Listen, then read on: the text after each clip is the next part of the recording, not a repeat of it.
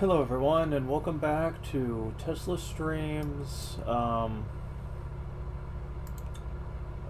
why is this not showing the screen? That's a good thing I checked. There we go. Welcome back to Tesla Streams Fire Emblem Sacred Stones. So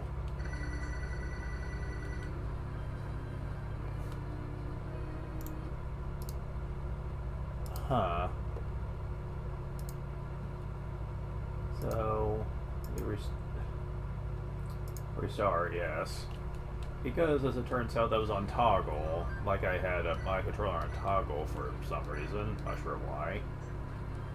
Although the toggle was using backspace. I didn't even know backspace was used for anything in this as a key, but... Yeah, it's been a couple of days since I was actually doing this, so my settings were all kinds of wrong.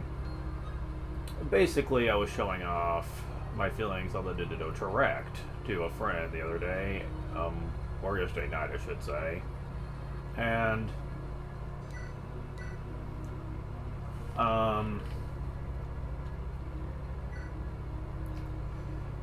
I have very negative feelings about generally the way Nintendo is handling their major IPs.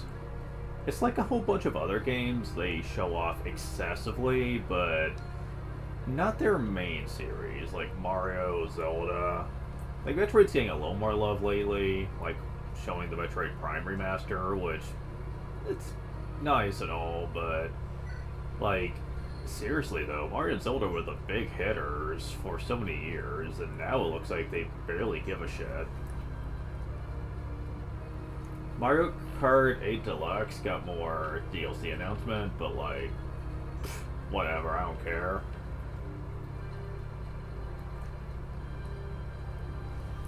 I feel like for the most part, they've just lost a lot of heart that they used to have with many of their series, and it's starting to really show these days.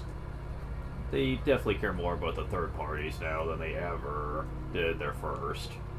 And while I do appreciate that the third parties are thriving more than they used to on Nintendo, I think it's at the cost, though, of what made people love Nintendo in the first place. And it wasn't the third parties that were doing that, really.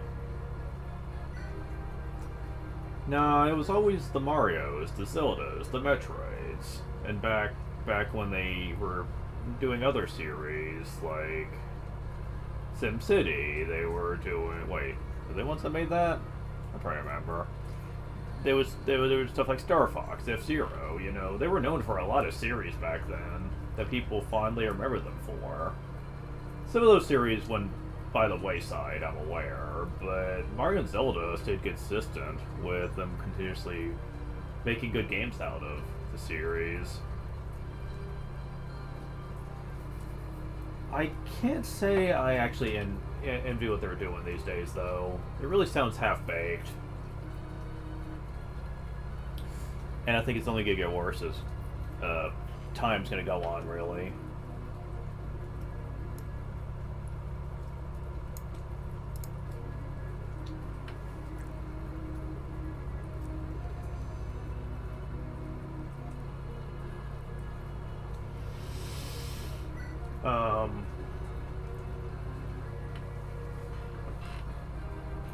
So someone did mention that Marissa as a character really does come off like a overall more balanced version of Joshua. Now, back before the fixed mode was a thing, Joshua constantly ran into issues of not getting anything but skill and speed. His strength gains would usually be pretty bad for most people. Usually they'd be lucky if it was like a 12 by level 20. And by endgame, they'd be lucky if his strength ever got to 20 when he was fully leveled out. That sounds kind of believable to me. I mean, I don't remember Joshua ever getting maxed out on strength without special assistance for me. Marissa definitely feels like she scales a bit higher in the defense and res department, comparatively speaking. Most people just have better luck with her. Not to mention, yeah, a lot of people look to use Marissa and Garrick in a team together. Garrick would usually be a hero, and she'd usually be a sword master. And they usually gel very well with each other.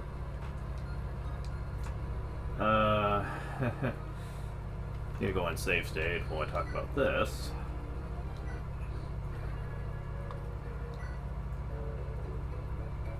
So, like Joshua, unless you're gonna go the Marissa method with him, which most people would never do, let's be fair. They're too similar for that to really be something that they want to do.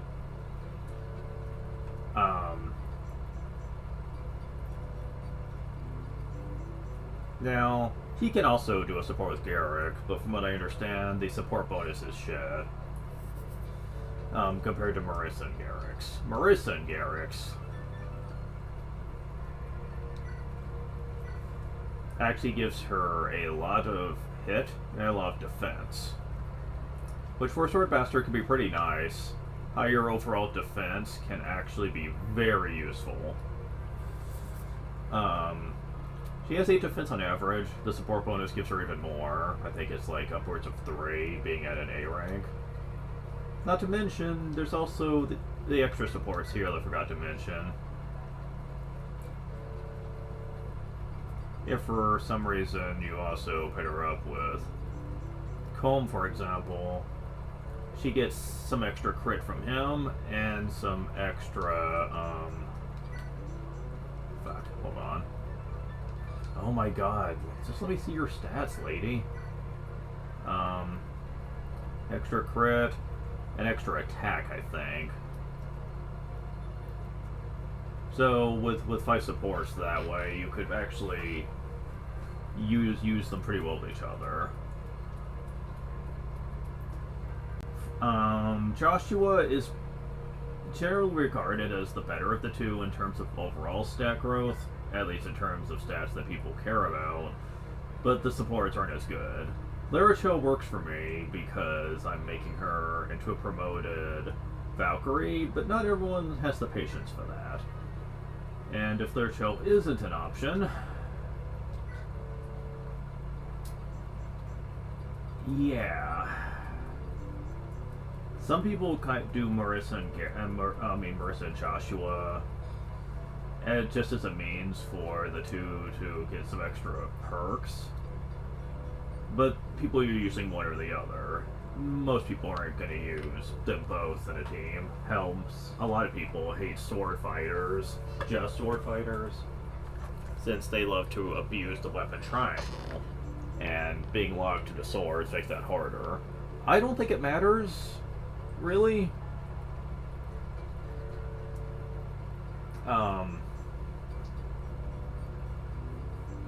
Because, like, as good as their hit is, and how high their crit is bound to be, I think that makes up for any weapon triangle disadvantage they would have.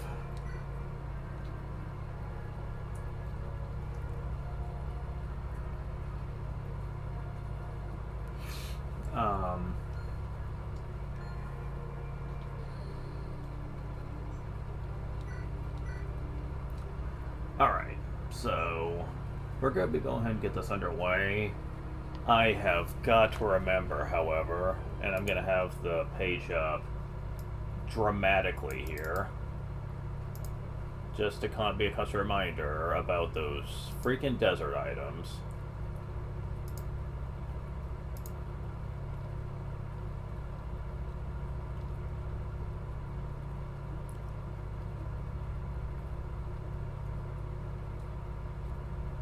Scourge sand. Picture. Full-size image. Now. I mean, I'm gonna have the chat up too, of course. But... oops.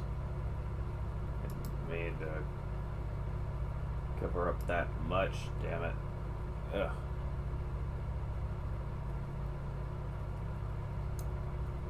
Okay. So...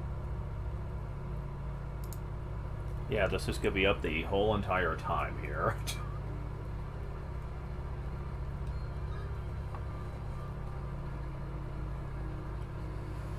Alright, so...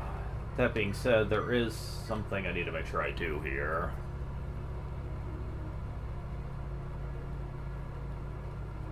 How many of those dragon items do I have here? Oh shit, I also need to give my people some items. Why is that always a problem with me? Oh, you bitch.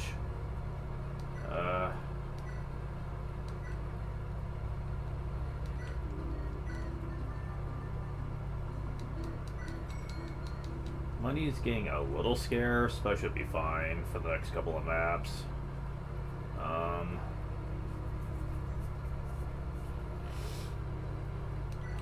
That's an armory, can't really do much with you there. Should be okay.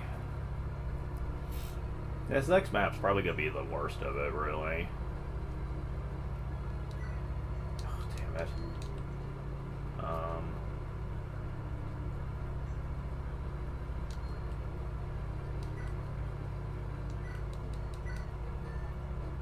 Oh my god, are you serious?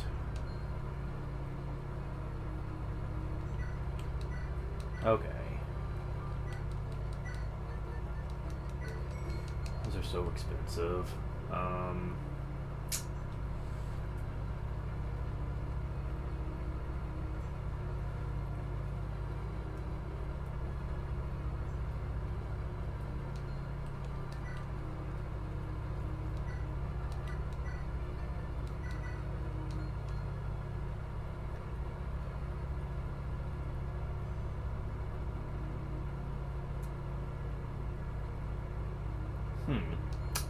I just thought of something that might suck for this.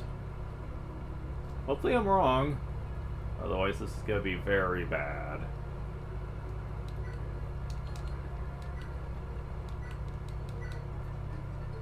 Really? Why can't the shops just sell everything? Damn. Like at this point, yes. Okay, wow. Okay, that should be it, though. Okay, I'm not using Mercer Carrot for this one, because they're not promoted.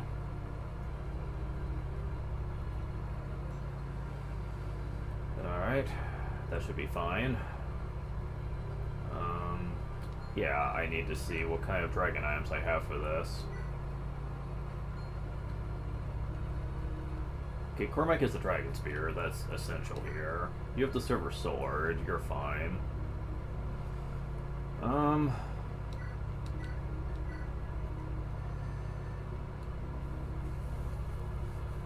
No, we don't have a dragon one for that. Let's see.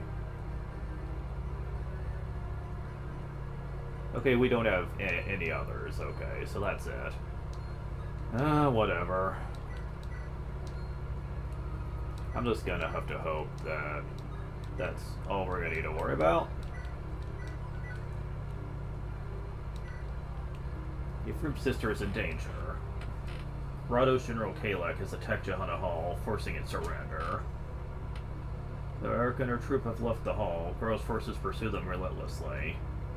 Trapped in the burning desert, enemy forces close in on them from all sides. With no time to wait for Freelia's troops, Ephraim leaves for Johanna immediately. Let's go to his sister's aid.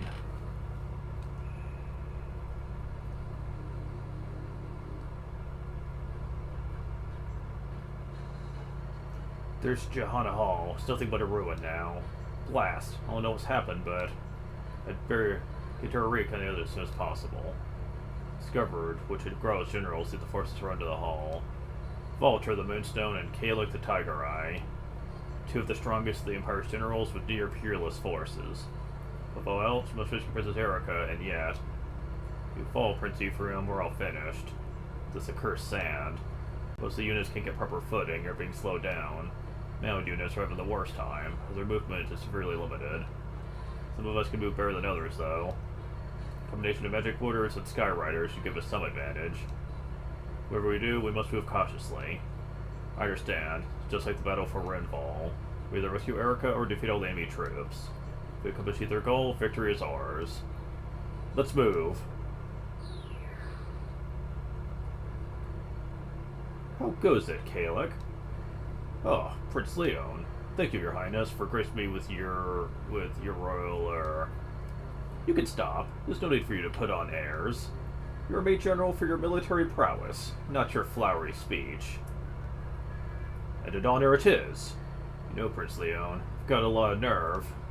You've really worked over your dear friend, the Princess Renee. Are you satisfied? Is there some reason you ask? No, not really. Just wanted to see how you'd react, that's all. Gee, Erica's always been a very important person in my life. Both she and her brother have been friends of mine for a long time. Tell me, Kalek, do you have any friends to speak of? Yeah, I got one. The old mercenary I fought with by the name of Joshua. He was a fool and a scoundrel, but now he's gone. I miss the lad. Don't know where he's at or what he's doing, but... Do you miss that life? Do you ever want to be a mercenary again to see him? Nope. The time we worked together was fun and all, but no. I don't want to end up another no-name mercenary lying dead in a ditch. I'd rather serve the Grotto Empire and make a name for myself. I'm going to see how far my axe will take me, and then one day... One day you'll kill me and be emperor in my stead. Is that it? That's... It's alright. Think whatever you like if it helps you do your duty. As long as you do what I assign you to do, I'm happy. But for now, I'm going. You know what you need to do. Yep, leave it to me. I'm General Kalek, the Tiger of the Grotto Imperial Army, after all. Once my praise is within my reach, I never let it escape. People have mocked that line because you can literally be within his reach, like his range, in the battle, and he will not go after you. Which, like, a lot of people believe it should have been that way. The fact that if you approach him, he will come after you just because of his personality and the line. But that never happens. Someone has a patch option where you can change his AI to where he will do that. But only if you get within his range. He won't actually aggressively go after you or anything. But I'm not doing that. Personally, I think the fight's hard enough as it is. Too bad for the princess, but they've no chance at winning. None at all.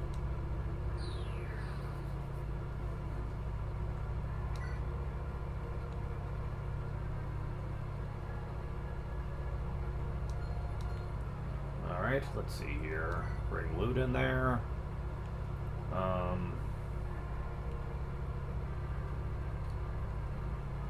Where's Renak? Right there? Yeah, you want him for this. And I think that's all the ones I'm probably going to need for this, probably.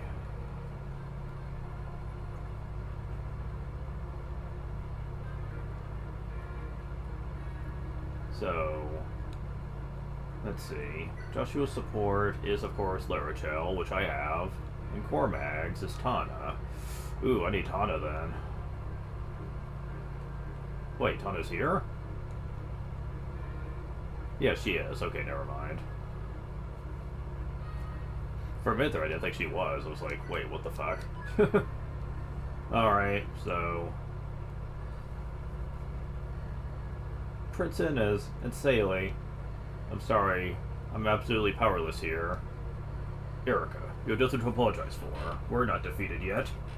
Jeanne Hall has fallen, that much is true. But if we can hold it until Ephraim arrives, we still have a chance of victory. And reports place Lady Mur at Prince Ephraim's side.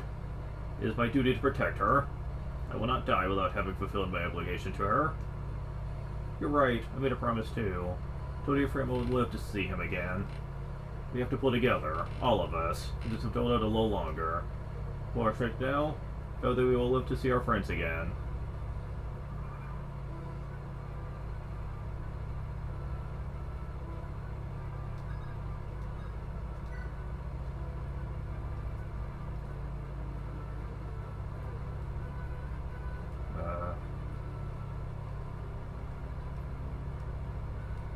Really? They won't show the battle radius. Really? Not on this stage, huh?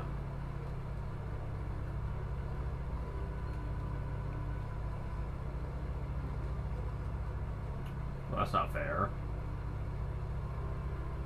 So I guess you'll just have to keep an eye on yourself, I guess. At least, I was wrong in assuming that Ephraim's version was going to be Fog of War. Thank God I was wrong about that.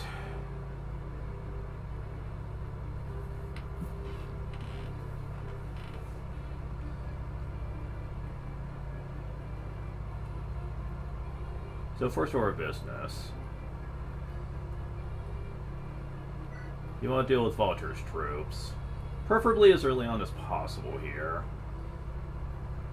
You can go ahead and send Joshua up to deal with Kalek, but honestly, his troops are pretty pathetically weak compared to Vulture's.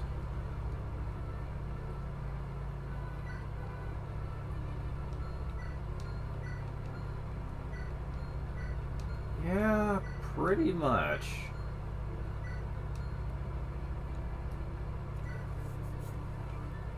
Oh, we're being a free Lunatome. That's nice. Alright, so...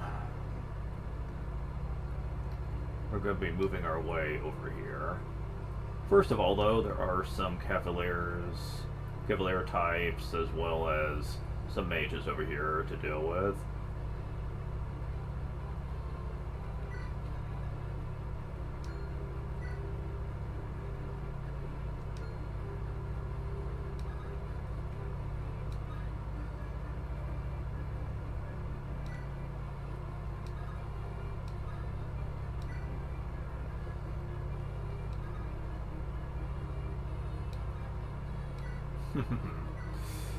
Yeah, good luck with that.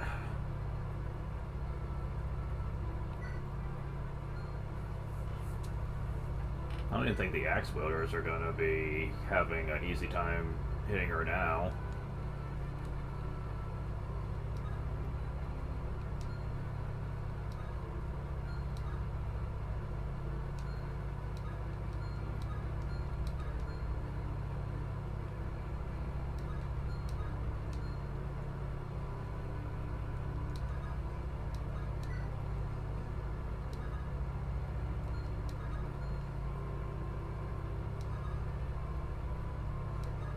Is there even any... yeah, there are archers over here. A couple. Not as many as you'd think, though.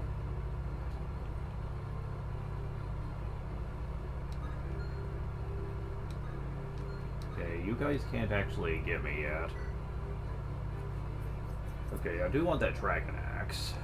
I gotta be on the lookout for that. As tempting as it is to just send him heads into the fray, that's not advisable. Okay, for now I'm gonna have you go over here.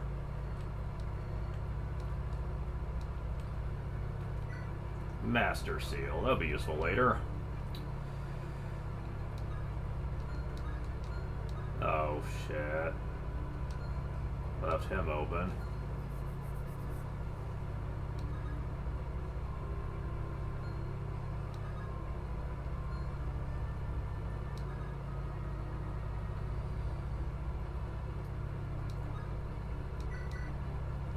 Not anymore.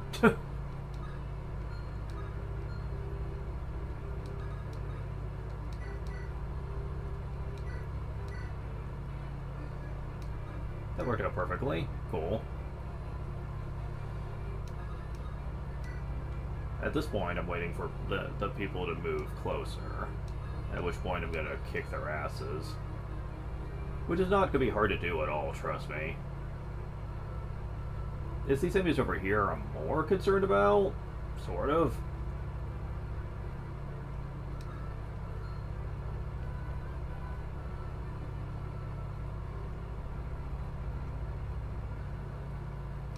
Alright.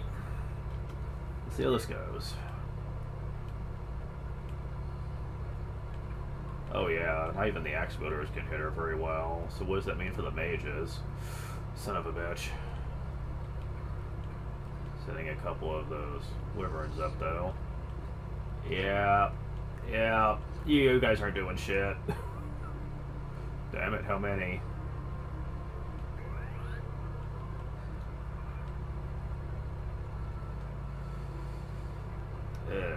Okay.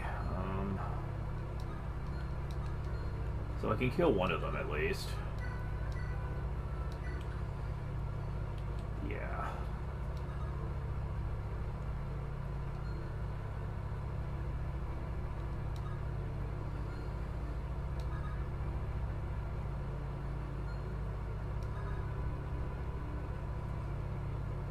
Oh, if only.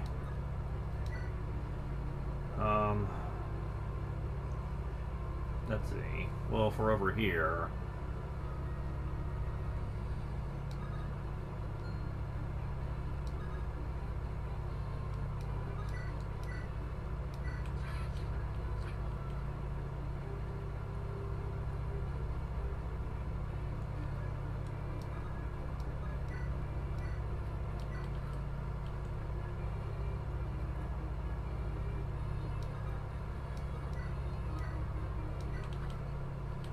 So much for that heal.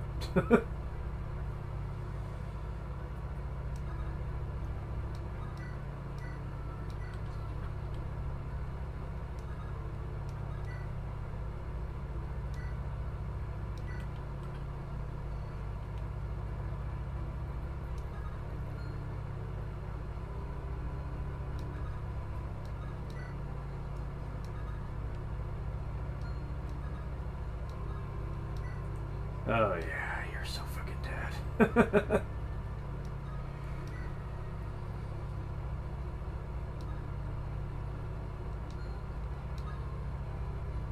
Yeah, if those archers come in, then everyone else is just gonna fucking die. It's the top side, however, that does concern me a little bit.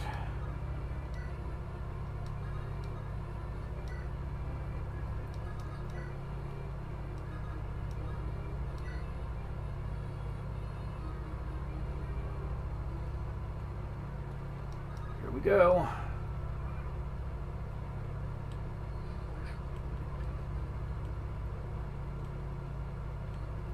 Okay, good, dodge. Good. Oh, they're moving on up.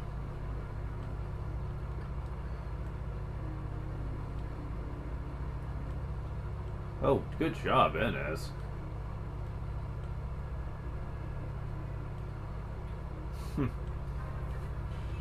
Well, wasn't much of a level, but hey, at least you gave it to me. Son of a bitch.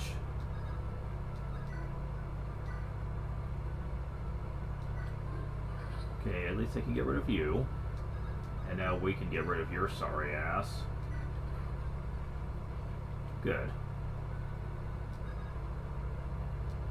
Okay, how bad is this gonna be?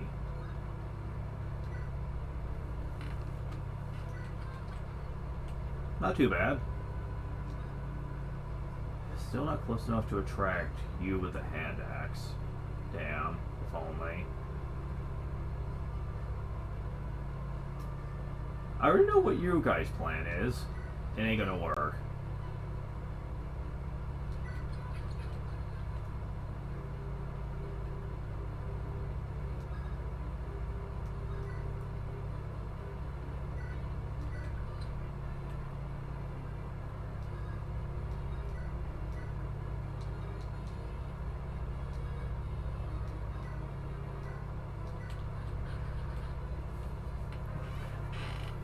Oh, level.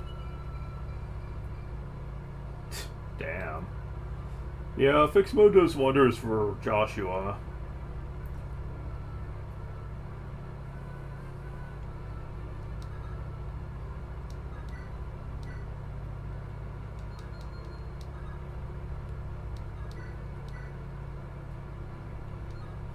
Can't double you, really?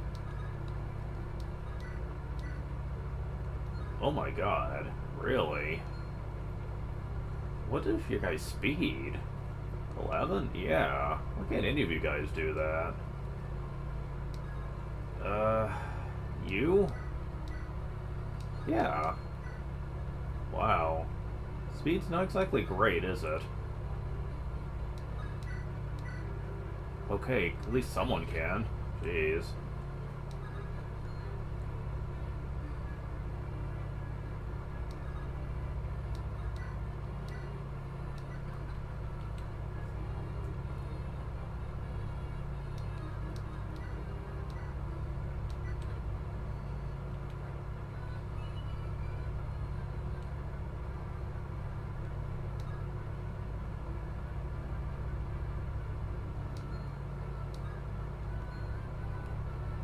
Well, we've almost got over there.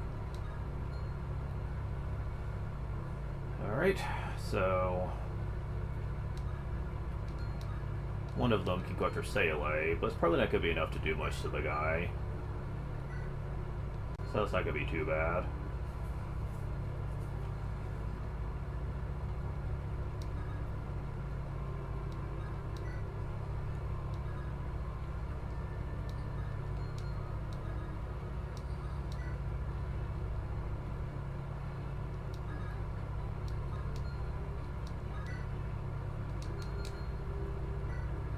Really, huh? Okay.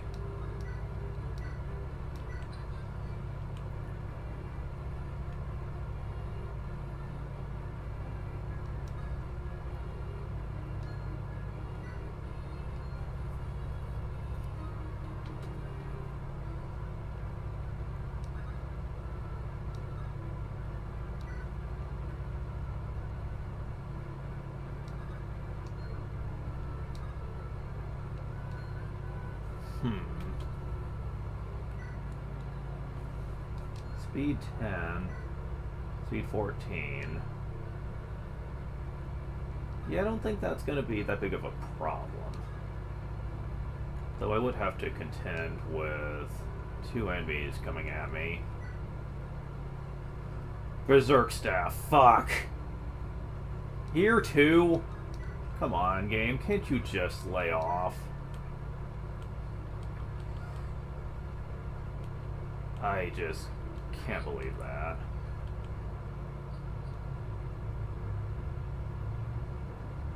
If I could survive one more turn and be fortunate? Sadly, I don't know.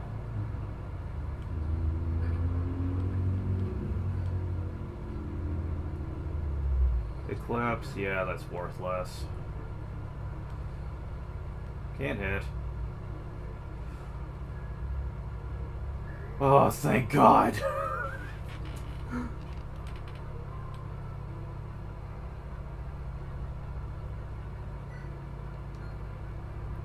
Okay, never mind.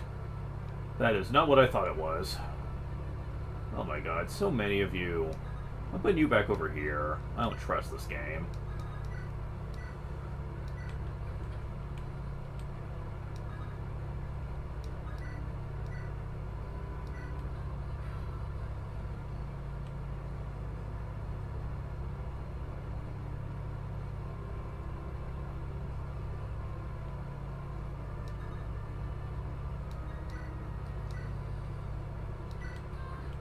Dead.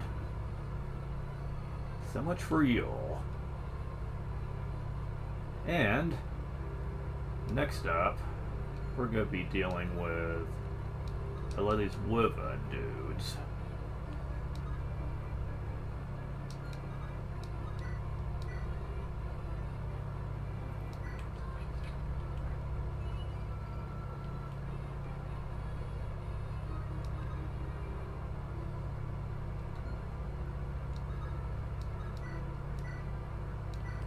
Get rid of you. Got a mend.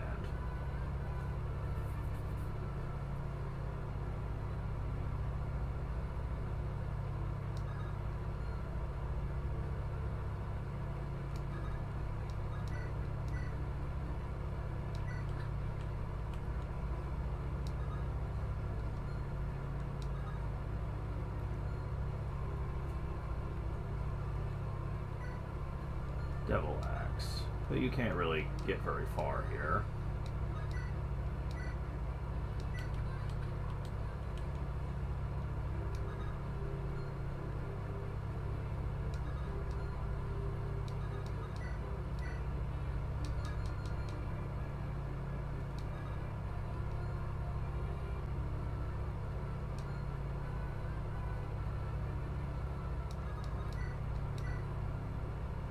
So, I'm gonna just save state before I attempt this.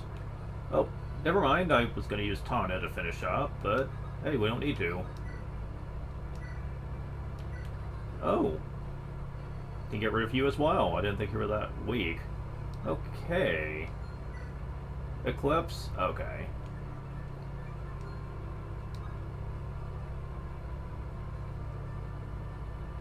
So, you can technically hit Amelia, but I don't think it's gonna matter.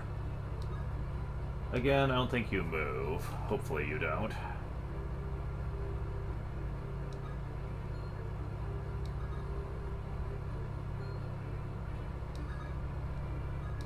Just in case here. I mean, I don't think it would matter anyway, but...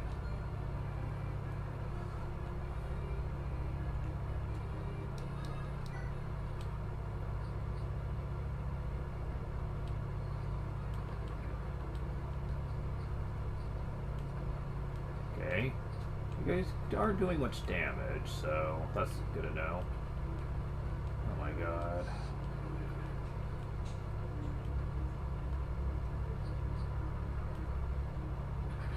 Okay, good. You did a stupid. And of course they're gonna keep that up.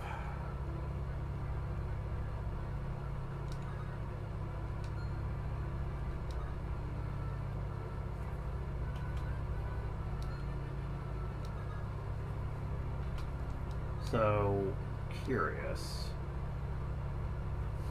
They're not weak to this.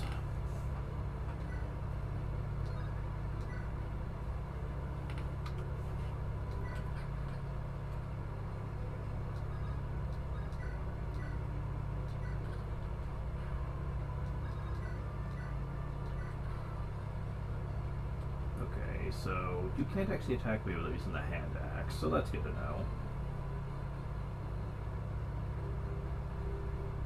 Yeah, Volter didn't move, so that's good.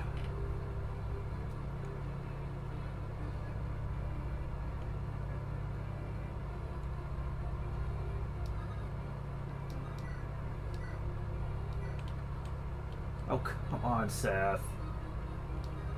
Ugh.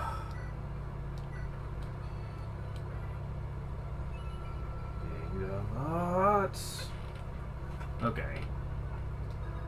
So.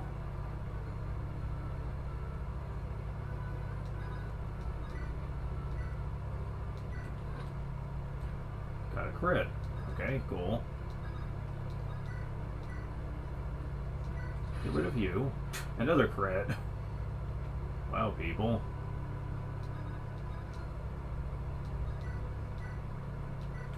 And there we go. Haven't lost anybody yet. That's good to know. I need to bring you back down there.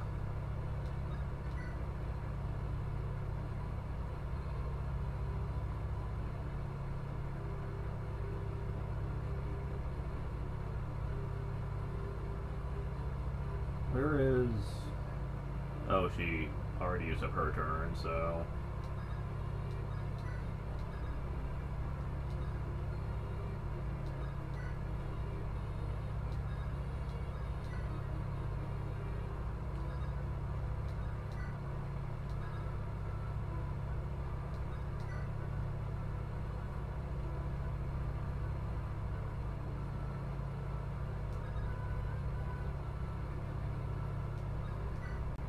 Almost gonna be time to put you to work here. Man, Innes has been a trooper, man. Avoiding attacks right and left. That's not gonna do anything.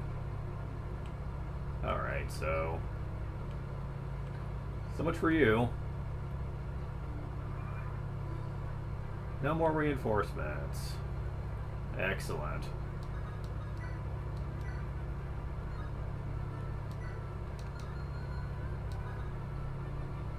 Fine. Well, if you help out then.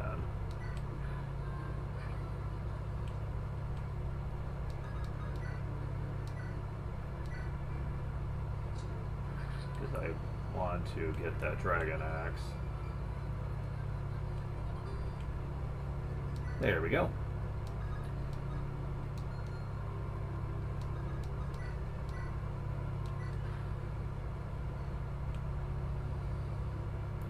Oh, they can't even do much to you. Awesome. Love it. And on the next turn, they're all gonna die.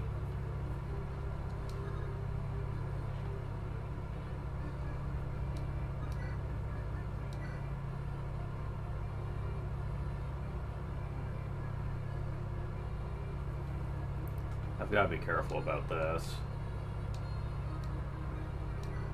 It is a very effective weapon on him, but both our hits are pretty low, so it's gonna come down to a roll of the dice.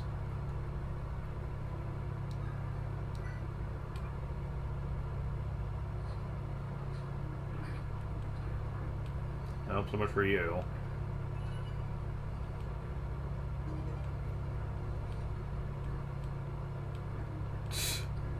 Wow. You guys suck. Yeah, it's never gonna hit.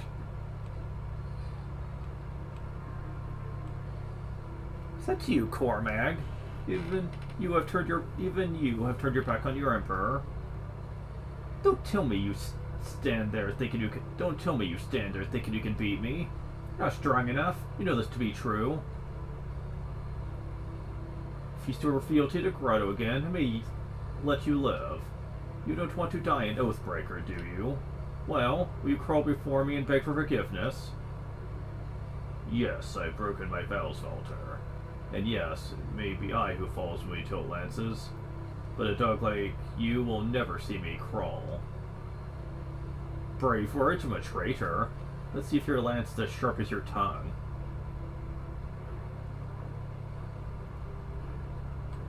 Okay, we both missed.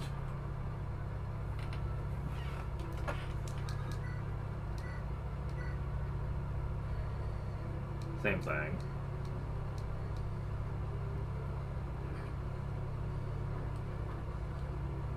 Okay, so far so good.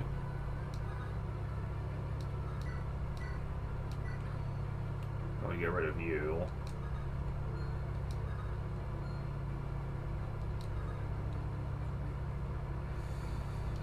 That would attract Valter's attention were I to get that close.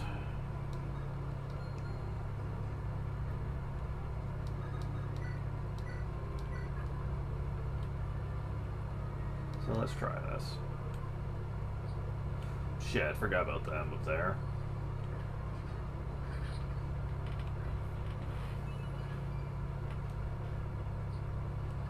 It's not like it matters though. He can easily survive on his own for a very long time here.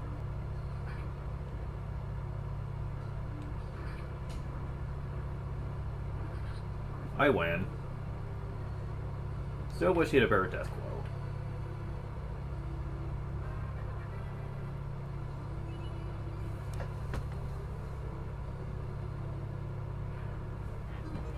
Got the Philly shield, excellent. Oh, really? Come on.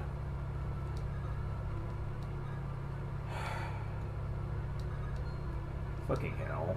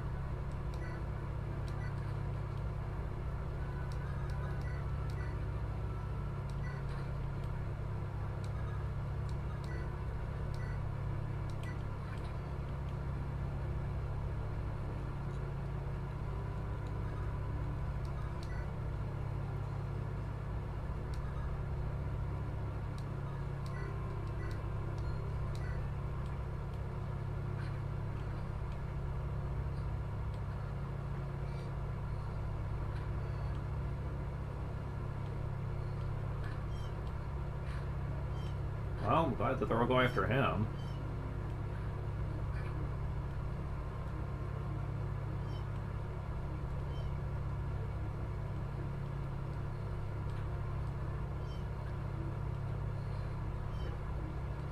Of course, they would all have long-range shit, too.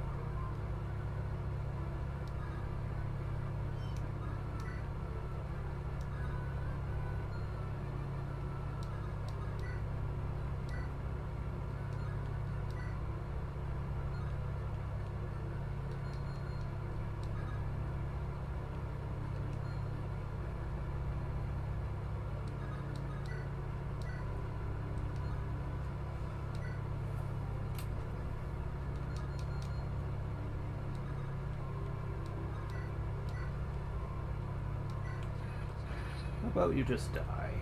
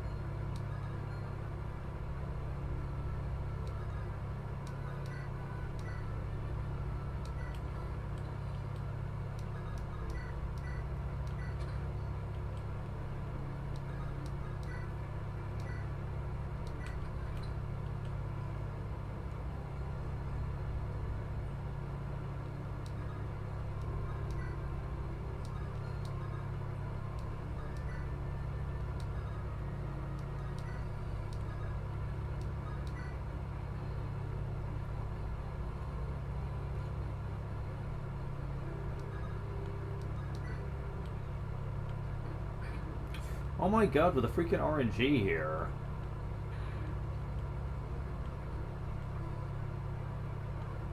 Freaking mages are the worst.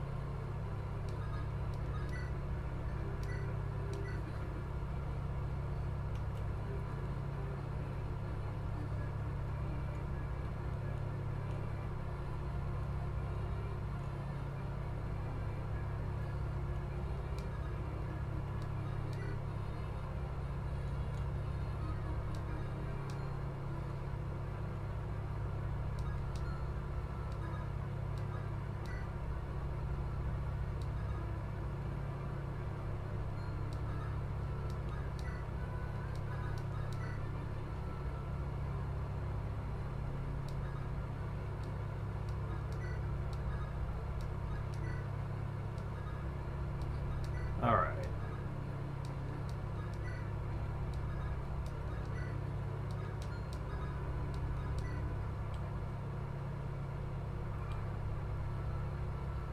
How about no?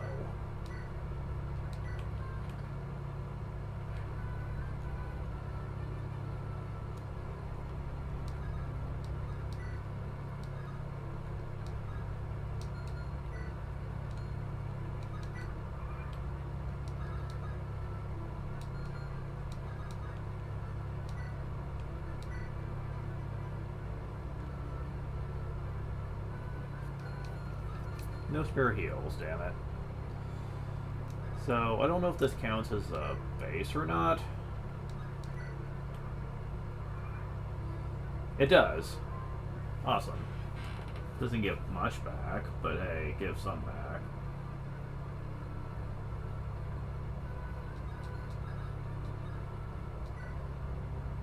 Yeah, this one doesn't look like it was optimized very well. Wait a moment, am I playing the right one here?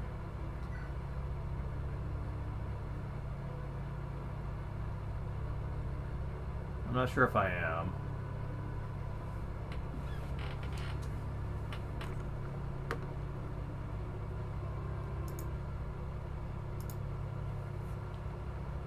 Am I playing the right? I'm not. Fuck. Really? Why am I not playing the right one? I'm not playing the hacked one. Oh, that would have been terrible, because that means I wasn't using...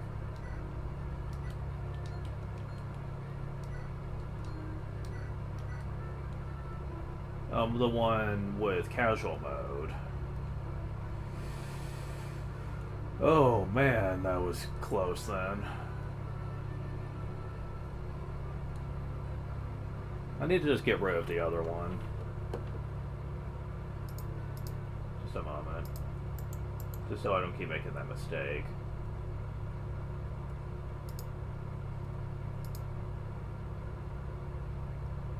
Just to make sure I have the right one here.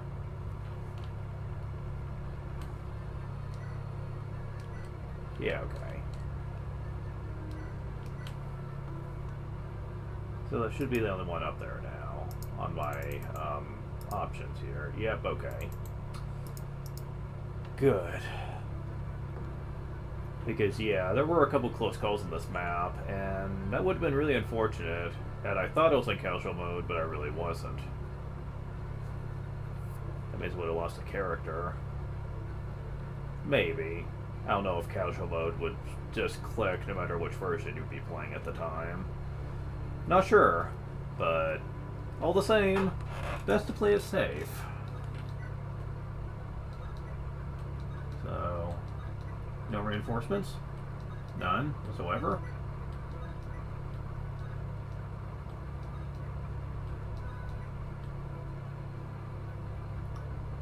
Okay, Renat, time to go to work.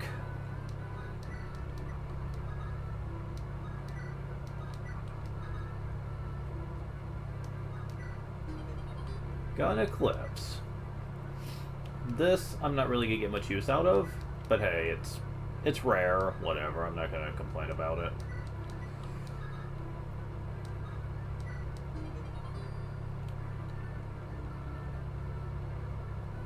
Menace's Tome is basically like the Ephes drops. Same effect. We'll be dealing with that later. Yeah, that's where I know. That also would explain why I wasn't able to do this before. Should have been my first clue. Erica. Brother? Is that really you? You know some Phantom, are you? No, it's really me. Hold, enemy's approach. Ephraim, your children, you're always there to protect me.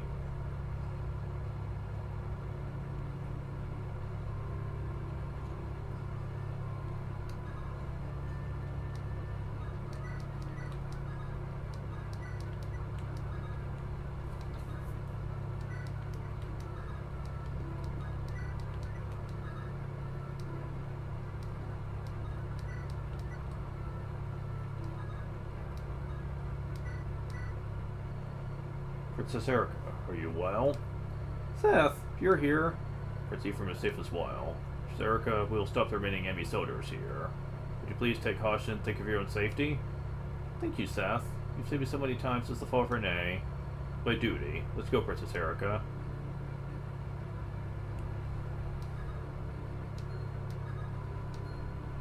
Kinda sucks that NA doesn't get a dialogue. But anyways, onwards to the rest of the tasty treasure.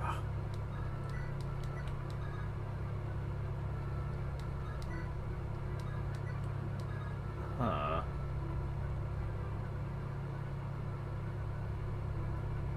Odd. There we go. Got the silver card. This I regret missing out on last campaign. Definitely.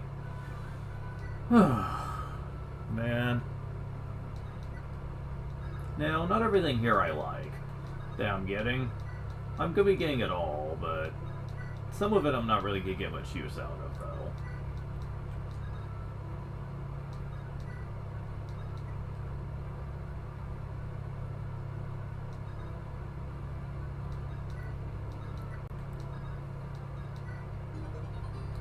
Got the Worm Slayer.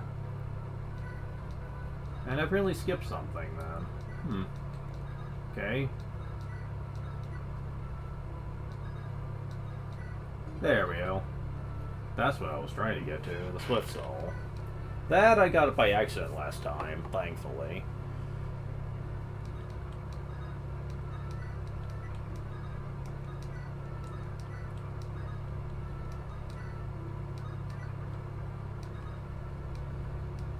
Where is this thing? Come on, where is it? There we go. Killer Bow. I'll take a free one of those, why not?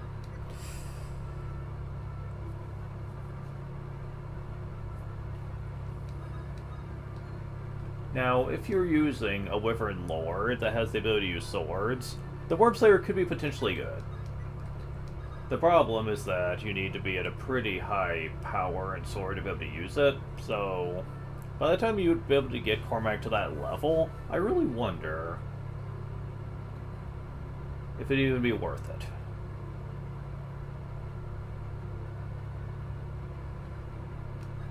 But I did fine. Okay, so there's some enemies over here. Let's have Joshua and Larichel deal with this.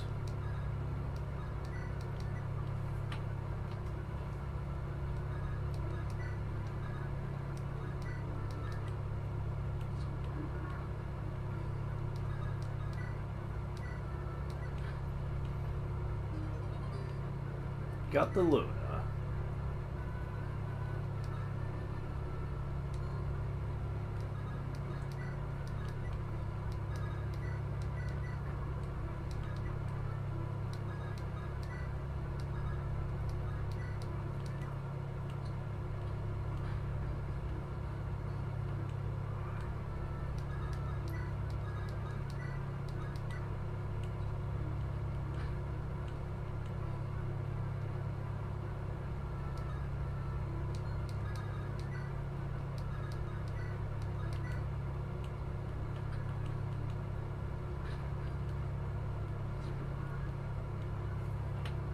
Okay, I don't think the patch is working for that, but we'll see. Nope. Good. Because, as it turns out... Ooh, another level. Nice one, too.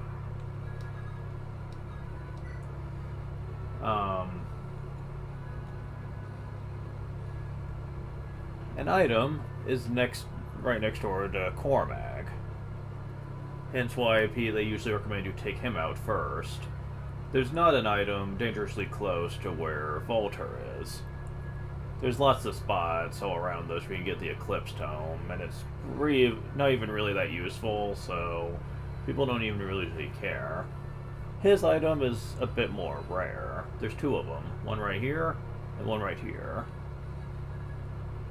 But first, let's go over here and get the Body Ring.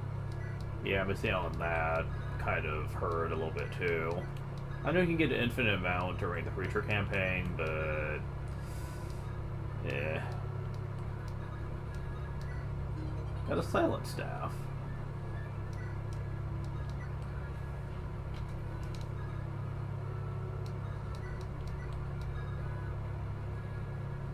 Yeah, I'm not going to be able to get past that fossil over there.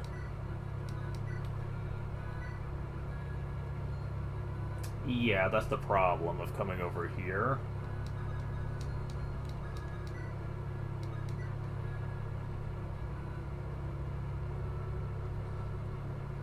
Because no matter where you try to get this, you will need to be rescued.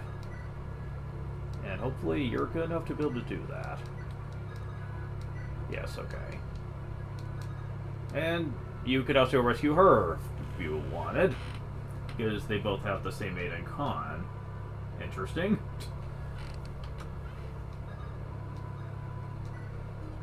Got a warp staff. Yeah, that's kind of useful, I'm just saying.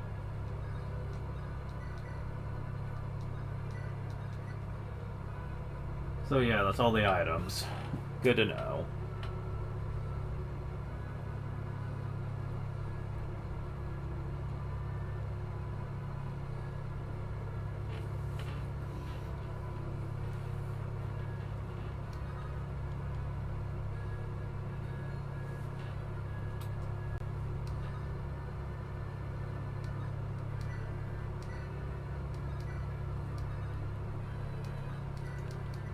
And now, with Lurichel's assistance, let's see just how much easier this gets.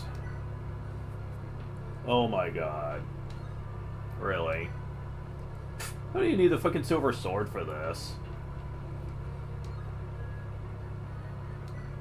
Yeah, obviously he has the thingamajig over there. Although, could I steal it? I might be able to do that. I have... Okay, hold on. Okay, can someone over here take some of this from me?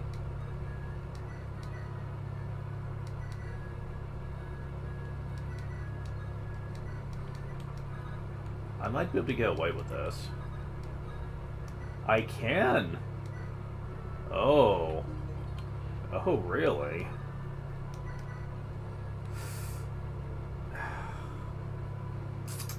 Fuck.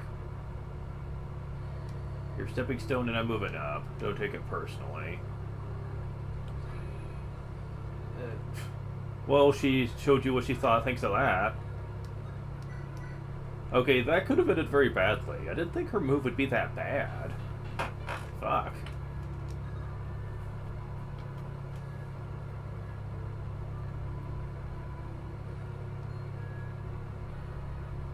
Probably should have done it from up here, I guess. But hey, whatever.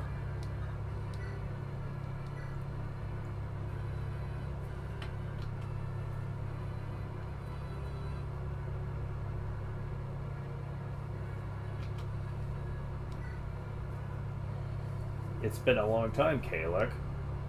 Is that really you, Joshua? How long's it been? About 2 years. What you been doing? You know, the innkeeper's still mad you stiffed him. Oh, please. You telling me the old dog's still alive?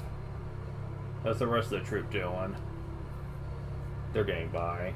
Some of them ended up feeding the crows, though. Is that so? Those were good times, weren't they, Joshua? We were terrorists on the battlefield, and worse off it. Yeah, we were. You'd get carried away and pick fights with me. You'd always said the same thing. I will be king. Yeah, it's my dream. I'll do anything to make it come true. What do you say, Joshua? Let's team up again? Leave those losers you're with and work for me. Sorry, you can't do it.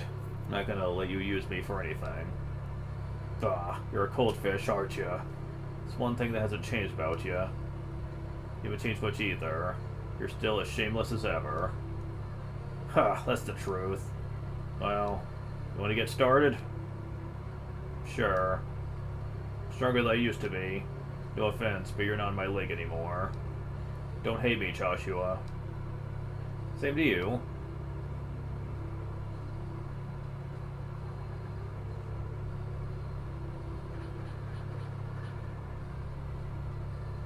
Yeah, this ain't going well for him.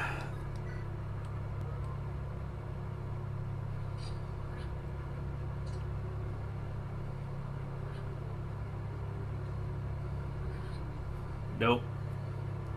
Blast. Bit more, and a crown would have been mine. So the dialogue is different, depending on which version you're playing here. It's more personal if you're playing Erica's route. Because, you know, both Cormac and Joshua discover truths about the various antagonists of this game.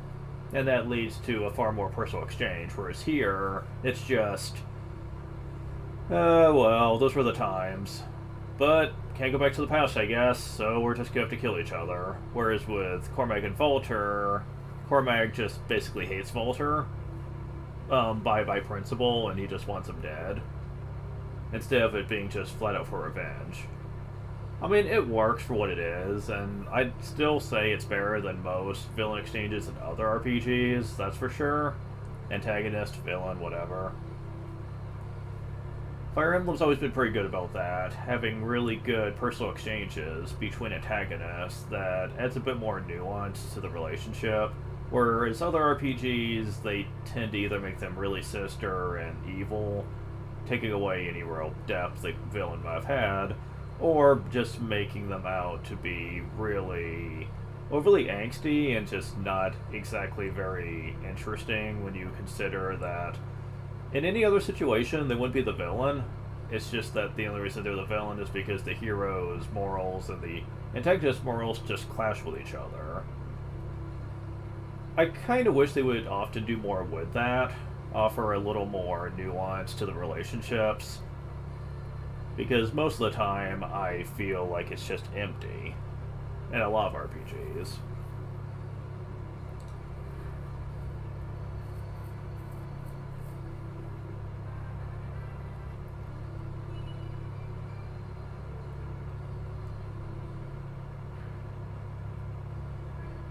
Anyways, I'll be back.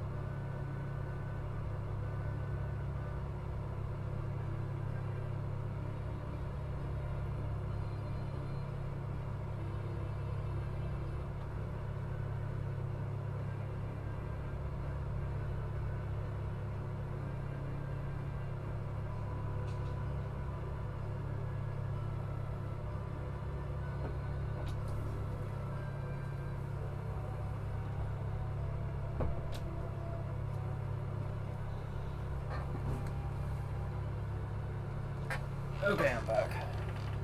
Erica. Brother. You've done well, Erica. Thanks to you, Ephraim. Wait a moment. I've something to give you. These are the sacred twin relics of Chahana. The Ice Sword Otoma and the Wind Blade Excalibur. Which makes it seem like it would be more of a sword instead of a spell, but whatever. Chahana's sacred twins. Seems like we were too late. Chahana Hall has fallen. Yes, Queen Izmir died resisting Grotto. But we have at last been reunited once again. Perhaps this would be a good time to share information. I'm sure we are most anxious to learn of what has happened.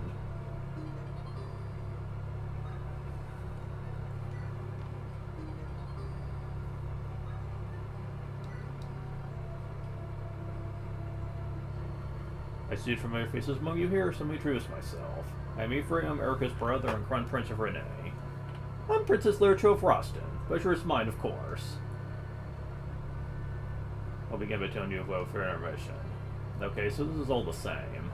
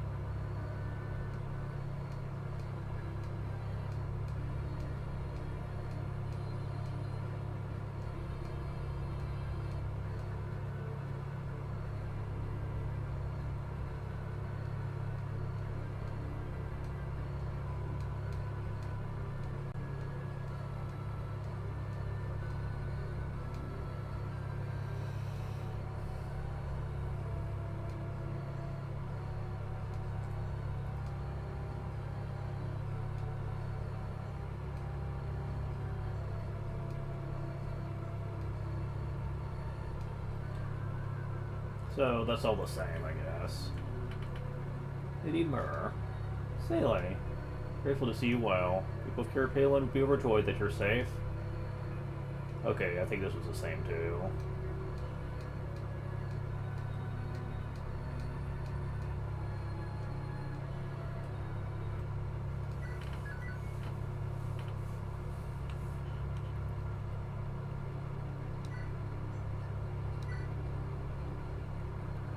And of course, you know, now that I got Erica back, it's time to get her finished up.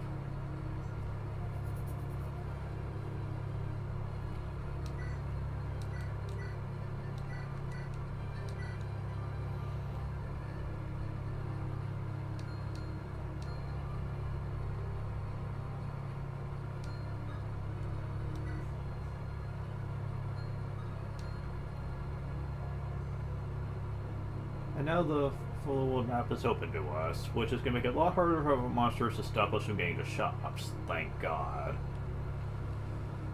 Don't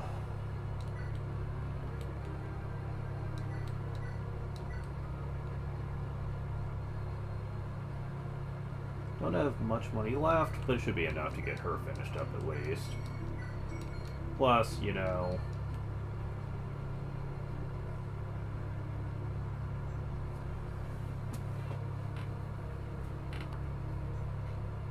Now, I did learn about one thing.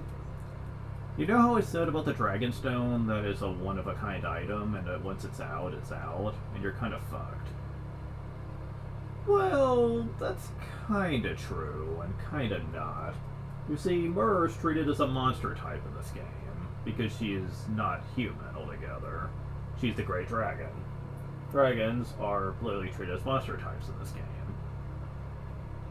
That's kind of mean to qualify her as such, but it is what it is. And because of that, she gains an edge. She can equip monster-based weapons, although you cannot get such weapons legit. But there is a way to do it.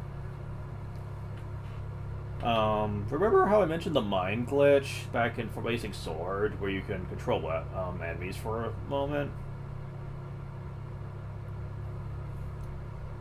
Well, you can do something similar in a future chapter. If you are wise in doing so, then you can possibly control enemies and have them gift the special monster-only weapons over to Myrrh. Or really, you can give them to anybody and they can give it to Myrrh and she can use them. Treating them as a sort of special move that she can use. The fact that they don't have limited use is also a plus, meaning that you have something that has infinite use, which can be effective if you plan on doing the optional dungeons a lot. Not having to waste weapon durability makes going through them a lot more manageable. However, there's also a trick to replenishing the Dragonstone, actually. You can't do it under normal circumstances, but on the map that has the monster eggs, if you actually give them any items, you will get the items back after defeating them. And, actually, they will come back at full durability. I suppose, since you're going to be using exploits anyway, you could just put in a Game Shark code for infinite durability, but the problem with that is that it affects everybody, not just Myrrh. And as you could probably guess, for a game like this, it would be kind of broken, really.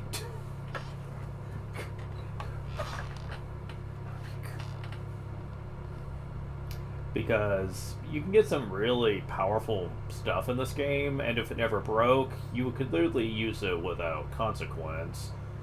Which would mean that everyone would basically be as much of a super character as the ones from Fire Emblem Fates, if you're familiar with that game. Yeah, certain characters that have really overpowered weapons that can't break, and can basically murder everything in 1 or 2 hits. Yeah, basically every character in this game would become that, basically. Because this was back in the day when weapons were powerful juxtaposed to how much durability they had. For example, the silver bow. Really powerful bow for a good archer. But it only has 20 uses, so obviously you're not going to be able to use it for long. Imagine if the durability was gone, though. That would be so freaking insane. He'd almost basically be Takumi to prototype, basically. That's kind of silly. And other characters are just as bad about that. The fucking rapier. It has 7 power, high hit, high crit, well, decent crit, and it's effective against both armored and mounted. Not flyer, but mounted. If that was infinite, that would just be a total game break. Erica would be a total game breaker of a character. Basically, be able to easily taking out anything she struck. There's a reason why weapon durability stuck around as long as it did. I mean, I don't like it any more than the next person, but it is balanced. You don't want characters to be able to use their most powerful shit all the time. There's just no good reason for it.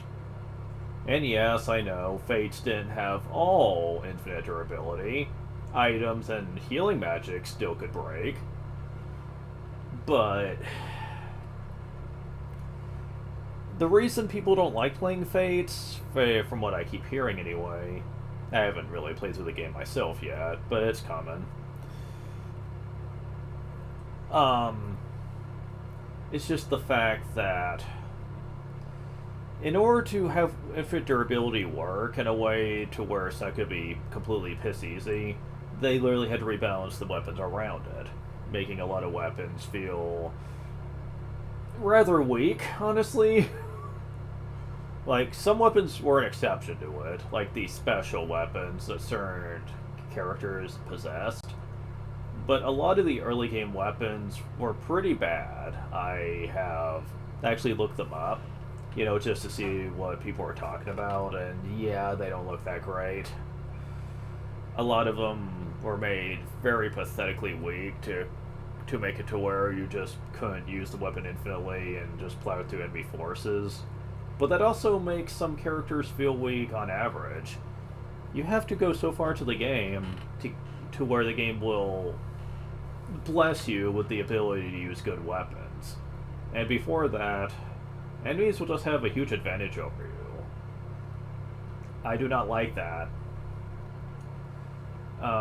Now, there are exceptions, of course. Corrin, the main character of that game, gets a rather unique weapon pretty early on that he or she, depending which gender, can use to basically trivialize any person they choose to fight against.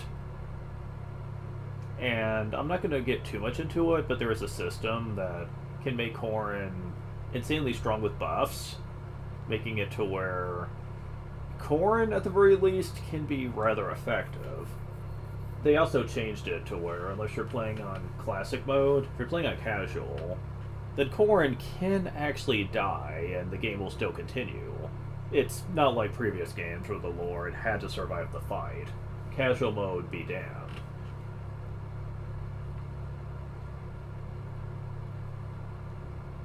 So there's also that to consider. You didn't have to worry too much about putting Corrin in too much danger, since his or her life isn't important like it used to be. But anyways, let's go ahead and get Erica's levels finished. And let's tackle Renee Castle, which is pretty much identical to the last time we had to go through it, so you're not going to have to worry about that being altogether different.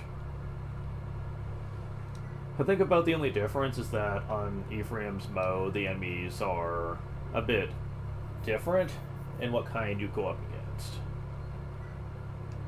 But I think that's the only difference.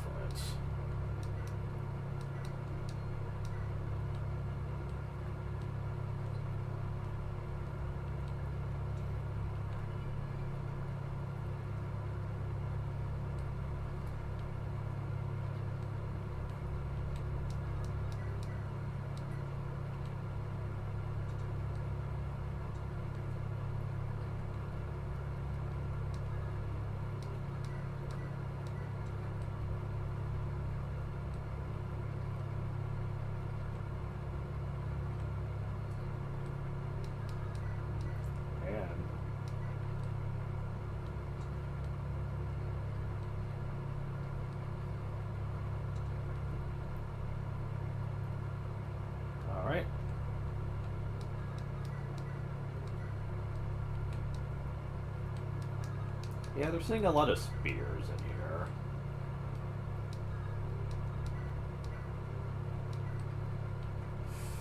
Oof. Oh, it only does one. Oh, never mind. That's the other enemy. Two. Okay, not as bad as I thought.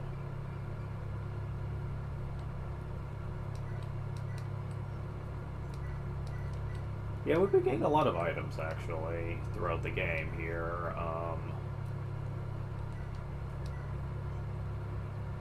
Like this energy ring. Well, do I want to give that to you? I mean, you're not the main lord for this campaign, so I really wonder if I even need to worry about that. Hell, I don't even know if I'm going to need to worry about it in general. I need to wait till she's level 20 later to see if that's even going to be much of a concern for her. I mean, I doubt she's going to max strength out. That'd be kind of silly, but... I also need to get their supports. Arrogant Ephraim's.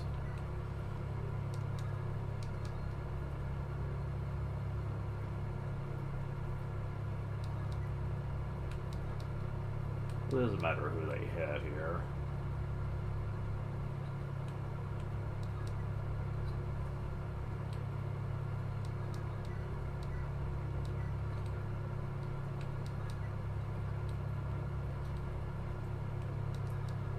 There we go.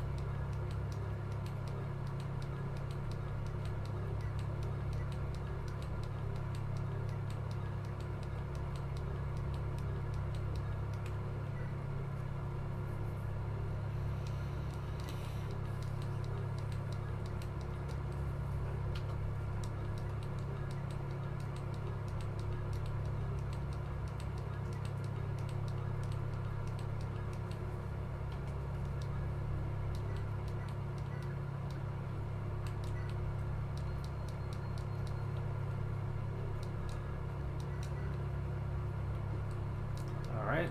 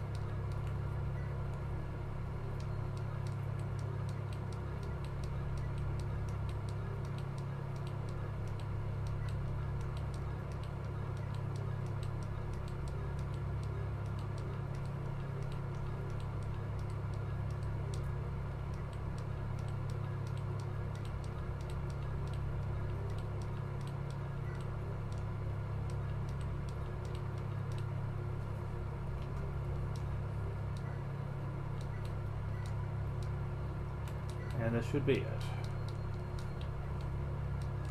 Yep, okay.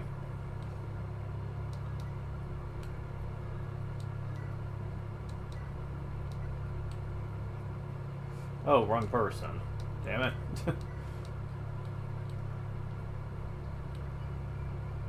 Oh, you got up to 12 strength. Awesome. So yeah. He's definitely going to be a lot harder in strength than I was expecting from fixed mode. The more graceful style of lore types usually don't get the high strength values. Not unless you're strength blessed or for whatever reason. Or if you're manipulating level ups to make sure you get that. Naturally speaking, it's not usually something you get, and I'm kind of surprised that she's getting as much as she is.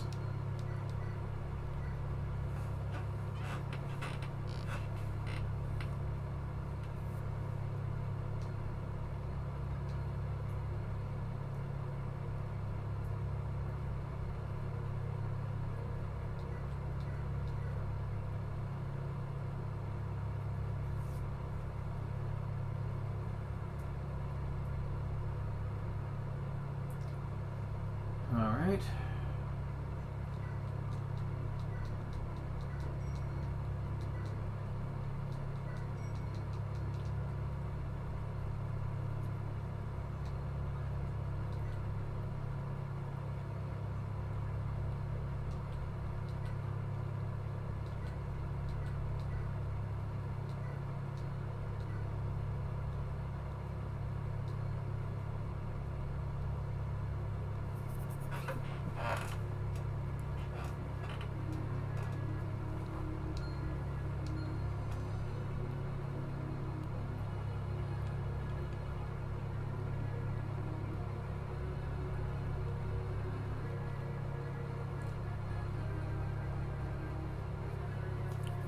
So yeah, there's not too much more we're gonna need to worry about.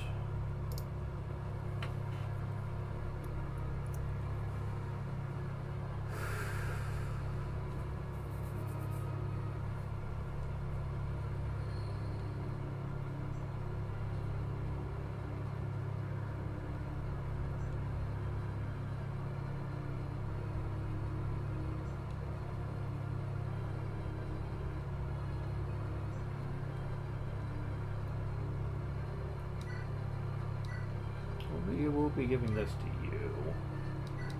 Because very soon, you're actually going to be useful. I mean, you already kind of were, but I've had to be a little bit cautious with you. Since your stats aren't, of survivability aren't quite on the same level as Cormac's. But soon that's not going to be a concern.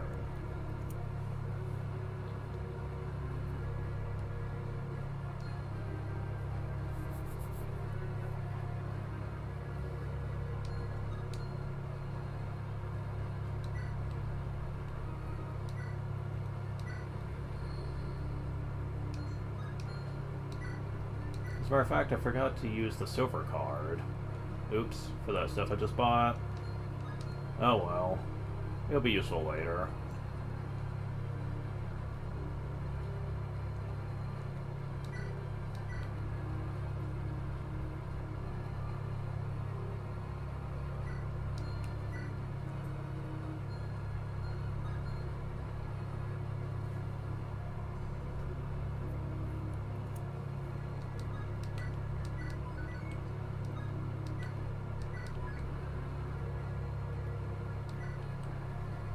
Capital for Nay.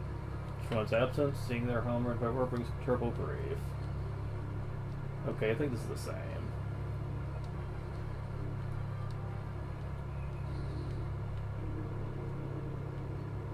Brother, what's happened to our home? What's happened to Renee? Okay, so...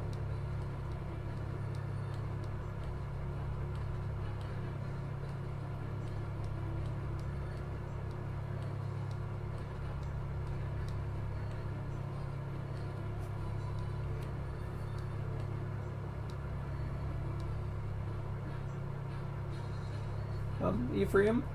What is it, Myrrh? I will fight with you. Selena has returned my Dragonstone to me. Do what I can until its power runs out.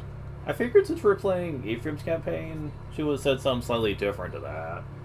Because she didn't return the Dragonstone. You had to defeat her to get it back, so... Figured they changed that. Duke until his power runs out. Let's take back your home. Sure about this? The two of you simply want to help. Hard to understand, but it could be a promise. Are you sure from our side's got that? Of course. Huh? Who do you think you are? These are tributes of Orson, steward of Renee. There's no place here for a street urchin like you, boy. You fool! This is Prince Leon. What? This whelp is... I beg your forgiveness. It's alright. I'm not the sort of person others hold in esteem.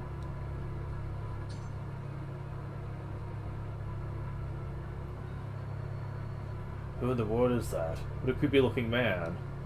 Shh, he can hear you. Talk about creepy. So it's the one who chills my hide. What do you think he's doing back there? Heard lots of bizarre rumors from the master of the mess hall.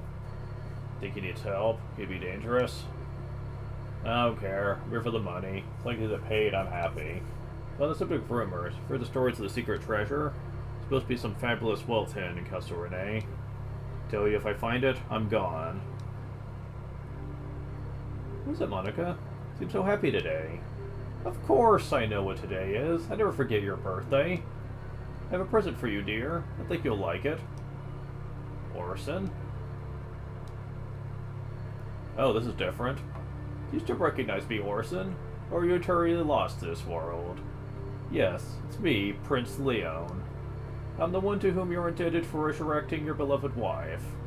Wow, they flat out say it in this version. Get out. This is Monica in my place. I will not have her home disturbed by anyone. I did as you asked. I betrayed Renee. My promise has been kept. Yes, and I'm very grateful to you. I came by today to offer you a piece of advice, nothing more. Ephraim is coming, Orson. He's on his way here to steal the happiness you two share. Prince Ephraim? That's right, Orson, and he's angry. I don't think he'll forgive you for betraying Renee. You've done so much to free your wife from the grave. It's a shame she'll die with you. No, that can't happen. That's all I have to say to you. What you do now is up to you. Monica, I'm sorry. I have something I must do. Please wait for me here. Oh, darling, don't look so sad. We'll be back soon. They'll never leave. I must do this to protect our happiness. You understand that, don't you? Alright then, I'll be back.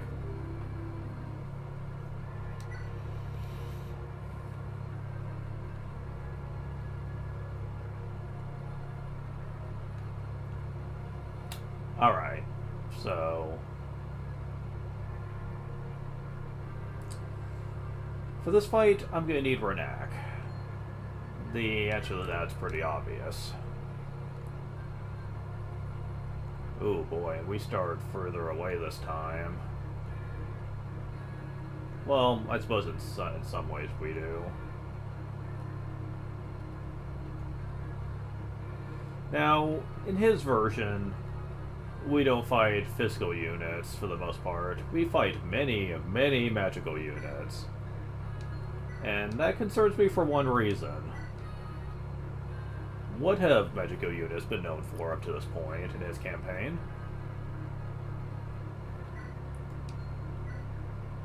I fucking knew it. Son of a bitch.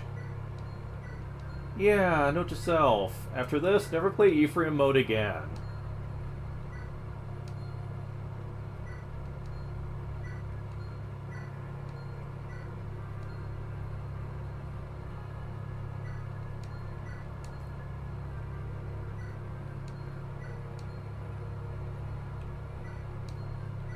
At least, not unless I'm playing a custom run where I go into the game's data and remove Berserk from pretty much everything, because this is really an unfair advantage enemies have over you. I do have the Silence Tome,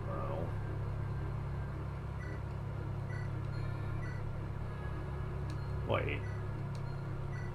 You have it. No? No? Really?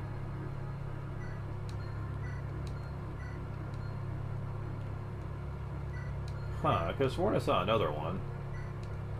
I'm not noticing that, though. Interesting. So it's just the one. It is one, however, that makes me nervous.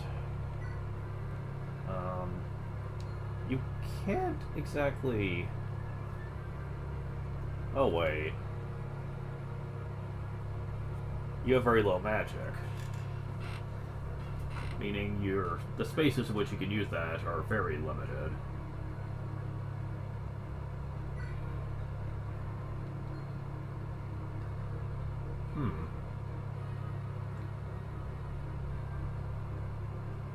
If I had longbow, I could get up there. No, it's not worth it. I'm just probably ignoring you then, primarily. And just going the long way around. Hopefully I don't regret this decision. Because I don't know when thieves will start showing up. I mean, I'm sure it's just a matter of time, but... Of course, I could just send mages over on this side. With Renat close behind.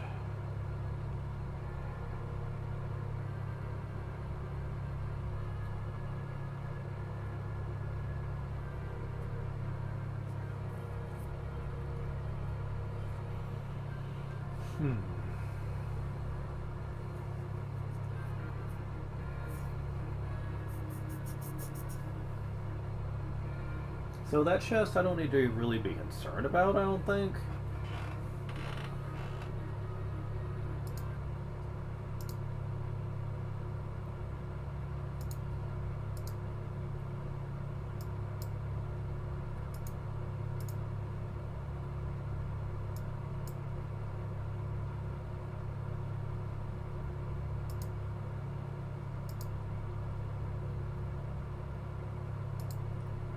So let's see what the guide says about this.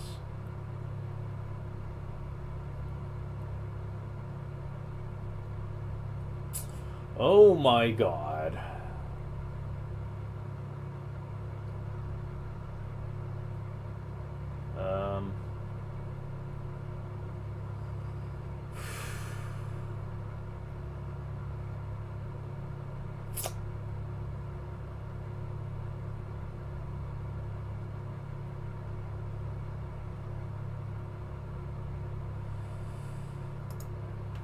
Yep. This is gonna be sucky here. Okay, turn 6. Right here. Okay, so...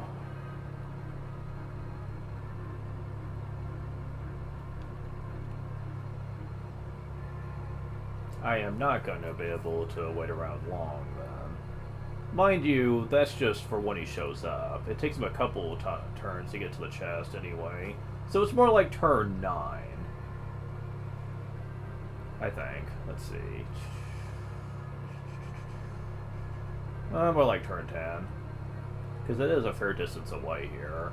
But there is another thief you need to be concerned about, too. Still, I don't think I'm going to need to worry too much about that, since the other one doesn't show up till turn 16. So as long as you're not taking too long here, it shouldn't be a problem. Okay, do you guys have, like, bolting or anything? It's not looking like that.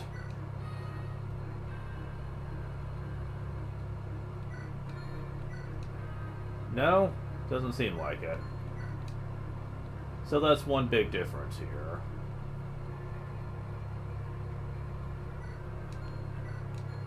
Yeah, none of them do. So that is one big difference, is that you don't have to worry about being sniped by that. So instead of being attacked from far away, they just throw Berserk over here to fuck you over sometimes. Luckily, the range is very short this time around, so you don't really need to worry about them attacking you from a very long distance away here. So I am definitely going to be splitting into 3 groups here.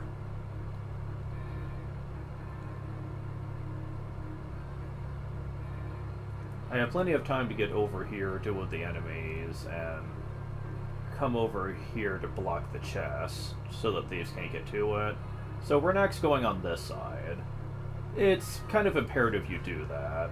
Just to, if for no other reason, so you can get through the doors. Okay. So Renax should be in our team. No, he isn't. I'm not gonna bring Seth for this one.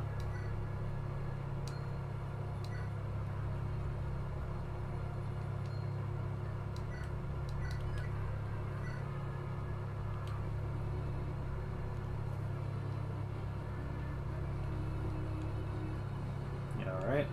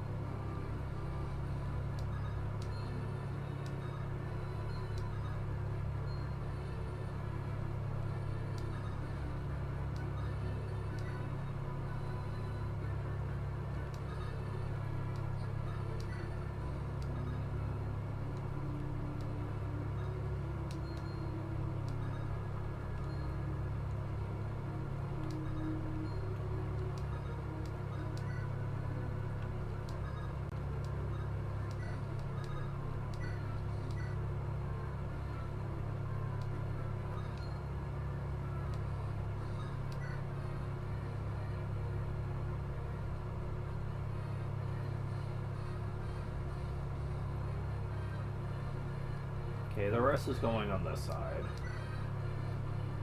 I'm not too concerned.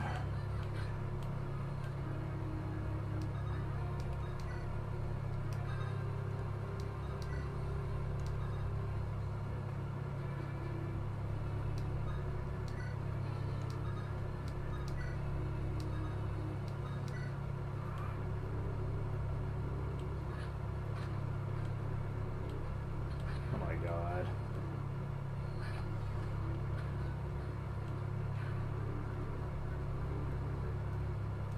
Well, that wasn't going to do much.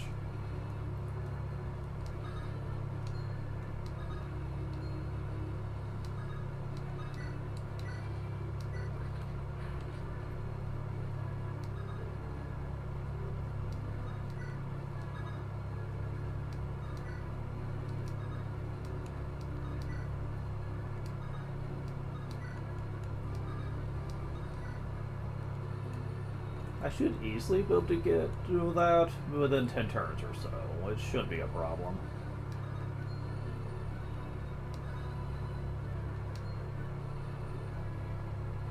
Wait, is there not a single bow person in this? No, there is not. My flyers are great for this, then.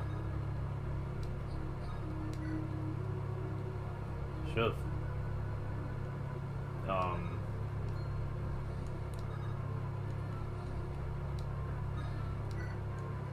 There we go.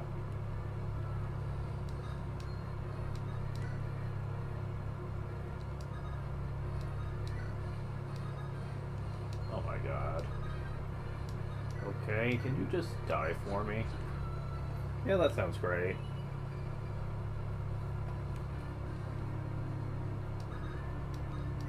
Freaking forest. Really?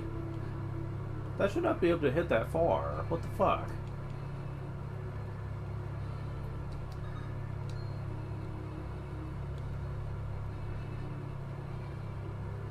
What the fuck? That doesn't make sense. It's supposed to be range MP/2. That doesn't make sense to me.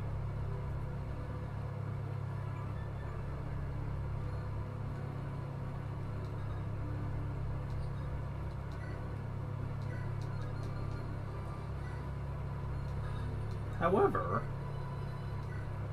let's just make this a little bit easier on ourselves, why don't we?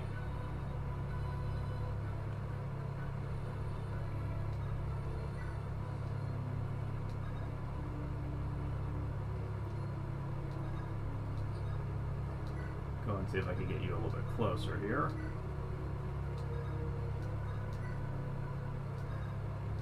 There. The forests are about not to be a concern. Works for me.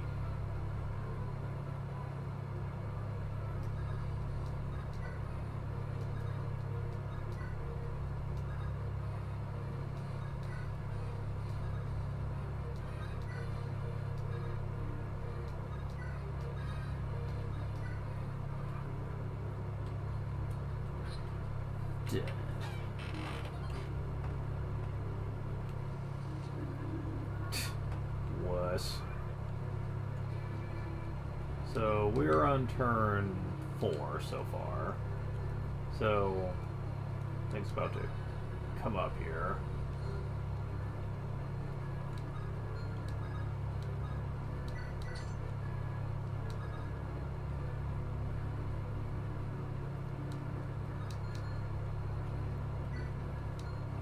Don't think you guys are gonna be that big of a threat, so let's see what happens.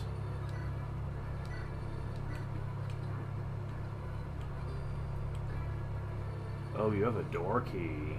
Oh, that's convenient.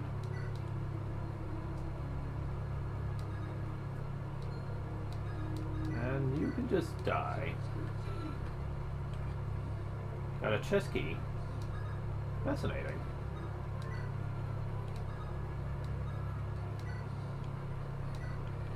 Give me that. Thank you.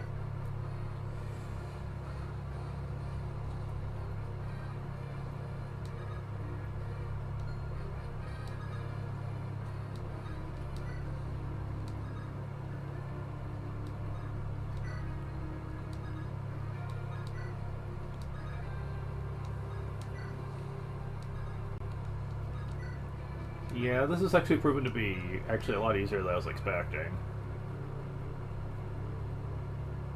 Reinforcements will be a thing, I'm sure, but so far the main troops have not been problem in the slightest here.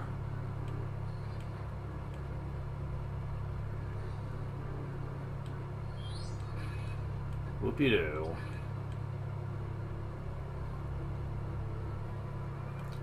Yeah, it's a good thing I moved, huh?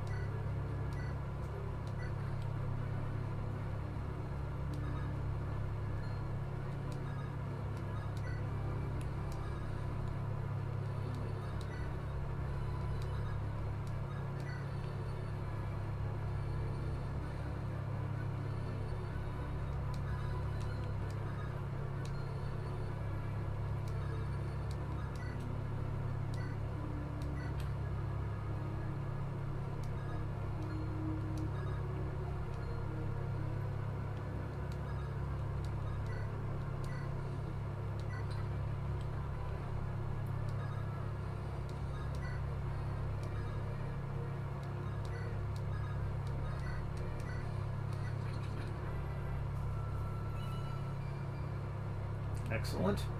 And now... oh, yeah. Well, so much for that being a problem.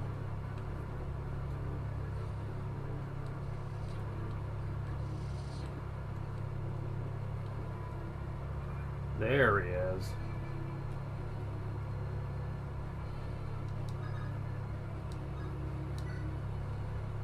I'm closer than you are, buddy.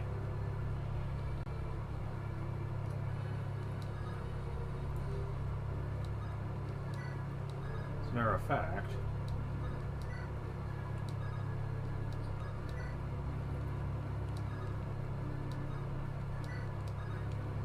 let's have you guys take care of these assholes over here, which is going to be very easy to do.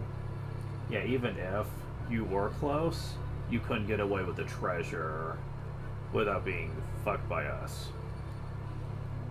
And I know someone would take that out of context.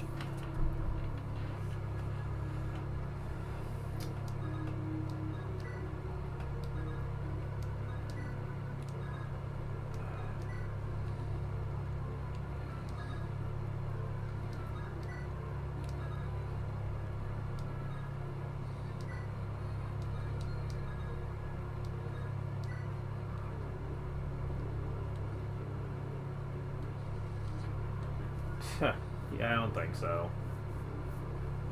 Really, just sending 2 of them this way. Can't say that's very smart of them. I think I know why their AI is telling them to do that, though. You have the javelin? Yes, you do. Fuck. Oh well. It doesn't matter.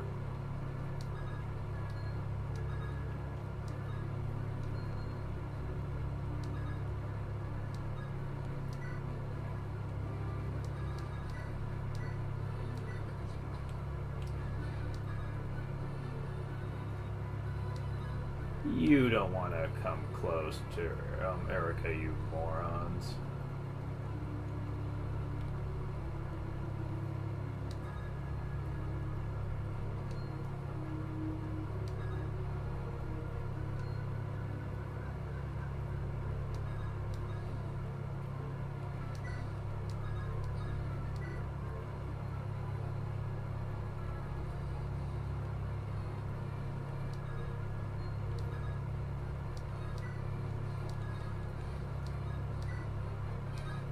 So we're at turn 7. Easily before the thief can come over here. What was it, turn 16? Yeah, we got this. So yeah, this wasn't half as hectic as I thought it might be. If anything, I think it's actually easier than the Erica version, because you don't have to worry about being spammed by fucking long-distance bolts. Mind you, I did get kind of lucky with the Berserk tome bitch over here, but hey. Berserk staff bitch is what I should be saying, since it's not a tome, it's a staff.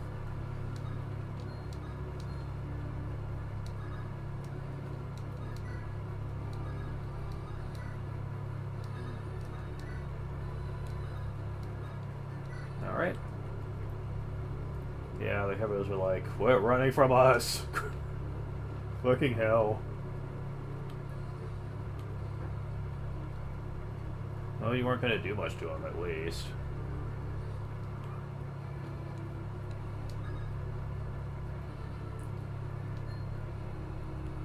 Oh, what a shame. You were a little late. Tomahawk. It's not like I would have cared all that much to begin with, but hey, whatever.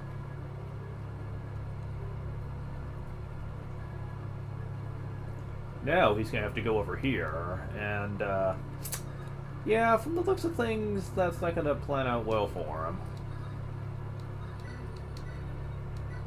Because now he's going to have to go through us. Yeah, the odds of that succeeding is not very good here. Don't think I have anything, well, except the elixir that he could steal either, so it's not like that would be an issue. Okay, do you guys really want to mess with me?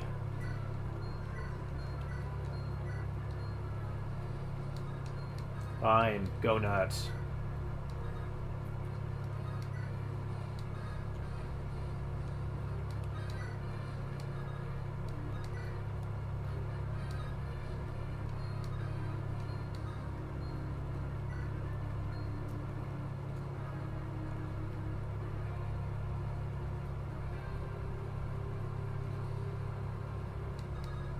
Speaking of, go nuts, bitch.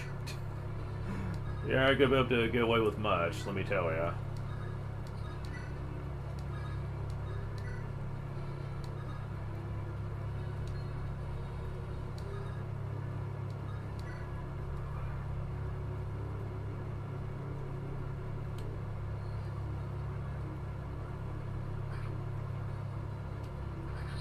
Yep. Yep.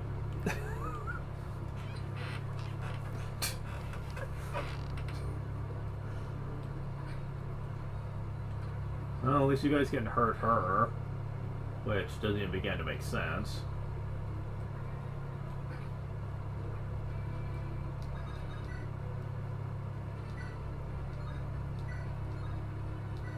Fine. And so much for those reinforcements being a problem. And the thief is just like, Yeah, I don't really envy my chances here.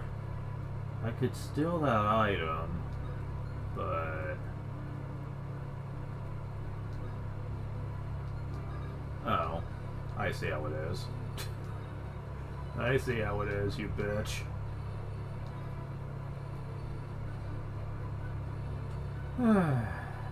Well...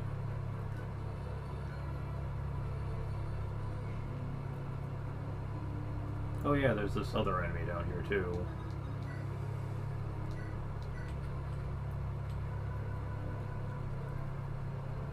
Alright, Mr. Thief, come right on up so we can slay ya.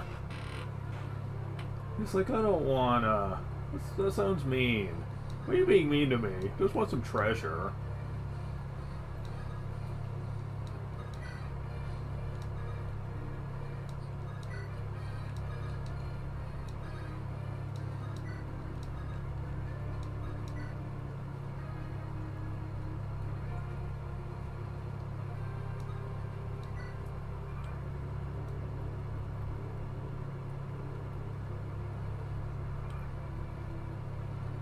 He's like, you wouldn't. You are.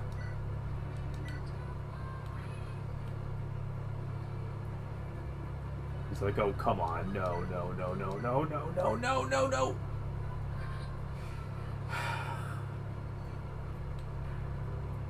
He's like, fuckers.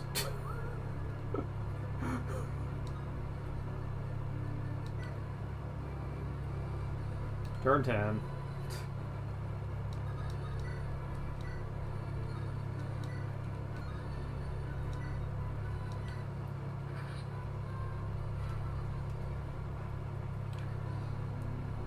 And that's the last of the reinforcements, so yeah.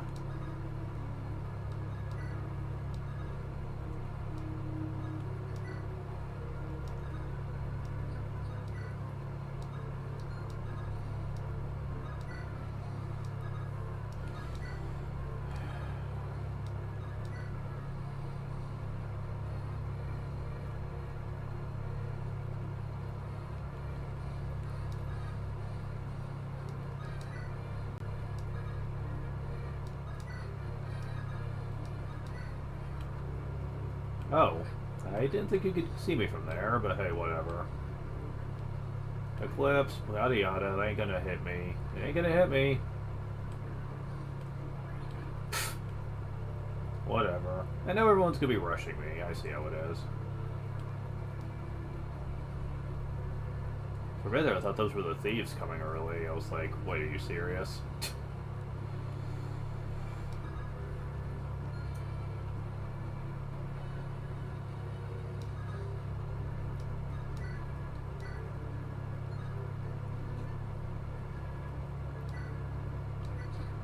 As well.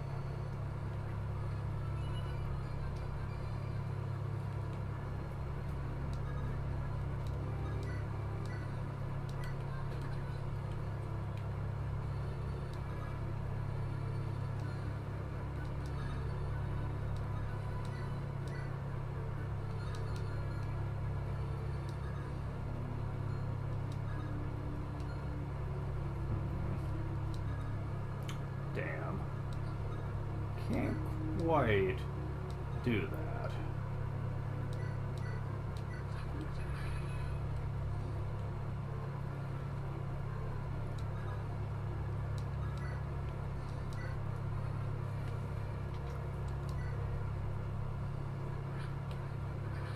Well, still killed him.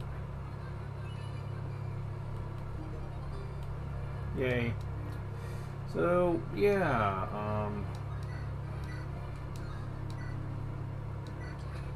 go and break that.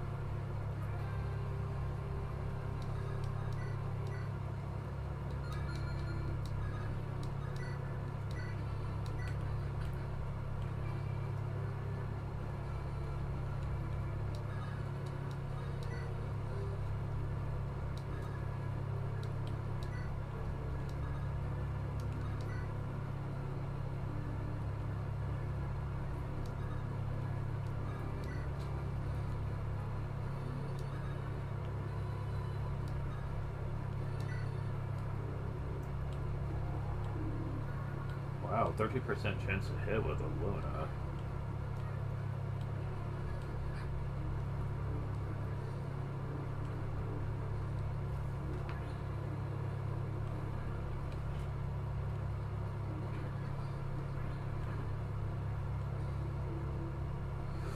Of course, there we go.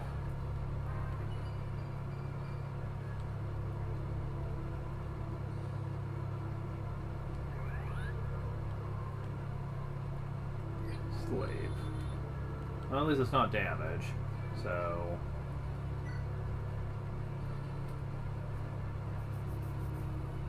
Well, I can't get the purge, so at least I don't have to worry about that being a problem.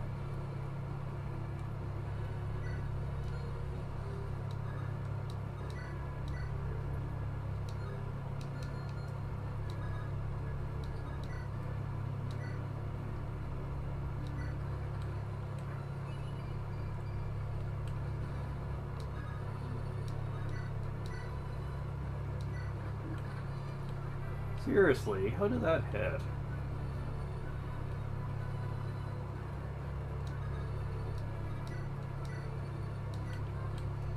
Well, that didn't take much. Okay, so...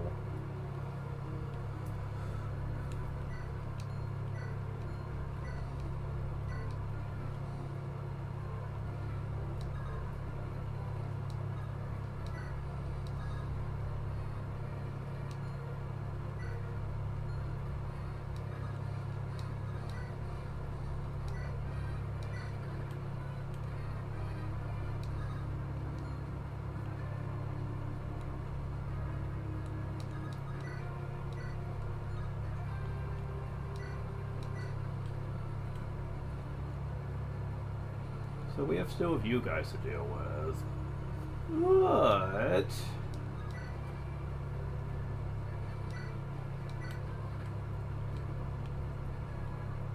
You're not going to be able to do much to him. Really?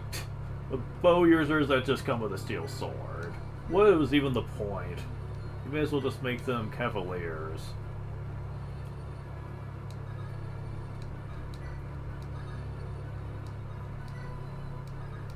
Best to play it safe here. I don't think it's gonna matter though. There's not enough left for them to really be a problem with.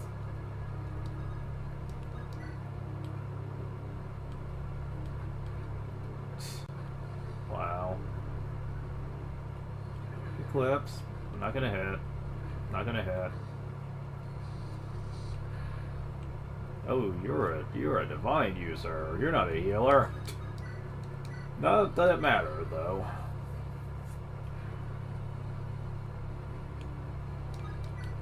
Still under 16 turns. The other thief is gonna be like, what just happened here? Where's all my allies? He's like, oh, you've gotta be kidding me.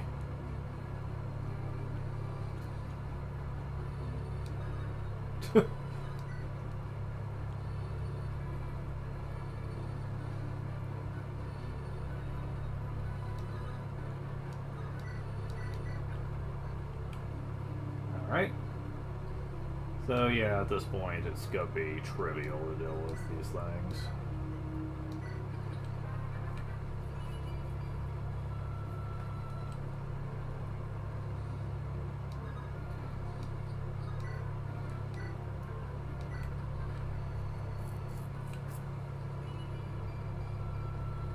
No, not bad.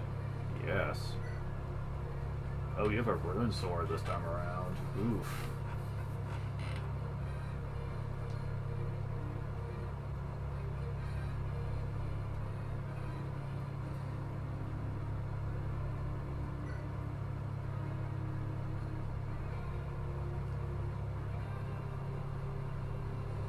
Thing is, you are a paladin, so Ephraim would have quite the advantage here.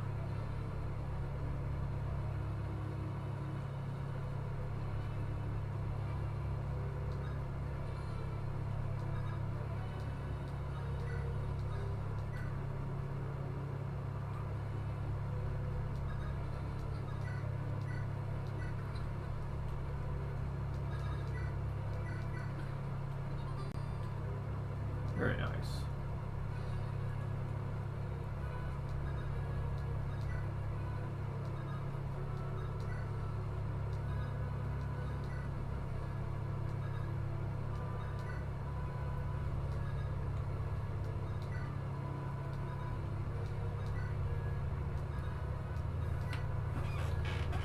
Yeah, this one was a little time consuming, but not hard.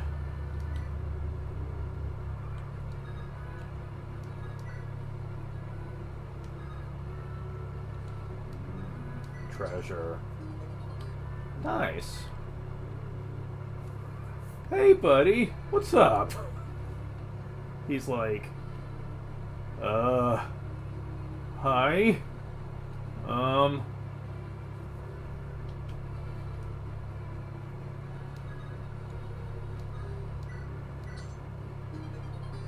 Knight's Crest.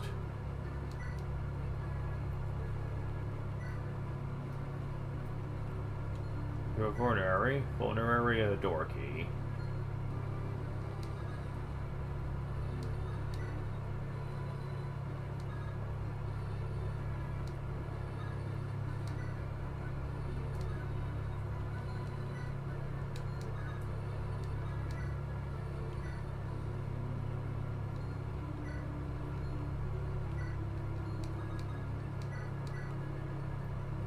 Well, you can't steal weapons.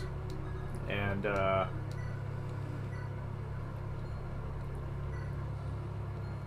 holy shit, really?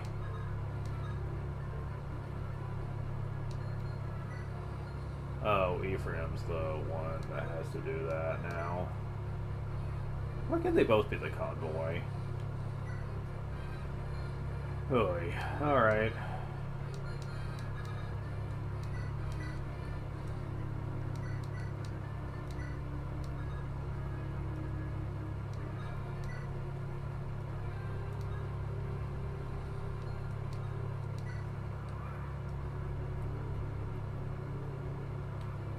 Mine.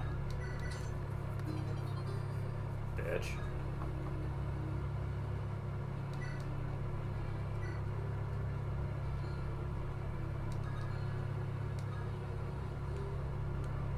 Although, he might try to steal that member's card.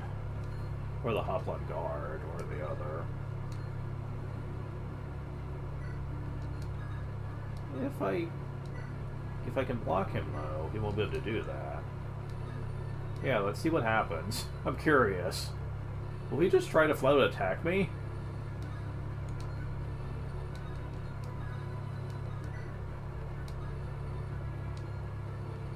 Because he can't steal anything from the two people that he can get to, so I'm wondering what he'll try to do.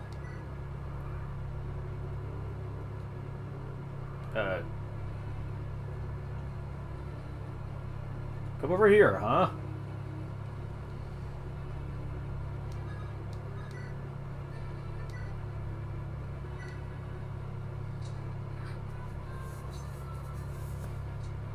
So, enemies in this game don't really flee the battlefield.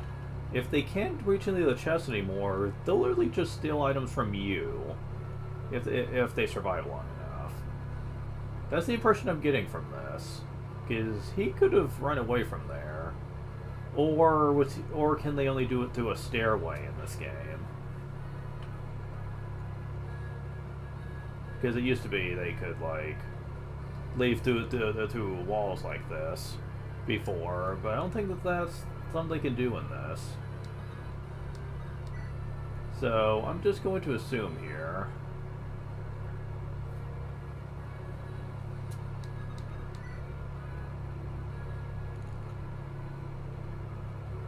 Where is she? Hello? Oh, she's over here. I'm going to assume Erica doesn't, in this campaign, doesn't have any special dialogue. Will the do come between us? Monica will live happily together forever. Yeah, it's generic dialogue.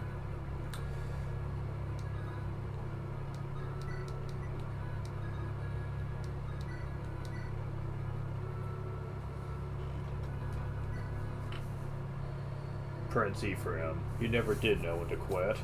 Renee is already lost. It's too late. Orson, you will move from that place. That is my father's seat. It is his throne. You've no right to sit there.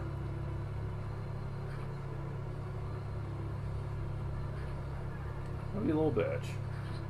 Didn't really help you, though. Monica.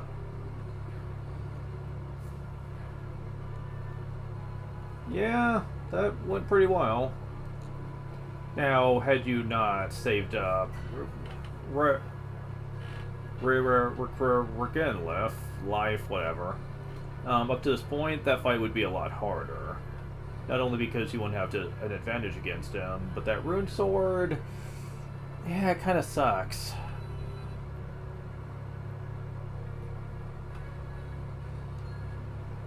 But I did have that, so that helps. I guess you could use other types of weapons that are effective against cavalry, but yeah, it's just best to use that.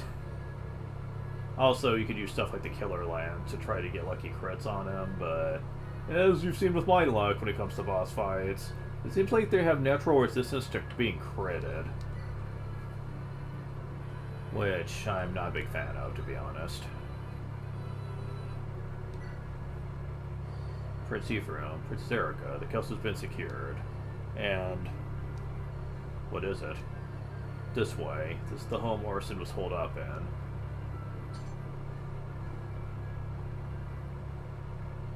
Darling, your Orson's. Oh, yeah.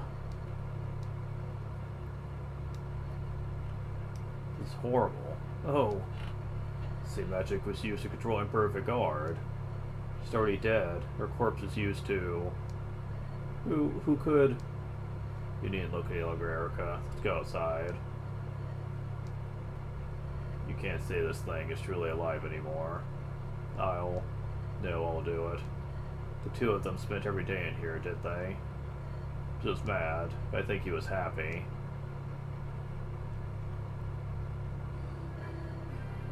Finally made it back. Yet. Could repair the castle. Well, it's stolen, we can do without.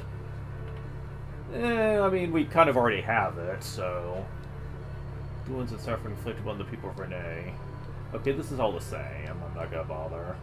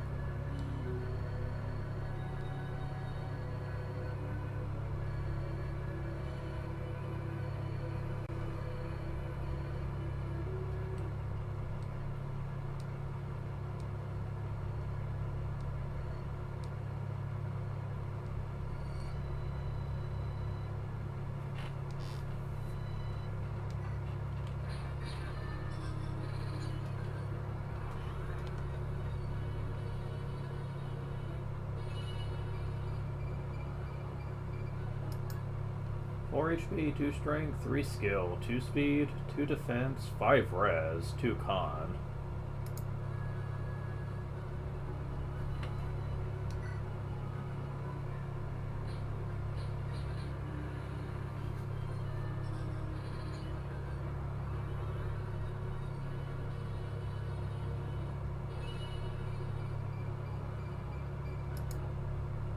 HP, 2 strength, 2 skill, 1 speed, 3 defense, 5 res, 2 con.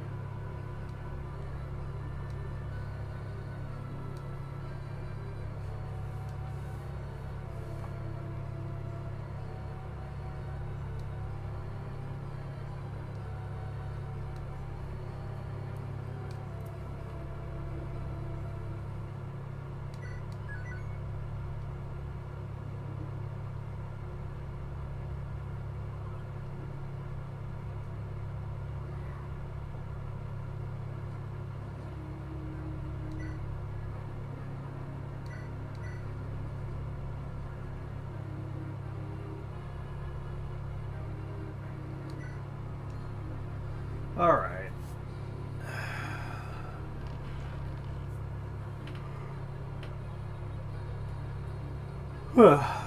So, I'm going to be actually giving Myrrh the special item we got. Tremendous Tome. Why? Because she overall gets less levels than everyone else. Wait. Oh, they're counting the power from the Dragonstone with that, I think.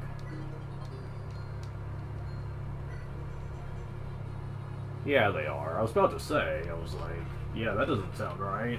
Starting at 15 strength.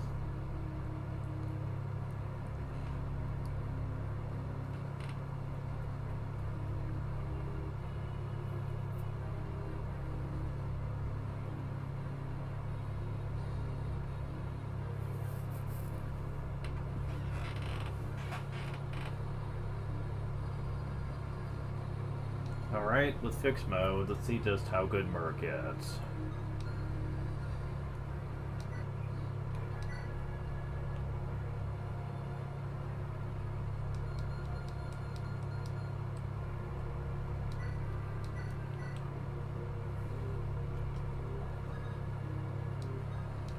Oh shit.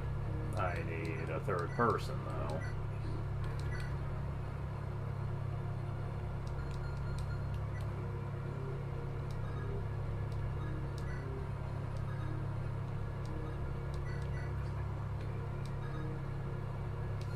That's not close enough. Fuck.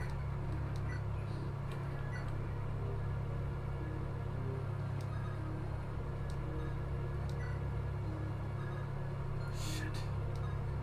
We gotta change the order in which they show up here.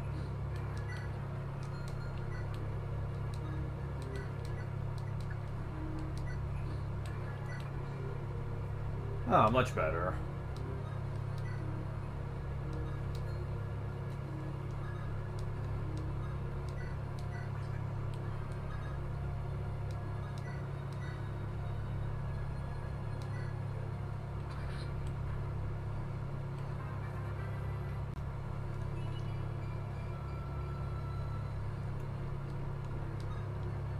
Alright.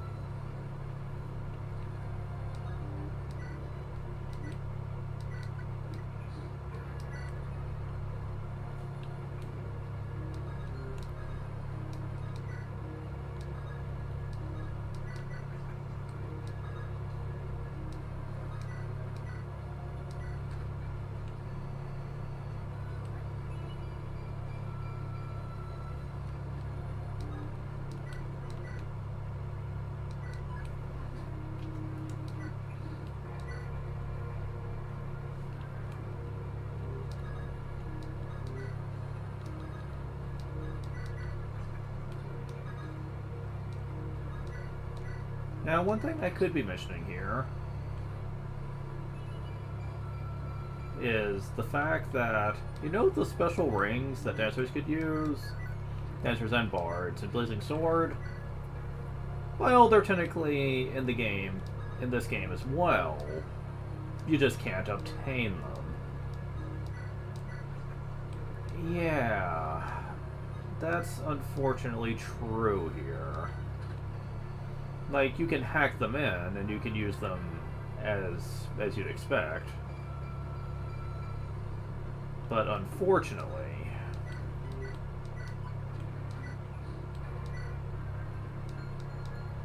Oops.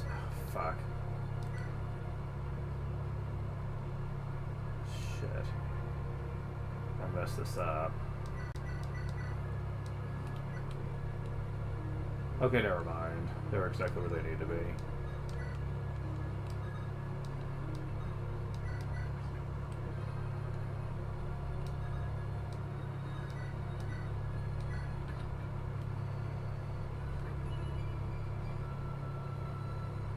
Really? That's it? Oh, come on. What? Come on.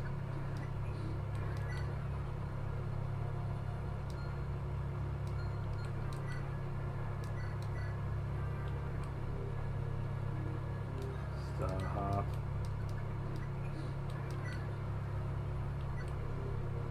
There we go.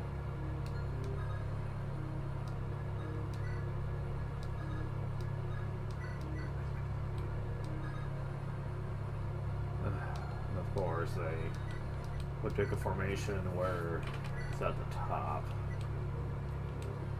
Okay.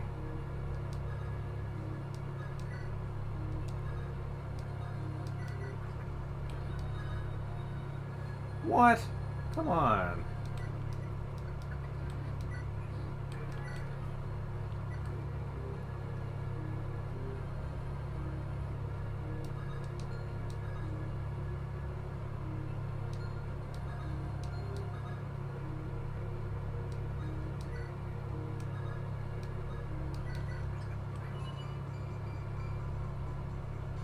Okay.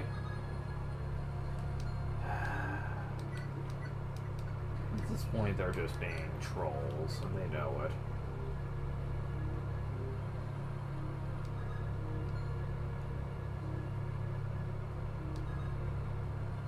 I'm gonna have to switch these around because I'm not getting enough distance.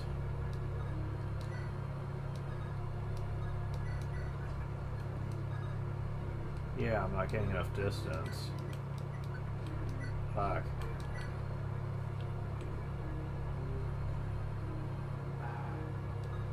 They are literally making it impossible for me to level up now. What the fuck, guys? Jeez.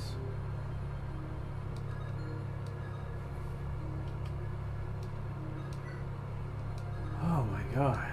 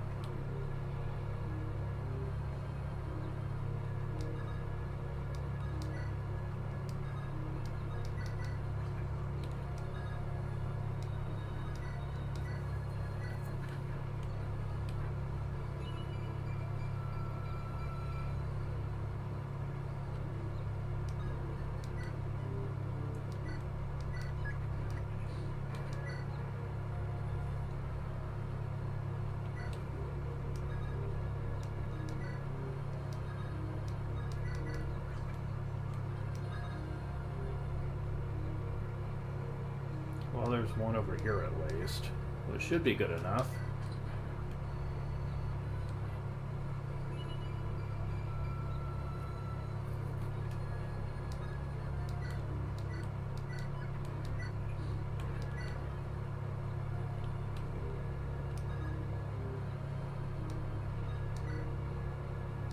Oh, fuck.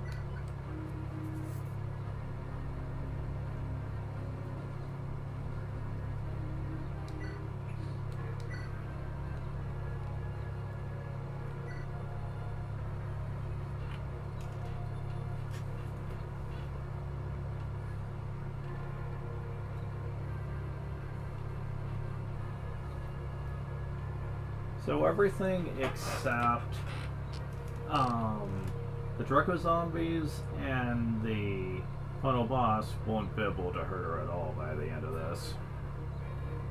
Hell, defense is pretty much almost maxed out. And that's the only real problem with Myrrh, is that Manakote has the caps of a basic class. Only luck can go higher than 20, so she's heavily reliant on the Dragonstone bonuses to reach what I consider to be a decently promoted character. Because 20 is about as high as her stats will ever grow from.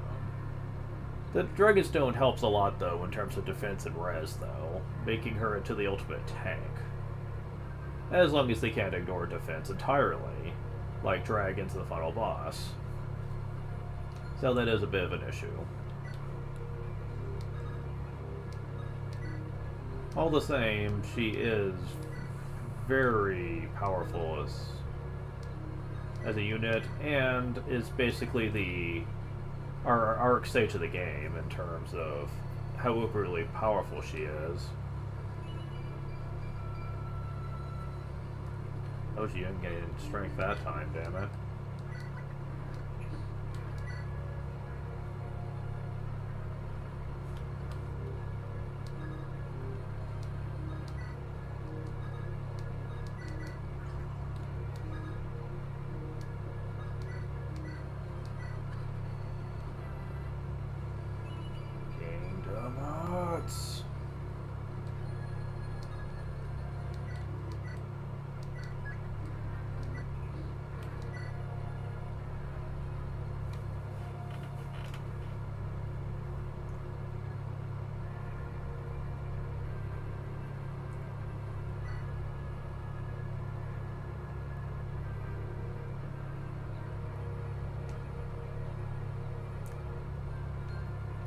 I'm curious.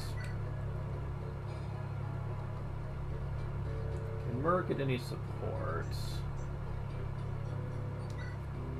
Yes.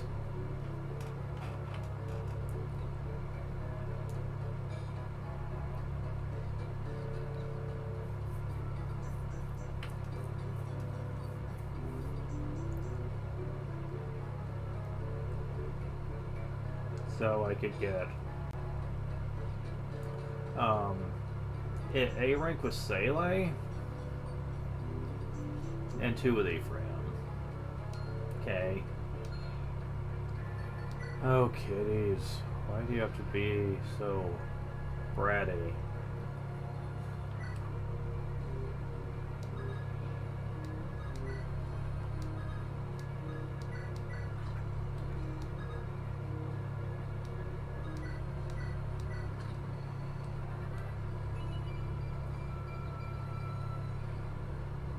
At least you're going to be a lot closer to maxing out strength than last time.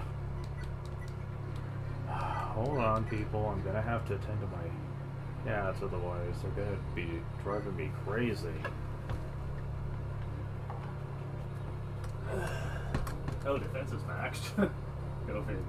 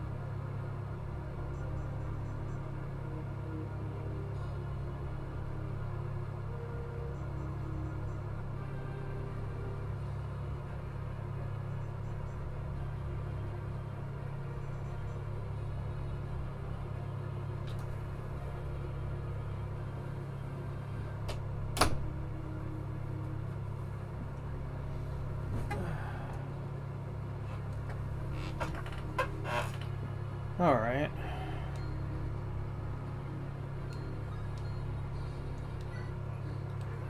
Back to this.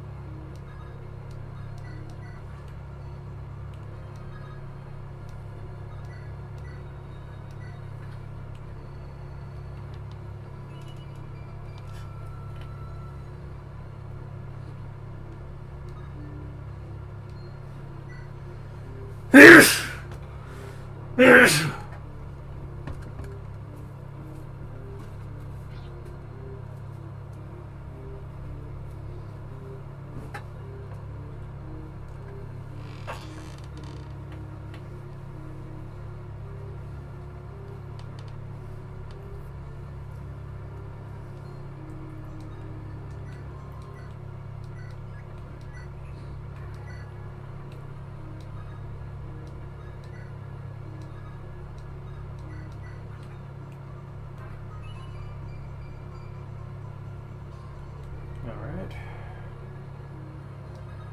Fuck you. You know, not everything needed to be randomized in this game. Least of all of this.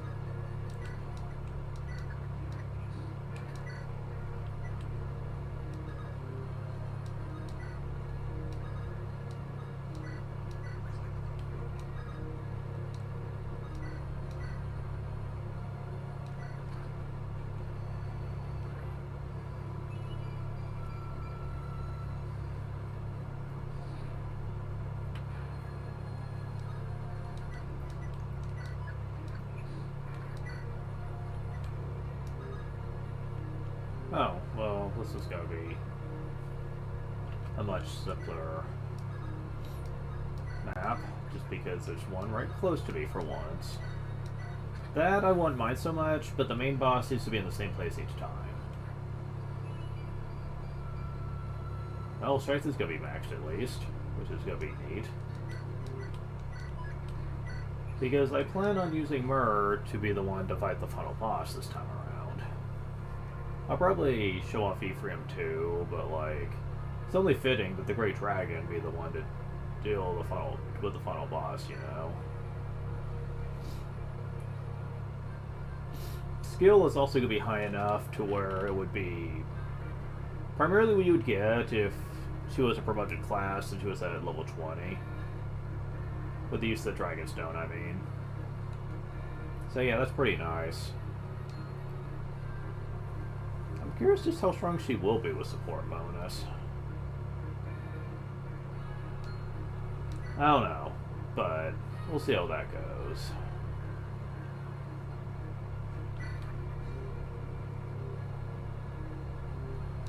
Nope. Can't be blocked. Seriously, that's just dumb. Why would you allow for that? Well, you can get to one of them at least.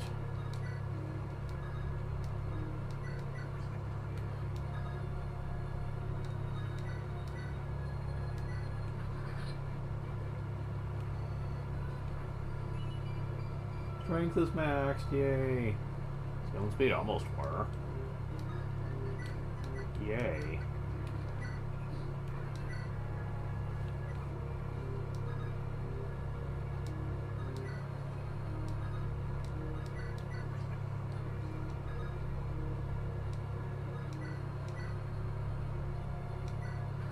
And last level. Huh, not bad.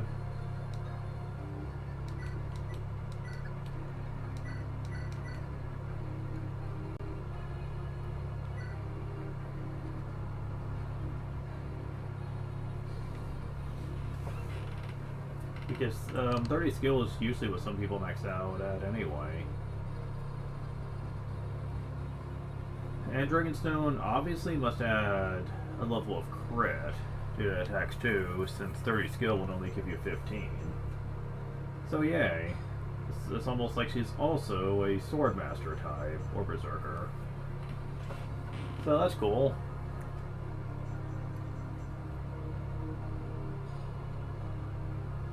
Her base of Void's pretty good too.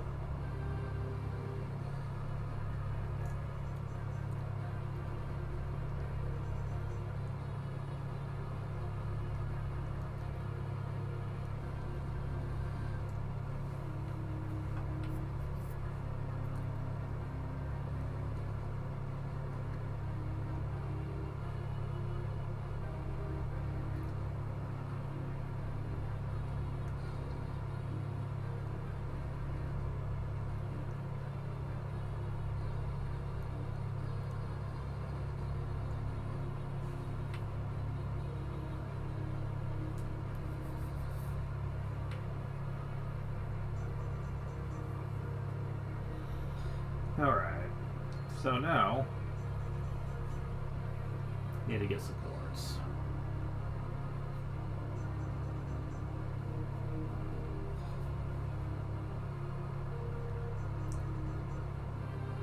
I also need to start promoting people at this point.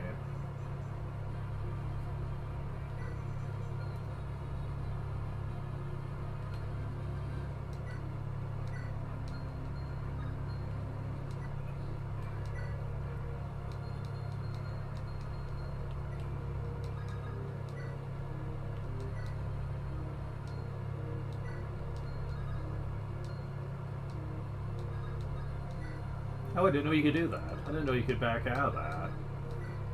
Well, once you go into the item menu and equip something, that's actually kind of convenient.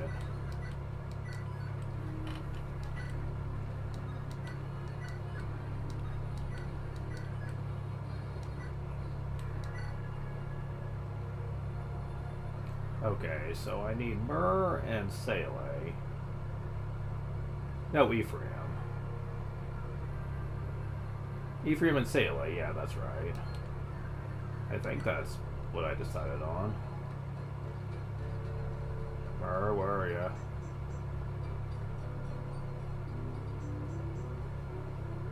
There you are.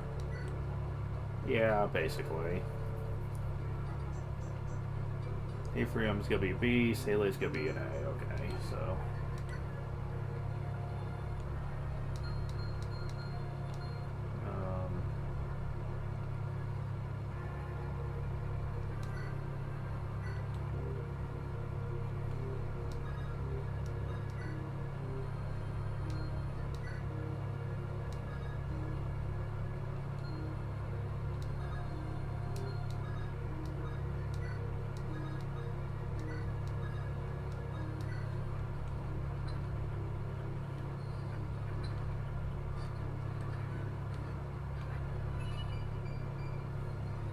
Alright.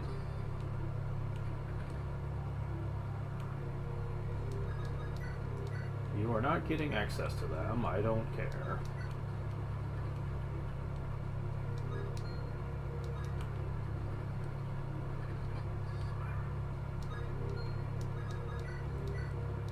No.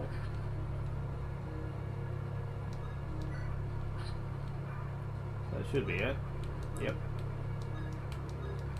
Yeah, remember how I said I hated it, how it focused on Ephraim? Oh, fuck you. On Ephraim? Yeah, it's not doing that now. So it only does that when the code is active, for, like, infinite turns, in case I need it. Infinite player phase, I should say. That's a weird quirk of the code. I don't know why it does that.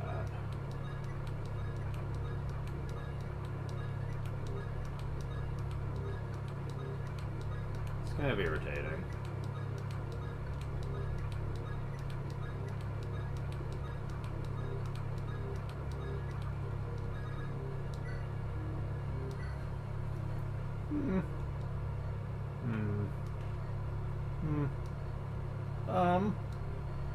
May I help you? Silly, before we go, you're always at my side. Don't you ever... Don't you ever do anything you want to do? I came from Kier Palin. I've been entrusted with the honor of being your escort. Protecting you, Great Dragon, gives my life meaning. Great Dragon? Please, there's no need to call me that. Father is the Great One. I've done nothing. I'm not great at all. It is true, Great Dragon, that your exalted father once saved mankind. On that day so long ago, he shielded us from evil. He is our true savior. However, mankind has forgotten that most sacred debt we owe him. I do, as we all must, what I can to atone for that crime of neglect. Great Dragon, does my presence bother you? If it does, please don't hesitate to tell me. I would remove myself at once and not bother you again until needed. It's fine. Do whatever pleases you. Thank you.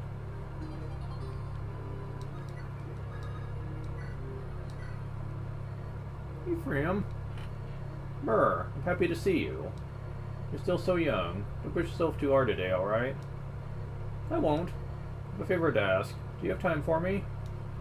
What is it, Myrrh? Don't be nervous, Myrrh. You can ask me anything. Ephraim, may I call you brother? Oh God. What? Myrrh, what's come over you? I was watching you and Erica together. You look so close. Of course we're close. She's my sister, after all. I envy her. I wish that I had a brother like you. That's why I ask, even if just for this journey, please be my brother. I don't know what to say. I was expecting you to ask anything like that. No? I'm sorry. Should not have asked. Oh, no, Myrrh, wait. I'm not saying no. So it's alright? Sure. Of course. If it'll make you happy. Yes, it does. I'll come speak with you again soon, brother. Oh my. Erica, Myrrh. How can I say no to that look? Your sisters are my weakness.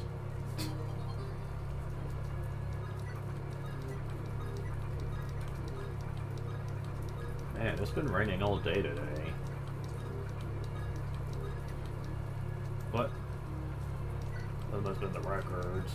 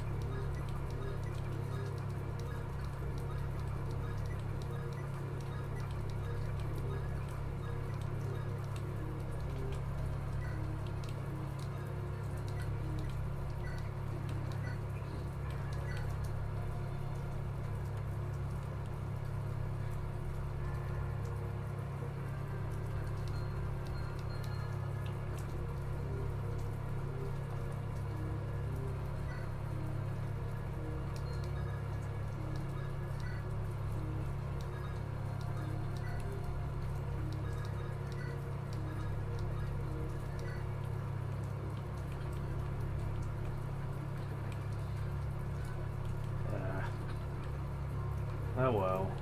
Let's see what we got here. Yeah, that certainly sounds about right.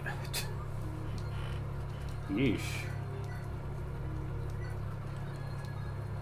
Okay, they can't reach anybody, so let me just...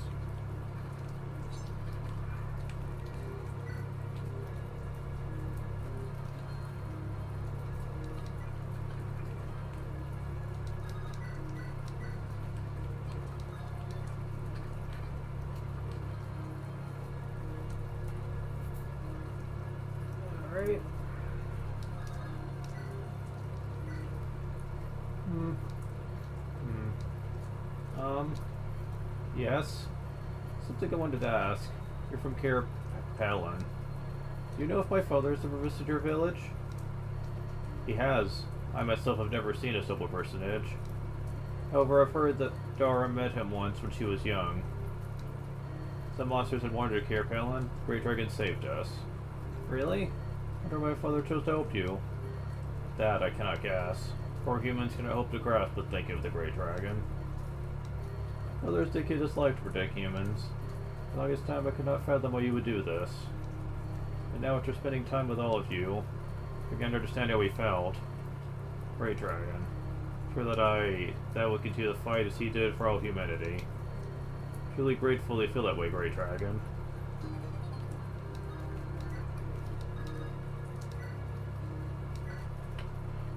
Hello, big brother.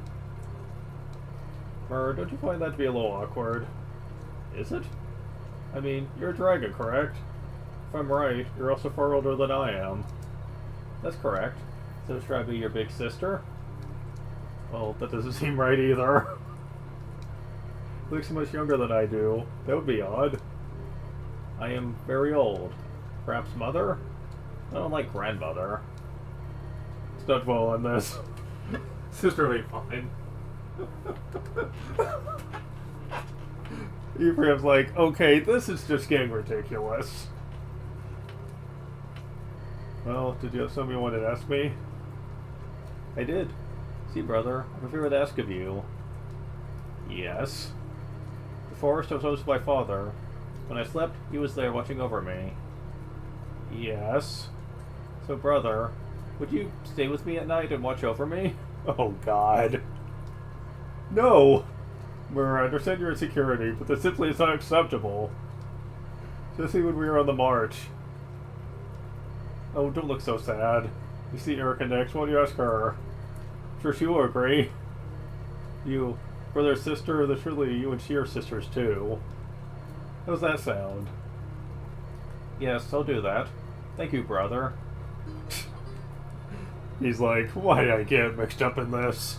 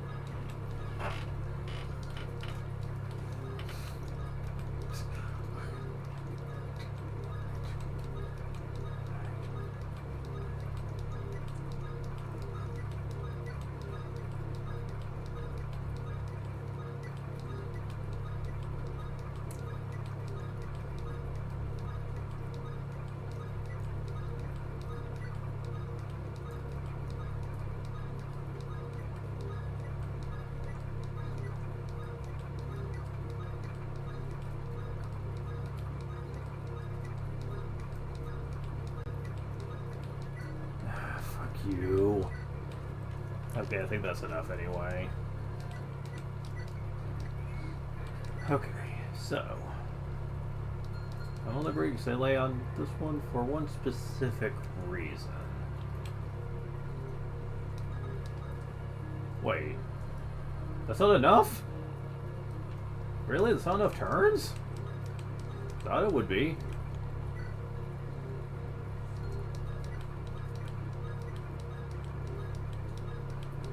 Oh, Sele has to be the A rank.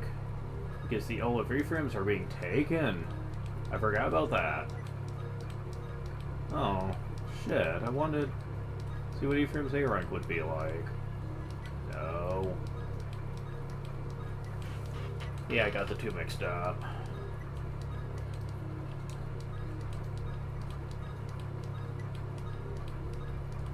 Damn.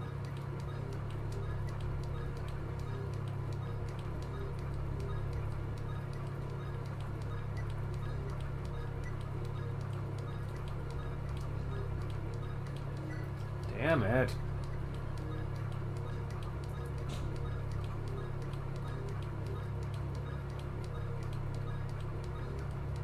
Okay. We can quit that. Okay, now...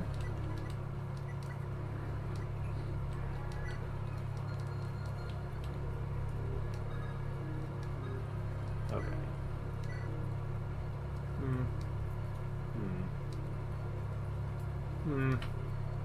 Great Dragon? I know I'm being rude, but I have a favor to ask. What is it? Would you please come to our village? To Kir Pelan? But if I were any other villagers, it would be a joy to see you.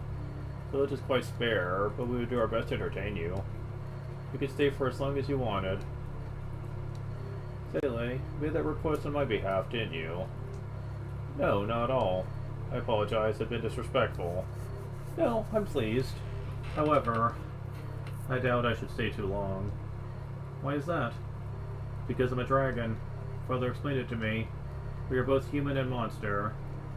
Wait, really? It's actually the lore of the game that they are monsters. Wow. Because we are both, we are also neither. We have the power of dragons, therefore we cannot live together with humans. We have the hearts of humans, therefore we do not belong with monsters. We are outcasts of this world, never a part of either community. And so we live our lives alone, never to be understood by anyone. They are humans whose actions make them monsters in the eyes of others. I do not think of you as such, when there are many worse monsters among my own kind. Regardless, I believe the villagers would be most pleased to have you visit. Seele, thank you. Your words have cheered me up a little. Please wait for my answer. When all this is finished, peace returns, I'll give you my answer then. I understand. If I do return to Ugly Woods, I will not be sad. Because of the time I've spent with you, the memories you've given me, I shall not be lonely. I shall never feel like an outcast again. Lemur. Alright, so... see what your stats are like now. Avoid is only going up by 51. So, avoid's not really something that's increasing here. Crit sure is, though. Goes up from, I think, 30 to 55. Yeesh. I'm not sure if attack is going up. It might be. Hit might also be going up. Not that that was ever a concern for Myrrh, but... and I'm not sure about defense, since you can't really tell from here. But then again, what would it matter? Defenses are already so high, everything would be doing 0 anyway. Because, yeah... that's just pretty sad.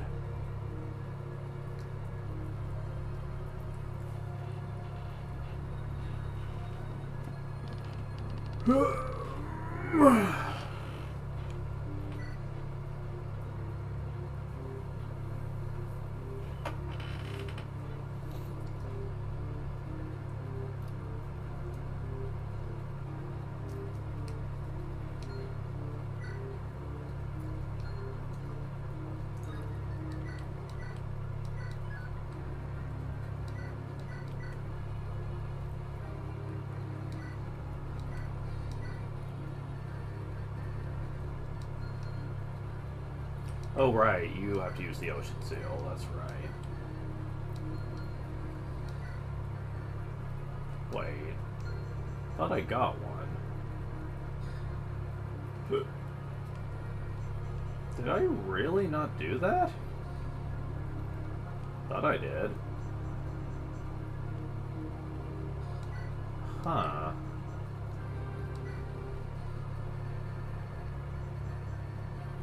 Wow. So it's only the Earth Seal and the Ocean Seal that I can use for that then, unless I buy some at Chapter 19.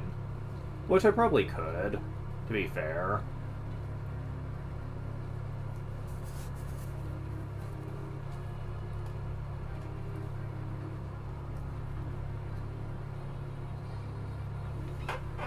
Because I know I'm probably going to be getting more gold by then.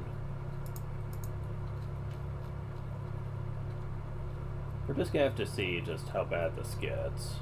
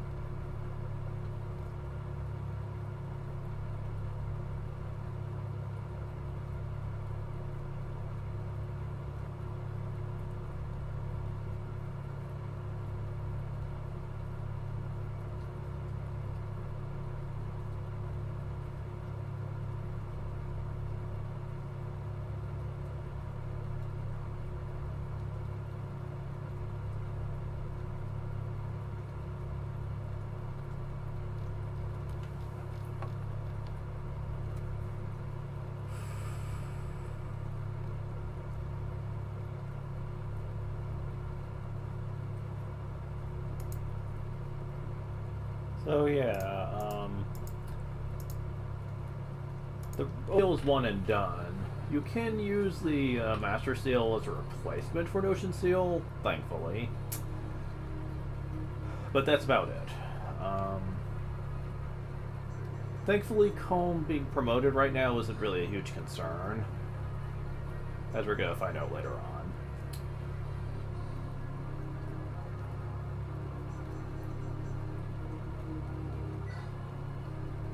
Plus, I need to get him level up to 20 anyway.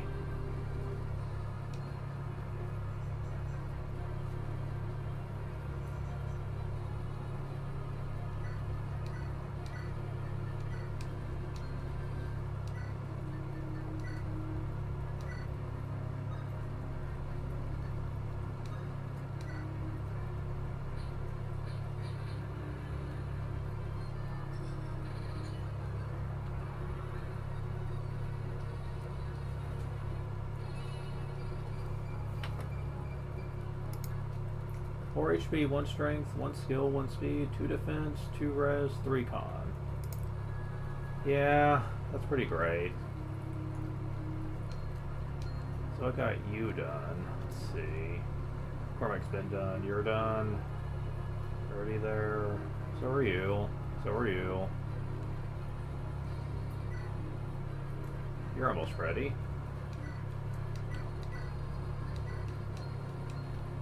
Yeah, many of my people throughout many adventures have basically got them pretty much set.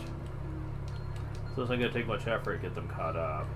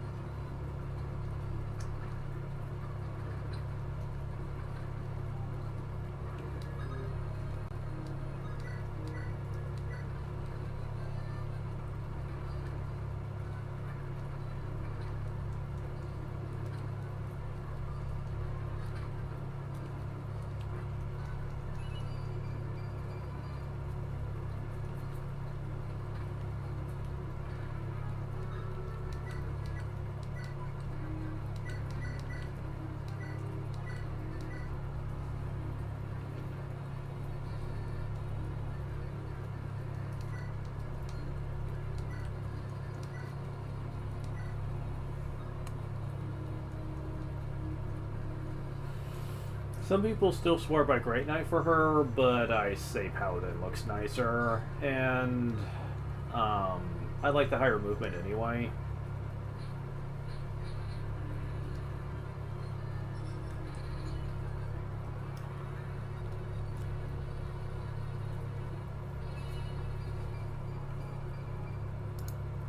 One HP, 1 strength, 1 skill, 2 speed, 1 defense, 2 res. And much higher movement. That is very useful. Okay, so you're done now. Yeah. Let's see, how many of these do I have left, however?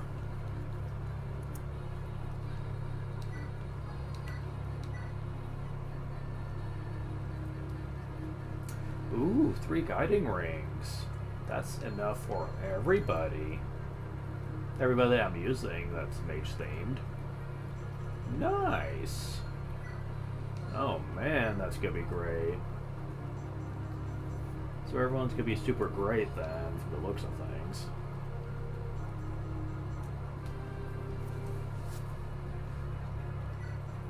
Good to know that you're turning out way better than before, that's for sure.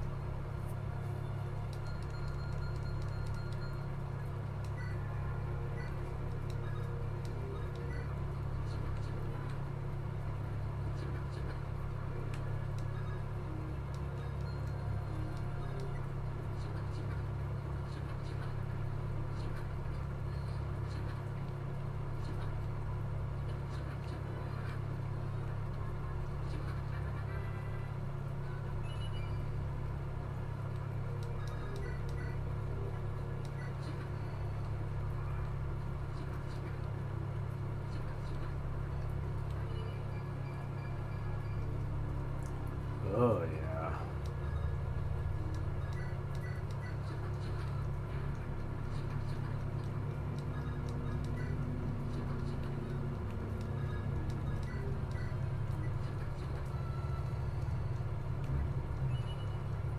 Oh, come on, really?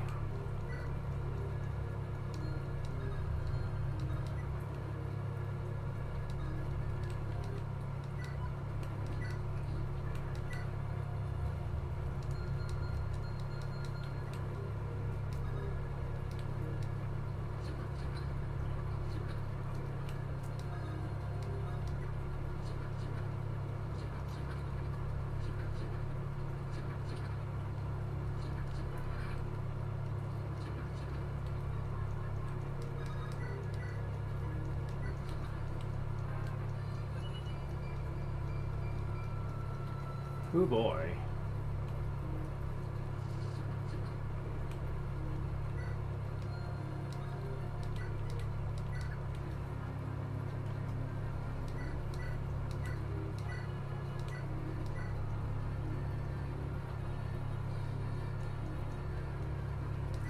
Don't know how I ended up with 3 of these. Oh right, because I bought one. That's right, from the shop. Makes sense when I remember that.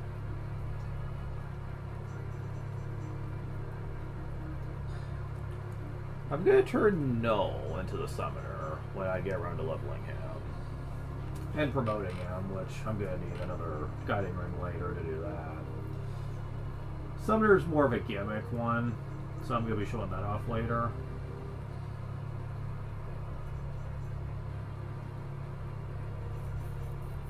Use of deep and ancient magic. Equip dark, enema, and staves.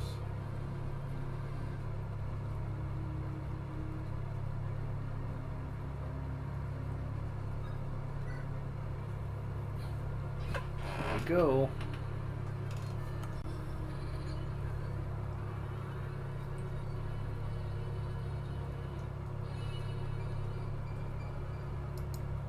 HP 4, Speed 3, Defense 2, Res 2, and Con 1. You know, use anima and that stuff.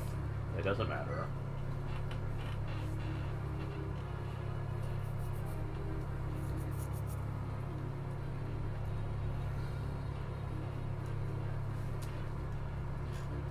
Certainly made Druid a lot more useful, considering the effect he used Anima and Dark. Meaning he doesn't have to worry about the magic triangle disadvantage at all.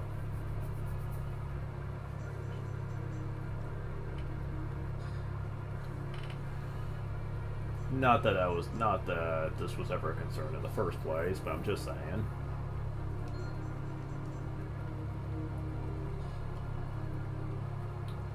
Now I need to get Archer and Loot caught up.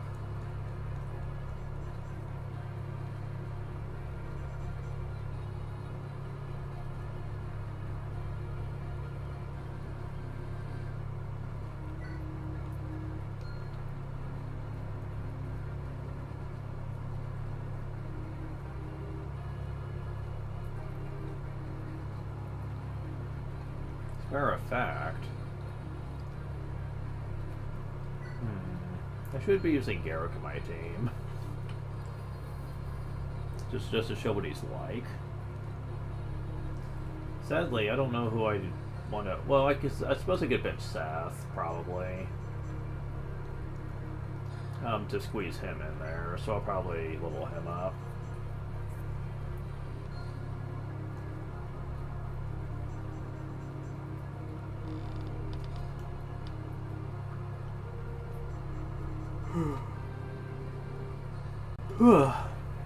Alright, so let's see here.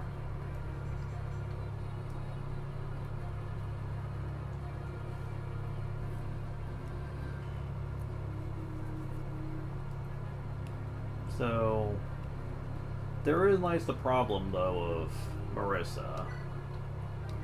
I believe I only have one more Hero's Crest. No, I have 2. Never mind. I suppose I can do this, then. I could promote her, get her to Sword Master, and replace her in Joshua's spot, and still have one left over for Garrick. Because, yeah, aside from these two, we really don't need many more promotion items for our main team. Because we're gonna have, like, enough for Lute and Arter to promote them. We have the Master Seal for Calm, wherever he is. And oh yeah, Naimi as well, forgot. Need to level her up to promote her. Thing is, I haven't really been using Calm and Naimi in my battle team as much this playthrough. They've been replaced by other units. Haiku one, for example, who actually turned out decently this time around. Eventually I'm going to have to train Sele up to bring him into the final couple of maps, because Murder is going to be the one taking out the final boss. And support bonus is important here, so... yeah, I'm going to have you just put this away, and this.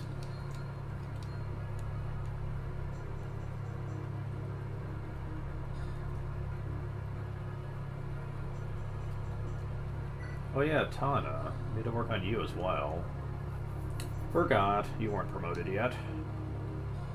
But yeah, there's not too much left.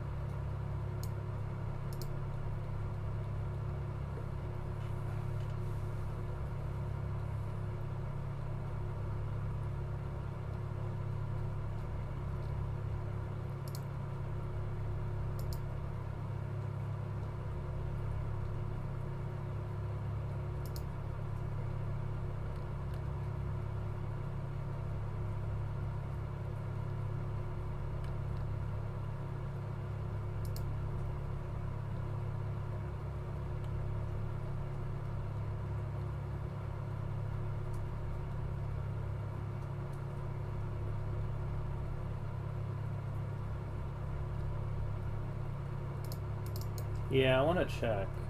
See if it has responded lately. Still looking that way, actually.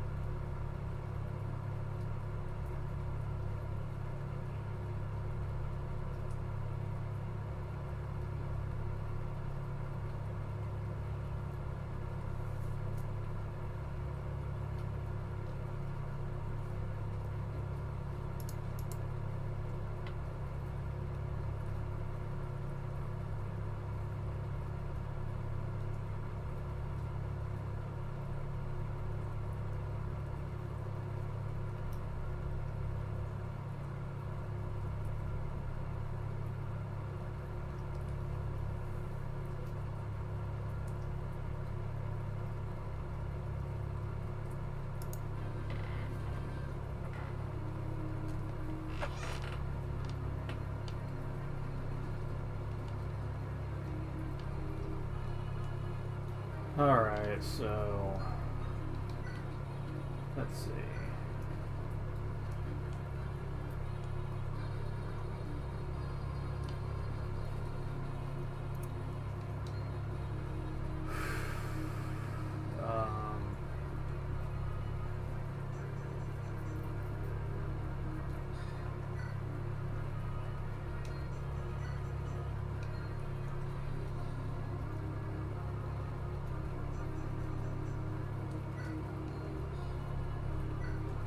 Well, I can go and promote you, I guess. You don't need any work.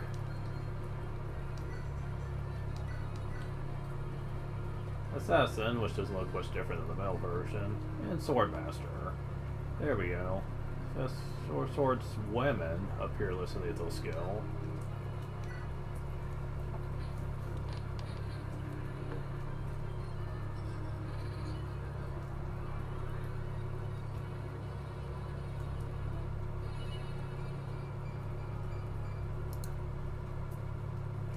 Strength 2, skill 1, defense 2, res 1, con 2.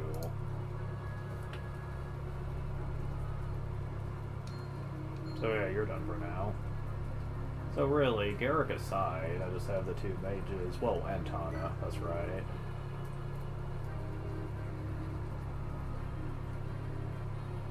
Wait a moment. I thought they were at an A rank. What the fuck? I mean, they haven't had an A rank this entire time. I got that. What the hell happened? Yeah, what the heck? Hold on. Yeah, what the fuck? I guess that's something else that we have to fix. What the heck? Did my save not register that time? It should have. Oh my god.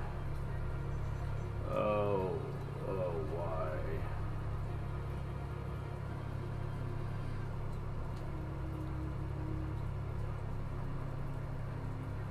Boy, am I gonna be glad to get out the GBA days of Fire Emblem. I like the stories and the characters. But man, we're experiencing the gameplay like this, it does remind me how much things have changed. I used to be in love with the gameplay of the GBA titles, and on some level I think they have aged relatively well, but I admittedly am not as in love with it as I used to be. It's sad to say, no, I most definitely am not. There are too many issues, albeit from the map design or just the game mechanics, that just holds it back for me. And not to spoil too much here, but if I had to name one thing in particular that has annoyed me more than anything, it's the fact that I don't like the way supports are handled in the old games. That has bugged me more than anything, and it just drives me mad every fucking time I have to do this. Because I'm like, why? Why is it like this? It doesn't make fucking sense to me.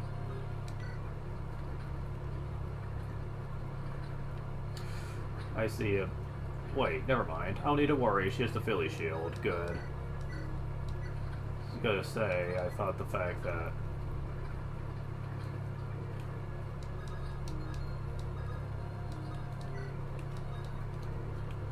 Oh my god, how many are left? Oh, fucking hell.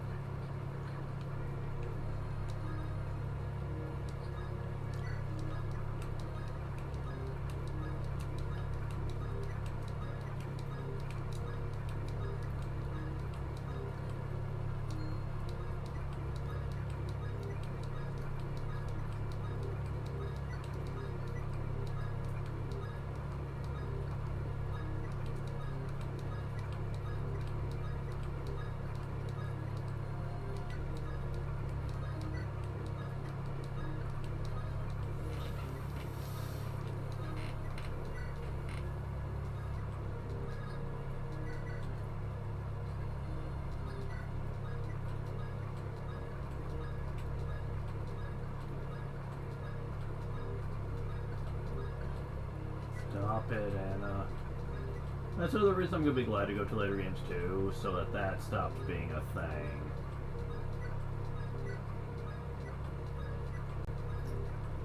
Because, oh my god, they seriously fixed the interface when they moved out the GBA series. And I know some people probably say, well, you should play the interface in the older games. You'd really appreciate it here.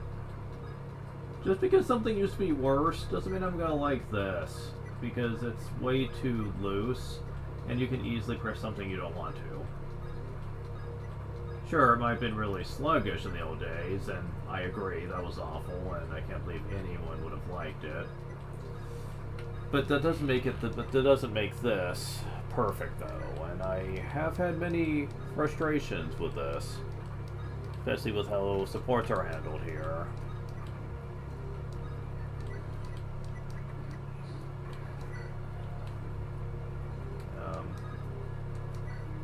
There we go. There, done.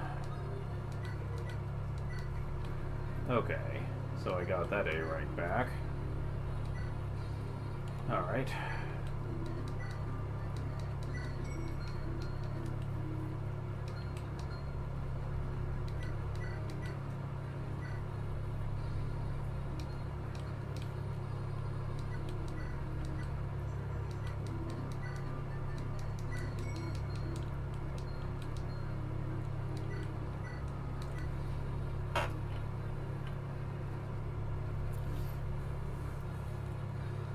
I keep bringing up the silver card. Damn it. Now, in case you're wondering if you can take advantage of the silver card to make money, not really.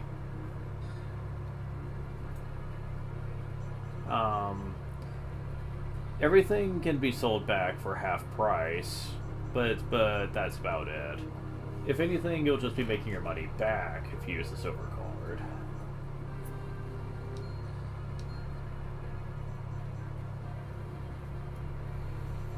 Not that I think money is going to be that big of a problem going forwards. I just got to get my people promoted, and then I'll just be ready for the next few maps.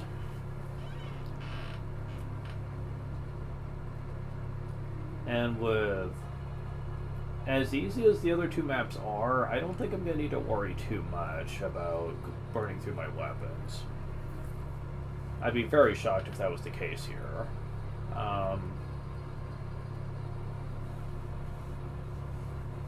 There's only 3 more main maps until the final 2 anyway, so it's not like that's going to be a concern.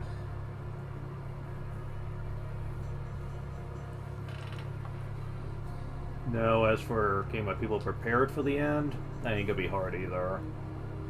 I do recall you getting access to a large sum of money in preparation for the end game, and that's going to be more than enough to get everyone finished up, I'm pretty sure.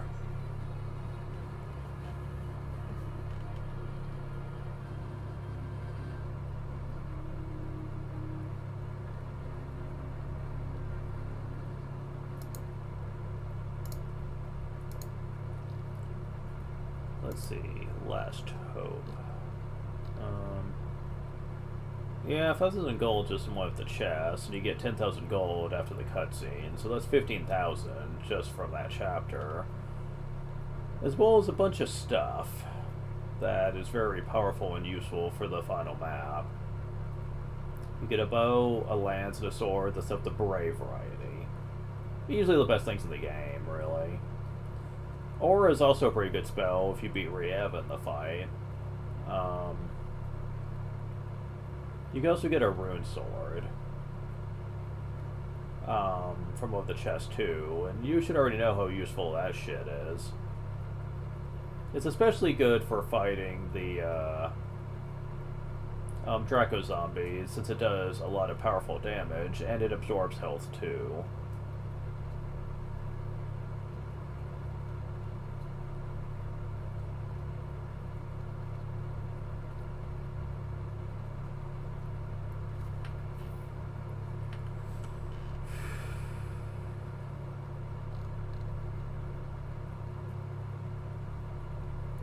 Honestly, as it is, I'm probably gonna Probably have money to spare.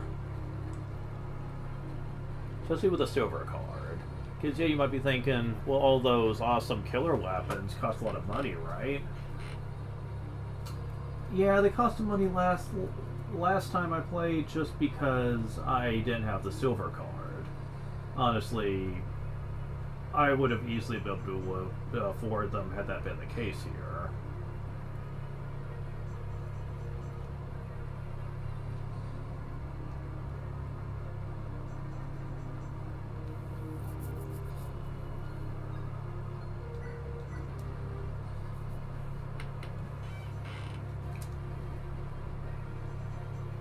As a matter of fact, we are running out of inventory space here, so it's high time we just got rid of some stuff here.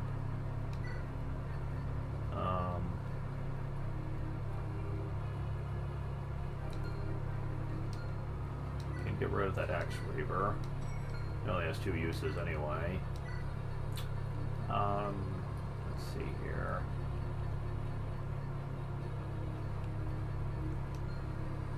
Sword Slayers I really don't need either. Man, they sell for a lot for as limited use as they are.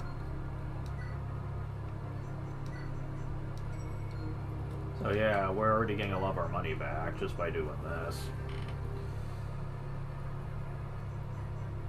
Let's see here. Visit kind of replaces Mend, really. So I don't need that anymore either.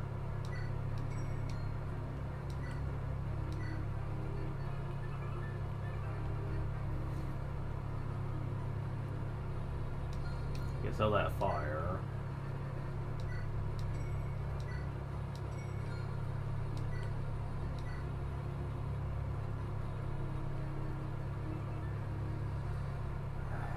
I should sell that because I know I'm never going to be using it, but... Okay, so... Does the max out Mer's effectiveness here? Let's use a couple of stab items on you.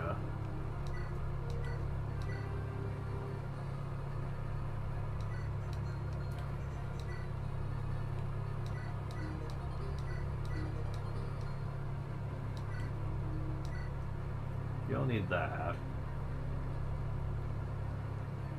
I know you can use that. You don't need that. You can use a couple of talismans, though. Not that I think it matters, but... Hey.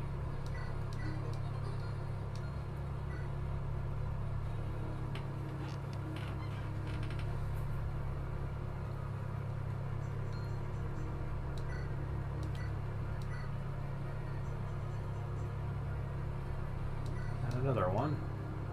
So... so close.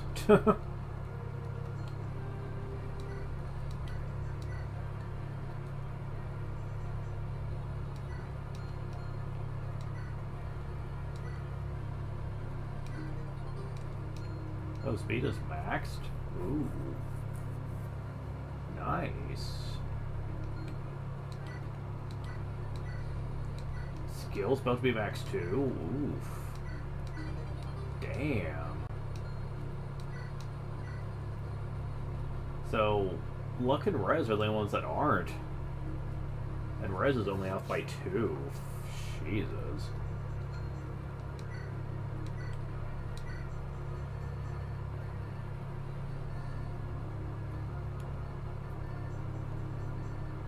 It'd be funny if she could use the Master Seal, but she can't. Now, some hackers did give Monokete a promotion. I forget what it was. It's an interesting idea, but they also had to nerf the Monokete class while doing that, and basically changed the way the Dragonstone worked. The Dragonstone you didn't actually get till the creature campaign, and meanwhile you only got the Firestone, which was a far weaker version of it. And I really didn't like that. Made her a lot harder to build up, I'll say that much.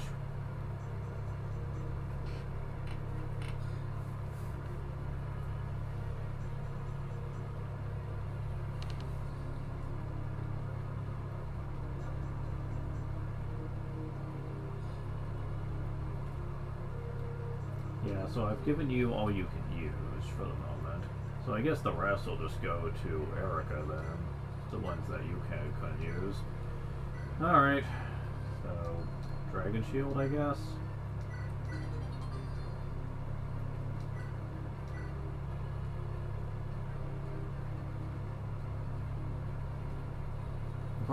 I probably won't need to give her the secret book, so probably master that just by itself.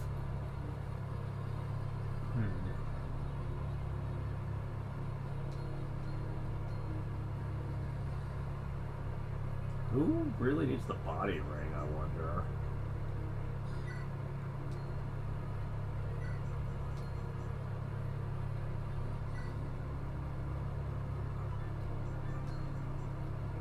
Probably Amelia more than anybody.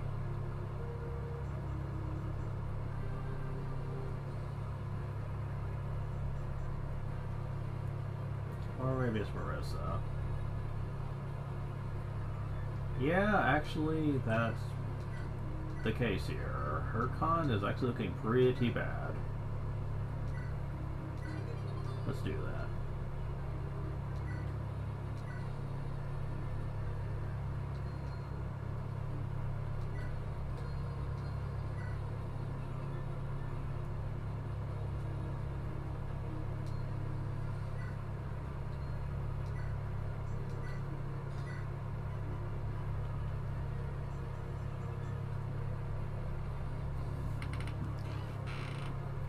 No, the Silver Sword only took 8 ways, so it probably wouldn't matter too much, but whatever.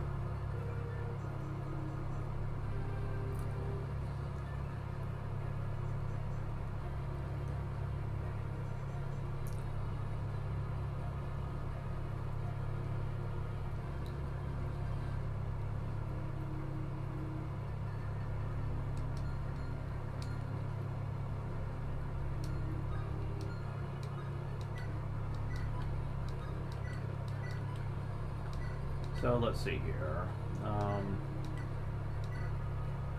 Still got a lot of stuff in here. Honestly, at this point, I don't even think I'm gonna be putting this away for now. I'm not really gonna be using the armor slayers, I don't think.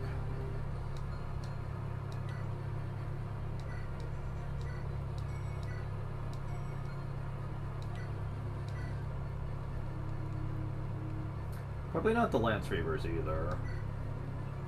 But if it's cavalry, that could have its uses.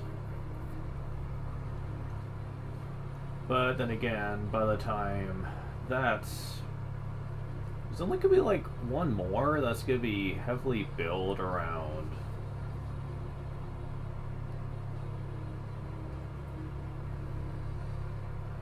No, 2 more that's gonna be built around normal units.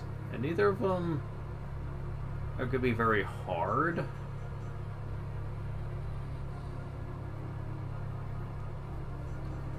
I'll just get rid of it.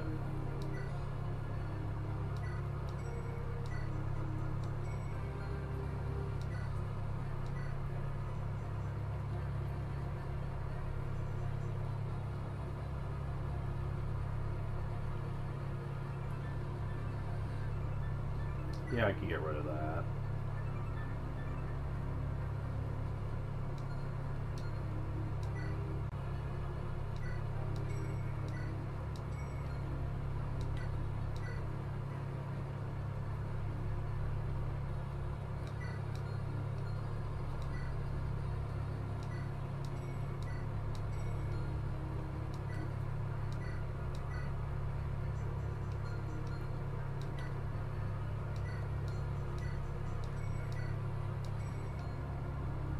I'm just gonna throw this in there too, just to leave up more space for this.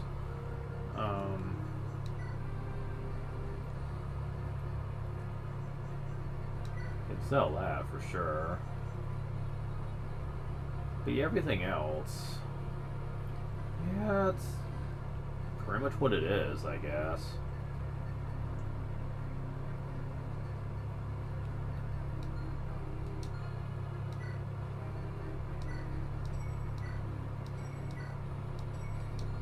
Man, I've almost doubled my money from selling all that stuff.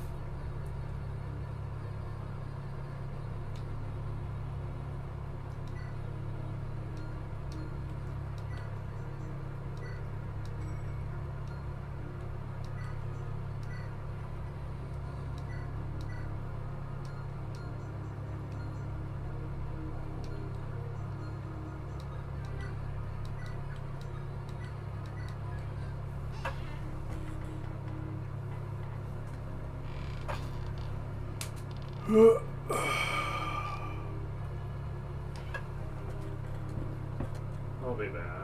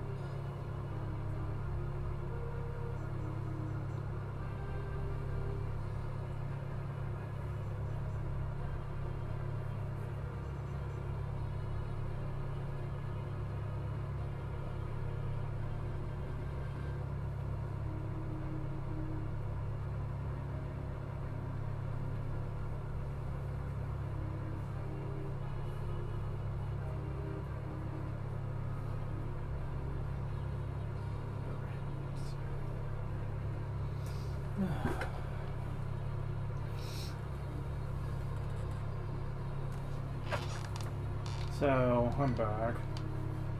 Not gonna be streaming for long though, just long enough to get my people's stuff caught up here. I know 2 of my mages still need to be built, but I also have Tana to worry about too. Shouldn't take too long though.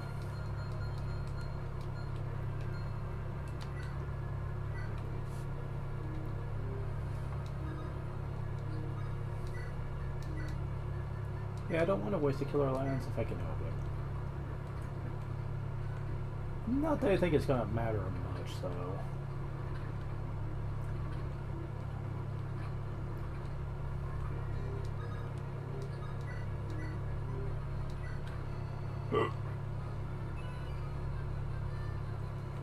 Okay.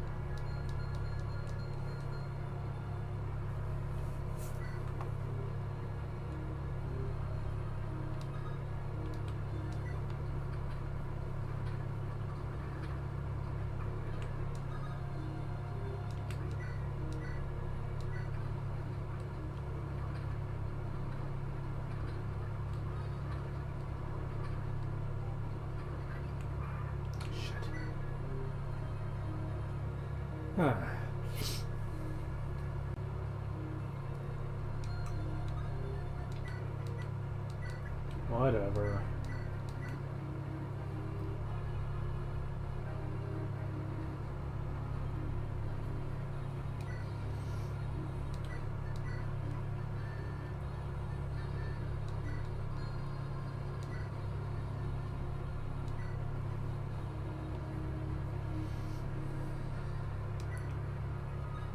So you could turn into a Falco Knight if you're a Pegasus Knight, or a Wyvern Knight. Which is another big reason people usually go Wyvern Lord with Cormag, because Wyvern Knights can actually be from Pegasus Knights as well. But for optical purposes, I don't really worry about that too much.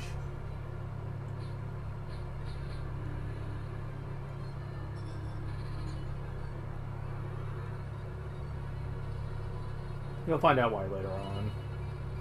Oh shit. Guys. Whew, I almost didn't catch that in time. I need to figure out what the pause button is for this, instead of using a quick mouse click. But anyways, 5 HP, 2 strength, 2 speed, 2 defense, 2 res, 1 con.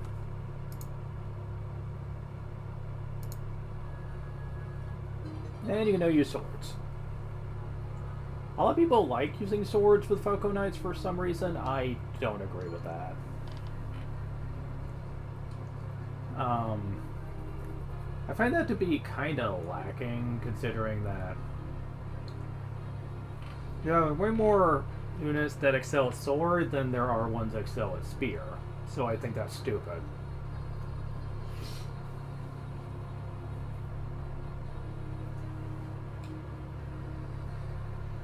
I do like the fact that later on in the series, Wyvern Knights became more known for using axes than spears. It gives them a little more of a niche compared to the Pegasus Riders, because they both have a different weapon type. It's also nice for just giving axes a little more proc when it comes to various classes, because in the early days there weren't many options. You were a fighter or a pirate that could use axes. At base, I should say. And that was about it. Fighters or pirates.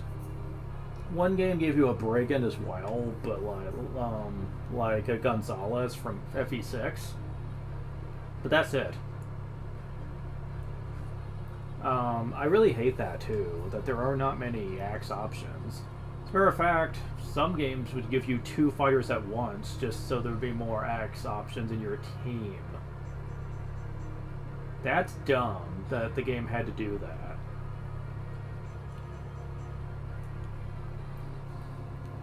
So I'm glad that they gave axes a bit more priority in a team setup.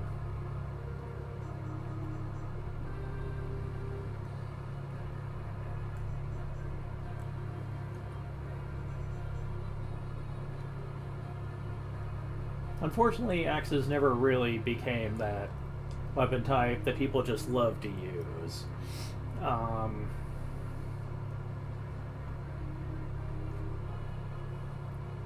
Because swords were always more accurate and were the earliest weapons that had high crit potential. Other weapons would later get that too, but Killing Edge was always available sooner than the other killing types. Lances were the earliest you could get that had a nice balanced ground between strength and hit, and would also usually be one of the earliest weapon types that could hit 1 to 2 distance. Weapon types, I should say. I don't count bows, because, you know, bows are always long distance, but, like, things that are 1 to 2 range are pretty rare outside of mage setups. So it was kind of nice to have characters that could do that relatively early on. Axes could do that too, but sadly axes and their low hit made hand axes typically not that wieldly. Not in the early game anyway. And you would always be risking the roll of the dice when trying to hit with them, which is why most people didn't bother. Come to think of it, let me go ahead and look at these things. Yeah, 60 hit. In the early days of your campaign, that's gonna be barely anything.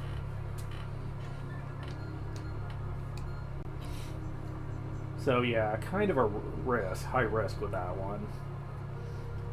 By the time you get to the 3DS era though, getting rid of the weight system and also slightly powering up the hit on various weaponry did help a lot.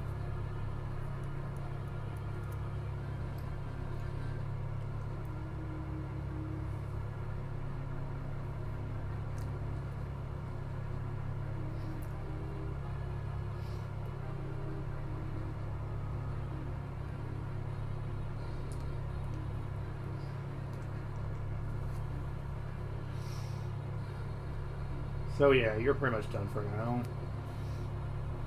And she is throwing up pretty well, that's for sure. So we need our other 2 mages. Our return loot. Yeah, you guys are gonna be pretty easy, yes.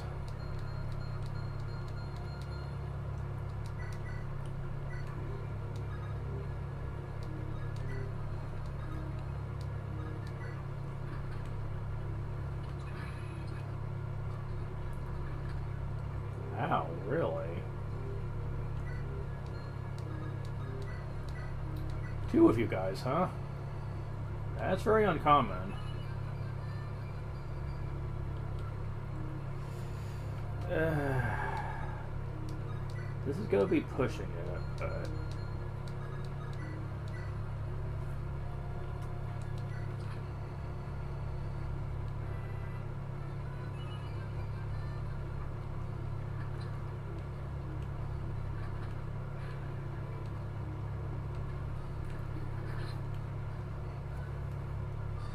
A third? Damn. That is rare as shit. For just to have 3 of these just be promoted? Wow. I mean, I'm not complaining. It's freaking great.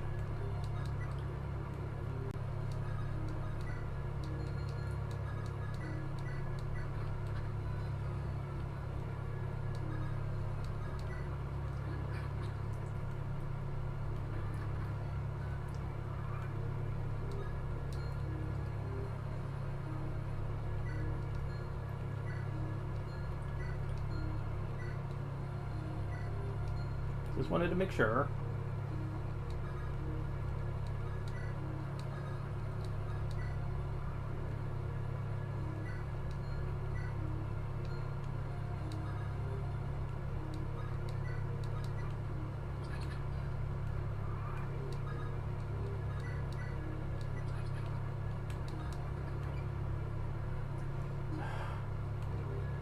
Hate it when they sneak that in there.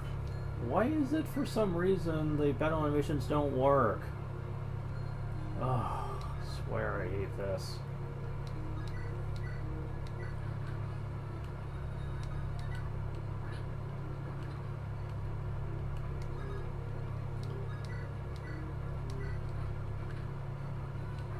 We go to Fetid Claw.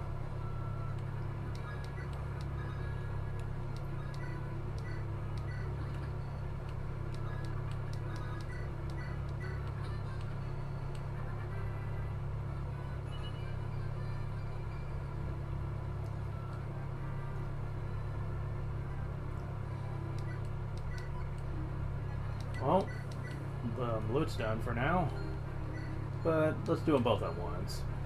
Go ahead and get Arthur's final level here. This ain't gonna take long.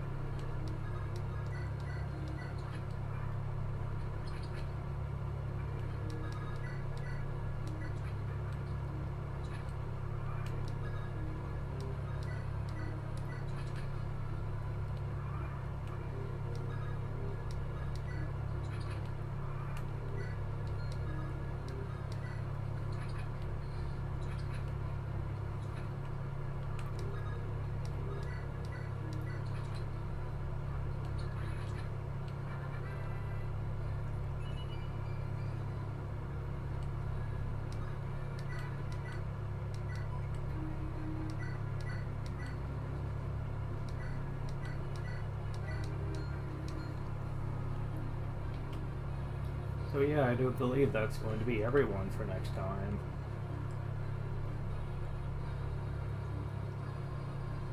Yeah, the rest is going to be replacing Joshua.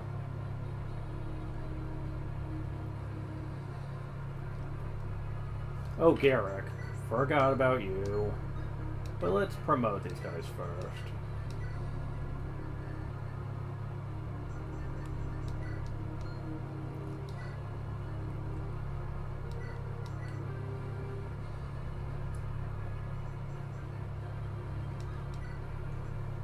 Bishop, in my opinion, is the perfect magical class in this game due to Slayer.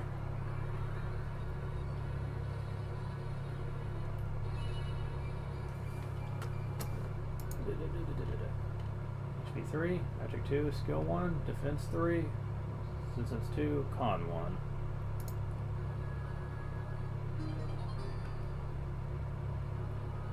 Okay.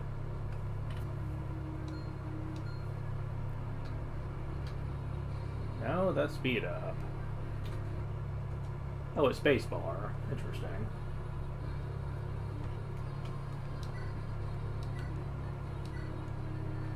And my last guiding rune for now.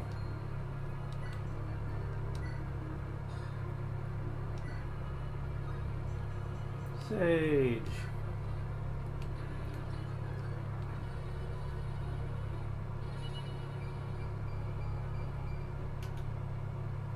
Three HP, Magic 1, Skill 1, Defense 3, Res 3, and Con 1. Ooh, maybe I should have given the body ring to you. Holy shit. I mean, I guess it doesn't really matter all that much, since magic tomes generally don't have a lot of weight to begin with.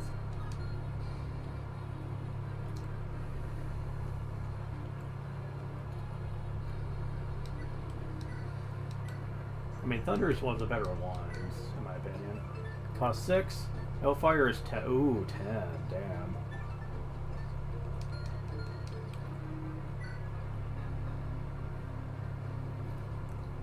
I don't suppose it's gonna matter much, because Hellfire's not really needed right now.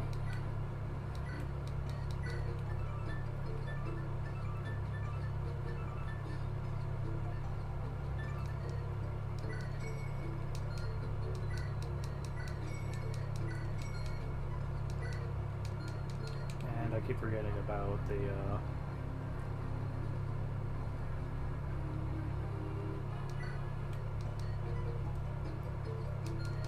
Okay, I need to give some of his stuff away to people.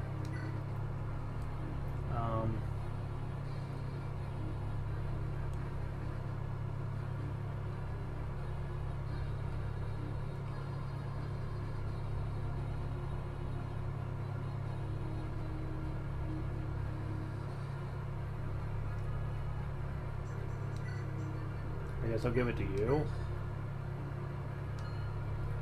And trade the tomahawk over to Ross. There we go.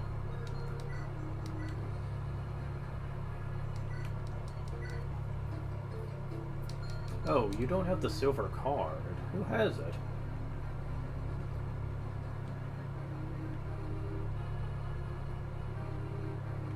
Nobody does, I don't think.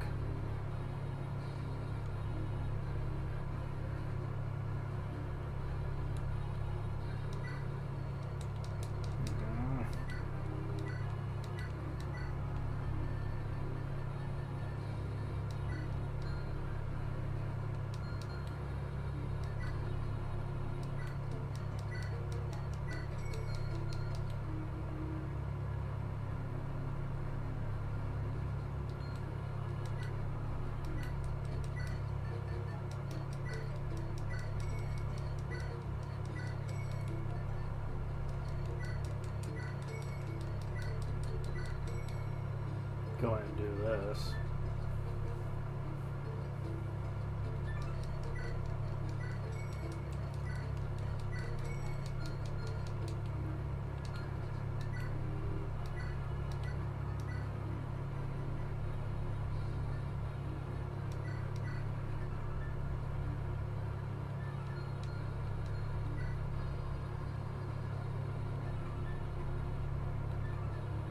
Yeah, Shine's gonna work really well for you.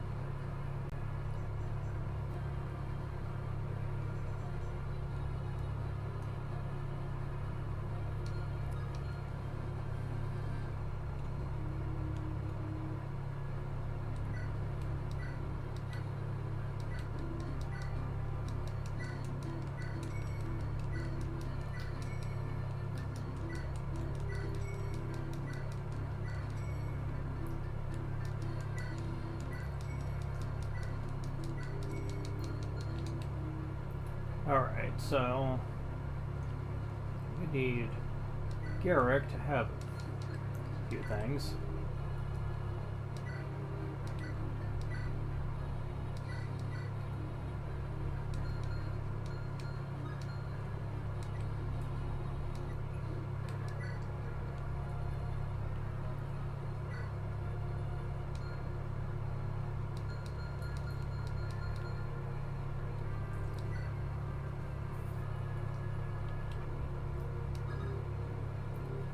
Oh boy.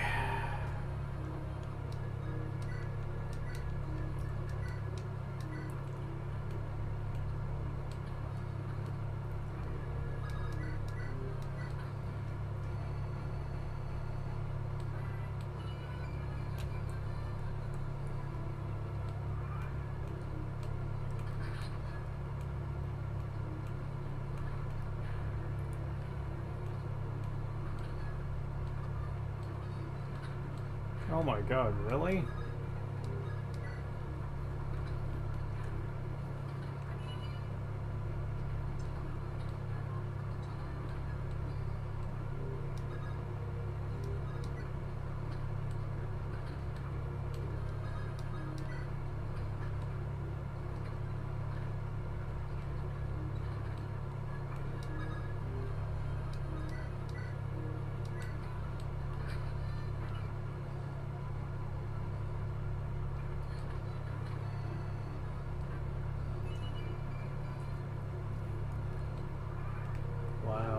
Okay.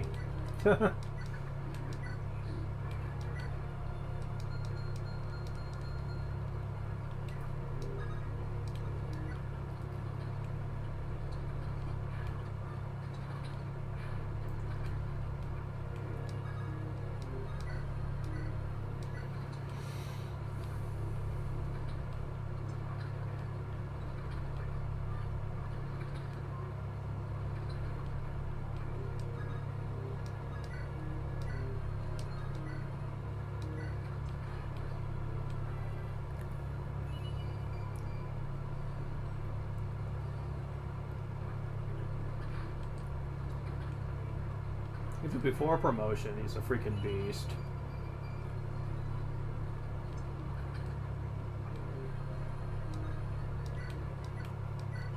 And that's without the support bonus, too.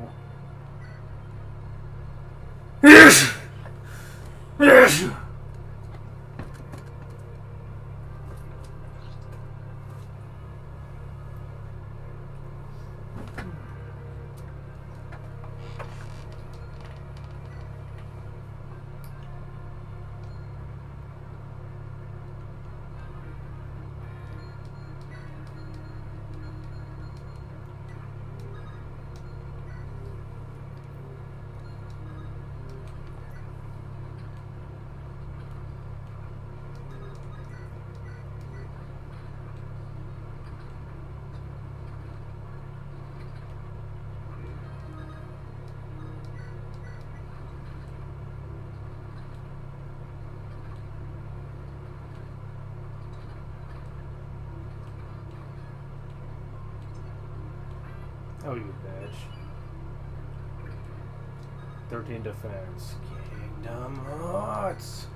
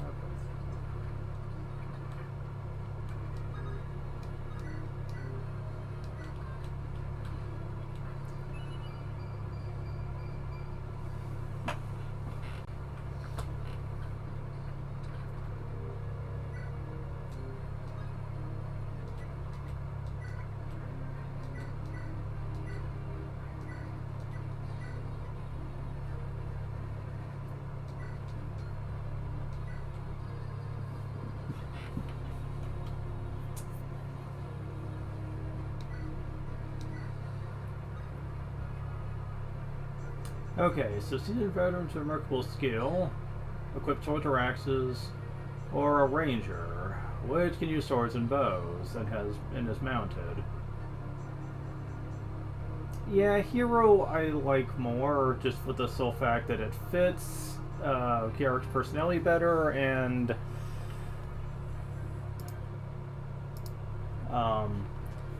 more to the point, though, I personally think that Ranger is better fitted for a bowman than a sword user.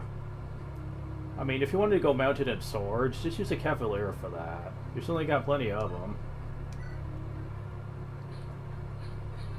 Ranger, to me, using swords just feels like a waste of a class, honestly.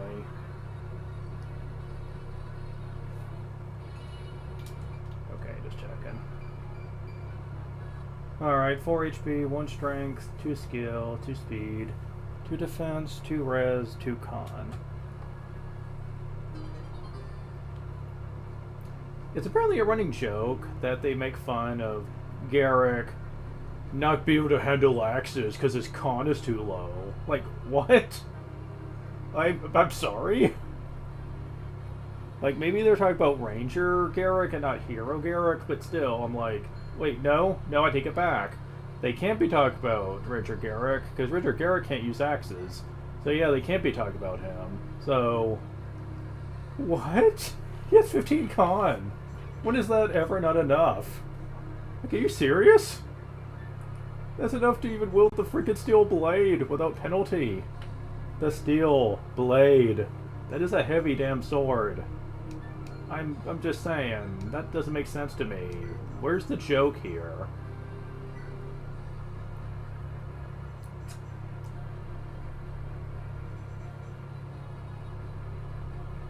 Now, some people might say, well, if you promote someone and train them in axes, then you have a very decent axe wielder. You don't need to have someone start with axes for axes to be viable. No, but let's be honest.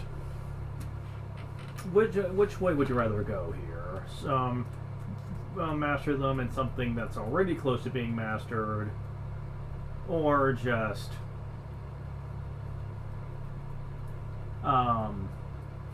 start with something that's relatively low, just to have a niche in something that other characters should rightfully be able to do? Answer me that. Because I think that's a dumb reasoning there. And I've heard that before. People love heroes just for the sake of having a decent axe wielder, just so all weapons are represented. Except for bows. Nobody liked bows.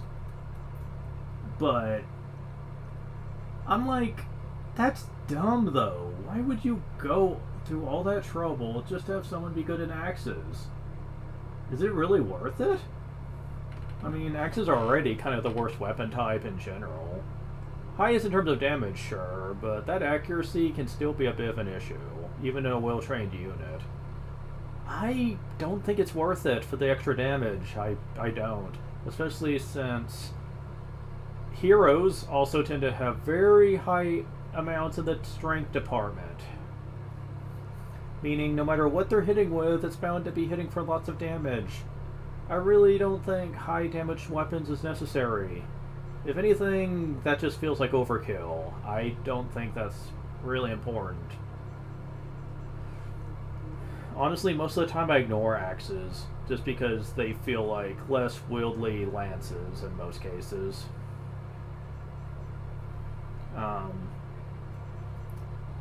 Especially since the only long-distance axes are hand axes, and for a long time, the hatchet. Well, okay, there's also the tomahawk, I guess. I always forget that's a thing, just because it's so rare, and you only get one of them. It only has 15 uses, which means you're probably not going to ever use it. And it's not something you can generally buy.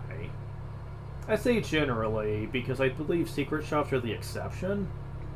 But unless you're playing Sacred Stones, you're not going to really be able to exploit secret shops that much. So, yeah, I don't really count that. So, yeah, you're not really going to be taking advantage of that for very long. And after that's gone, you're just stuck with a hand axe and the hatchet if you're playing Sacred Stones. The hatchet is nice, but you only get one of them.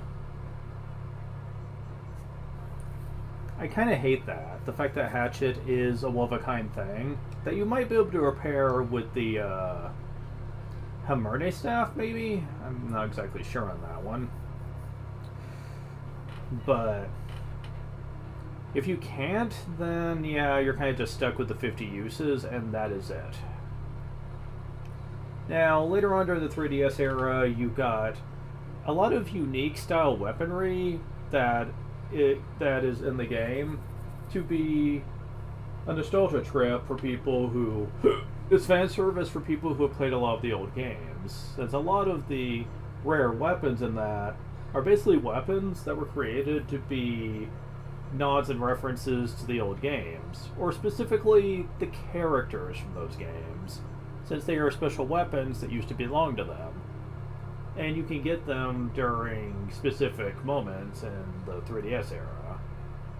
I like that, just because it gives you more options than the few options that the old games used to offer, and some of them can be pretty useful.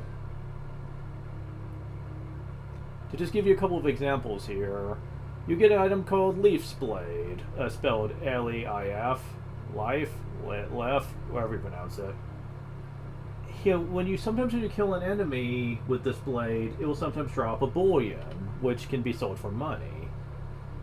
So it's a decent blade, and it has a unique effect too. That's neat. I like that a lot. And there is one called Lynn's Blade, which is basically her version of the Mane Kate. It's renamed to something different, but it has kind of a similar effect. And it can be used on anybody. That's actually pretty neat. You also get Eliwood's Blade, Roy's Blade, etc., and the list goes on and on. They are all very unique in how you can use them, and I like it a lot. You aren't being handed to them all the time, though. It's up to the RNG what you get, and sometimes there are some weapons you would want more than others. Left's Blade, for example, was probably one of the better early game weapons, since money is more sparse, if you don't have the DLC anyway, for Fire Emblem Awakening. And you basically would love to have those extra bullions to sell for money so that you can, buy cool stuff. I'm not saying it's necessary if you're playing on normal, though, because you can buy the raking boxes, which are unique items that you can use to go to grinding maps, which lets you get extra experience and a little bit of money on the side. So, that's nice.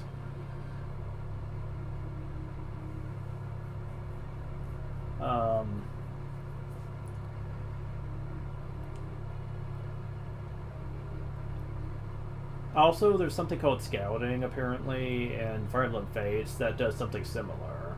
You don't have to buy an item to do this, but you do have to scout using money in order to do various skirmishes that kind of fulfill the same purpose. You spend money on them, but when you go into battle, an enemy will always have a little bit of gold that you can win by defeating him. That will pretty much get your money back and then some. So really, you're not really spending money at all when you get right down to it. And you're gaining money and experience, which I've been told you will definitely need to do more in Fates than you ever did in Awakening. I can believe it, judging from the horror stories some people have told me. I've done some game testing to see how it played on an emulator, so I at least have a general grasp on the basic gameplay, even though I haven't played much of it yet. So even that for a special stream. But I have seen enough to know that this game does not fuck around. I was rushing through the gameplay just to get to the point where I could test to see if the DLC worked. And oh god. The early chapters are way rougher than in your atypical Fire Emblem title. So I can already see what I'm going to be in for playing that eventually. Whew. An entry-level game, this is not. Fates definitely had some issues, I will say.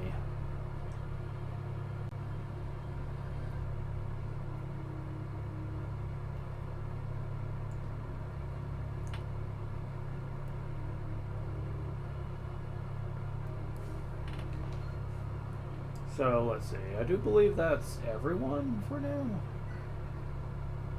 Yeah, it certainly looks like it. I don't think I'm missing anybody now. I mean, I can't do Calm yet unless I want to do the Earth Seal, Master Seal, whatever it's called.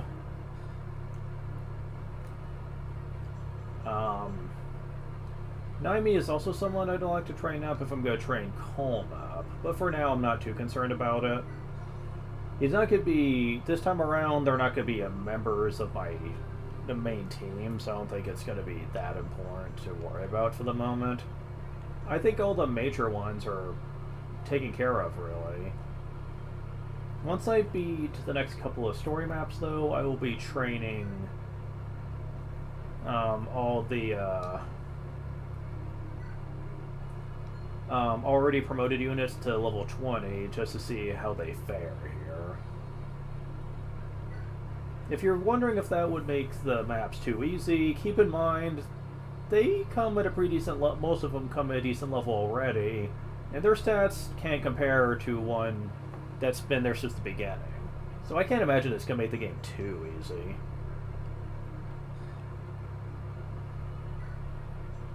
Well, I say that, but I've heard of people soloing the game with just Cess, so what do I know?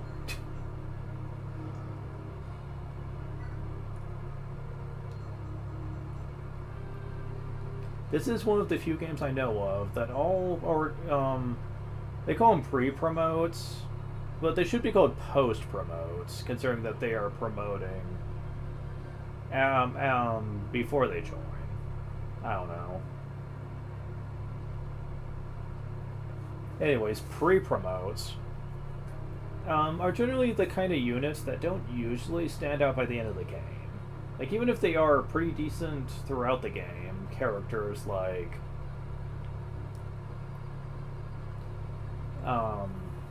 characters like Marcus, Isidore,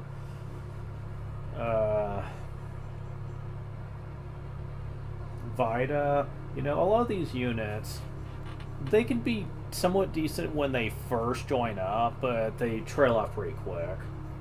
Though people usually say Vida kind of works just because of how late she joins the game, so her stats come pretty high. I don't know, I never liked her. I've tried using her in combat before. She just seems kind of generic to me.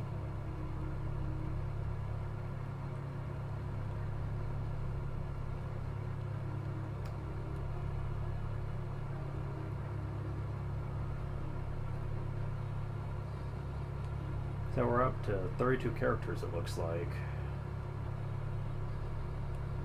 Maybe. Let's see.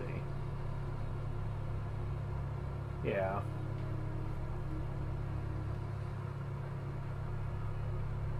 This doesn't seem like it.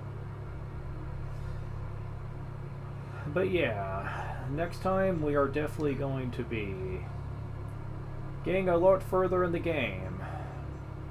To the point to where we're probably gonna be dangerously close to just beating it and then doing the creature campaign this time around. Now,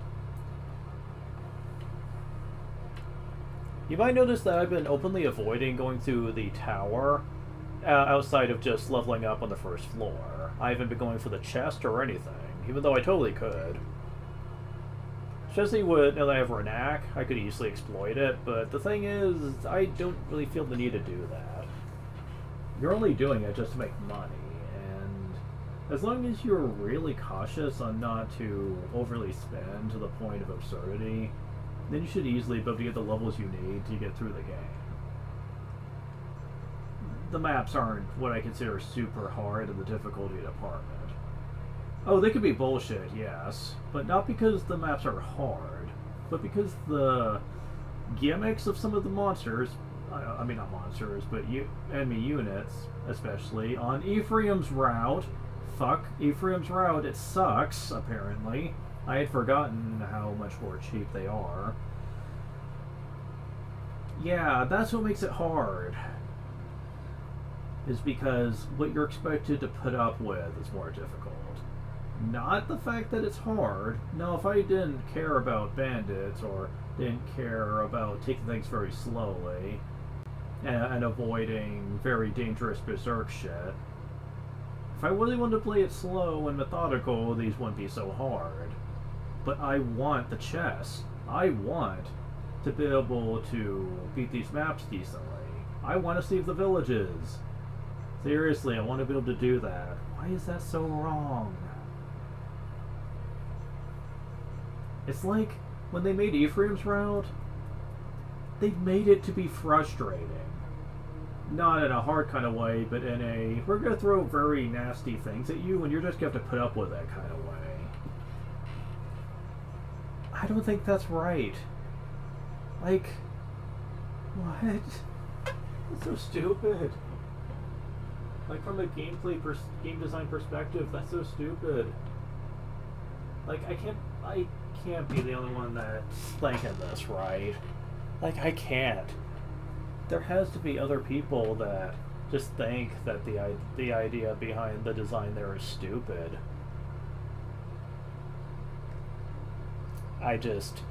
And I know what people might say. They're like, well, if you trained up leveling excessively, then the bullshit gimmicks wouldn't be bad.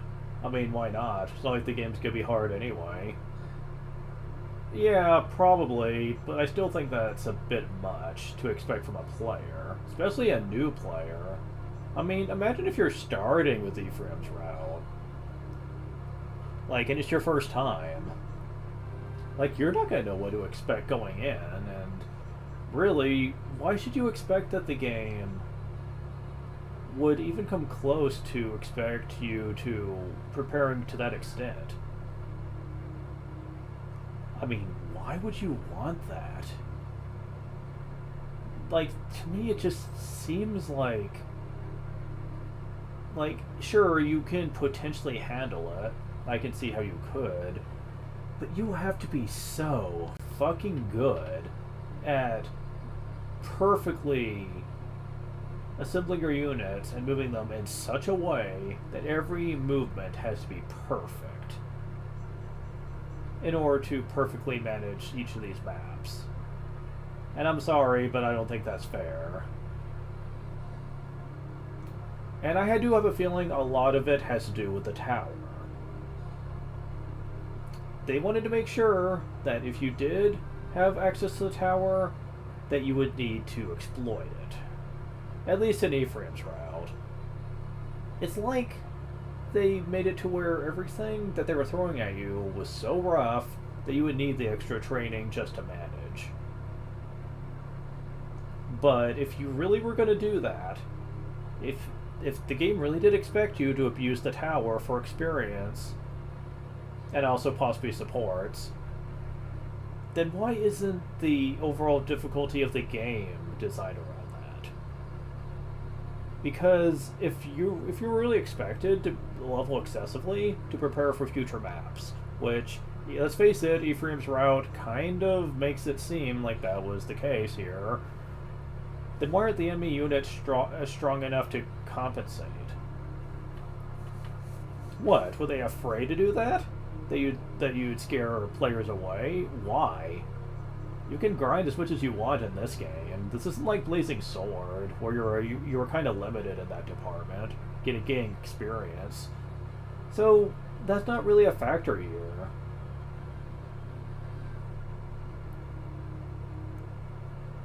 So why didn't you just do that instead? I mean, you've already made the game. You've already made the map gimmicks for all of Ephraim's chapters fucking bullshit anyway. You may as well just make the enemy stronger while you're at it. Because it's not the enemy strength that's the issue in how you beat these maps. It's the speed of it. And you're probably thinking, well, I mean, the strength of the enemies plays some part, otherwise your flyers wouldn't be killed by archers, after all. Well, sure, but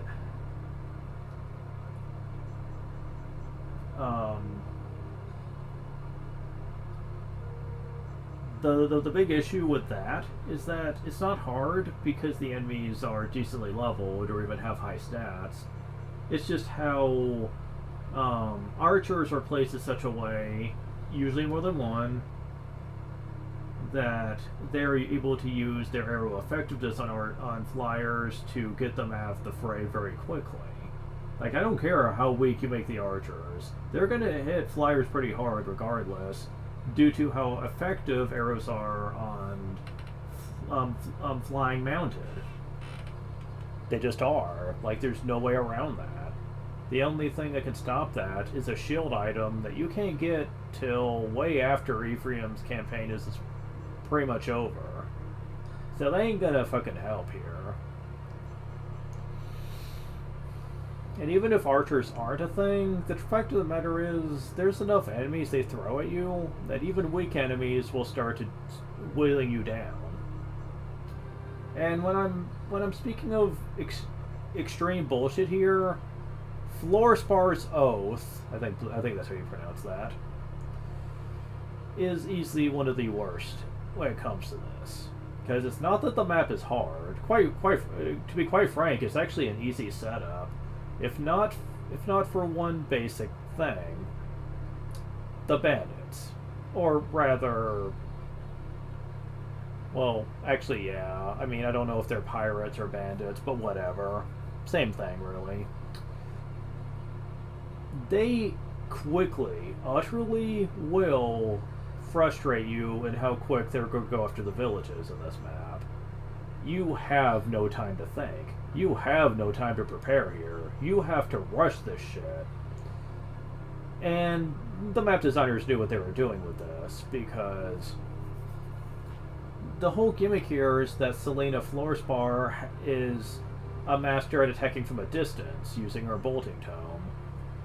Normally this wouldn't be an issue, since you could kind of lure her attacks away, but she's smart enough not to do that. She doesn't actually use it until you get a little closer to her.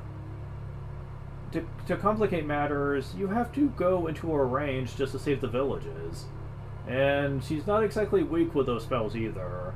If she hits, and she has a pretty higher than average chance to hit, you're going to be hit for a lot of damage here.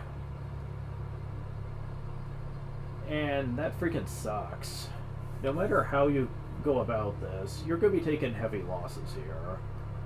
Now, if you're using the casual mode patch, made by, what's his name, on rumhacking.net, then sure, the casual mode patch helps a lot, because at least if you lose a unit, it's not permanent. And believe me, I recommend, if you're going to play Ephraim mode at all, I recommend that patch, because whether you're used to it or not, his mode can be frustrating. His path? Ooh. Like, I don't know what I would have done without it.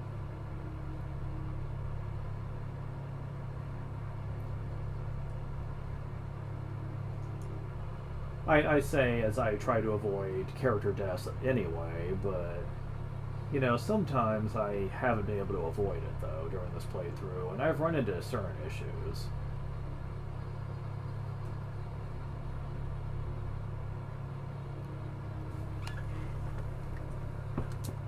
I'll be right back.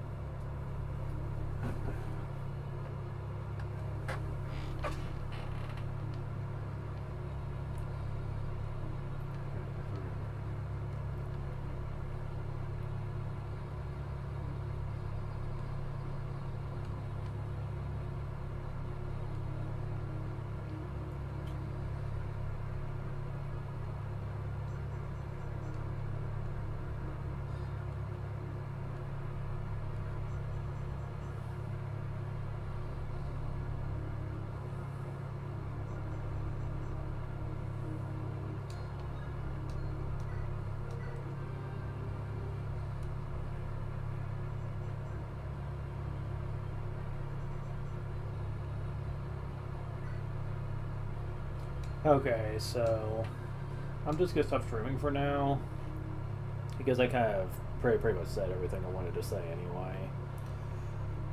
Next time we'll be going to possibly the end of the game on his route. We'll see. It's gonna depend how long it takes for all the leveling up stuff to be prepared for, because there is gonna be quite a amount of it.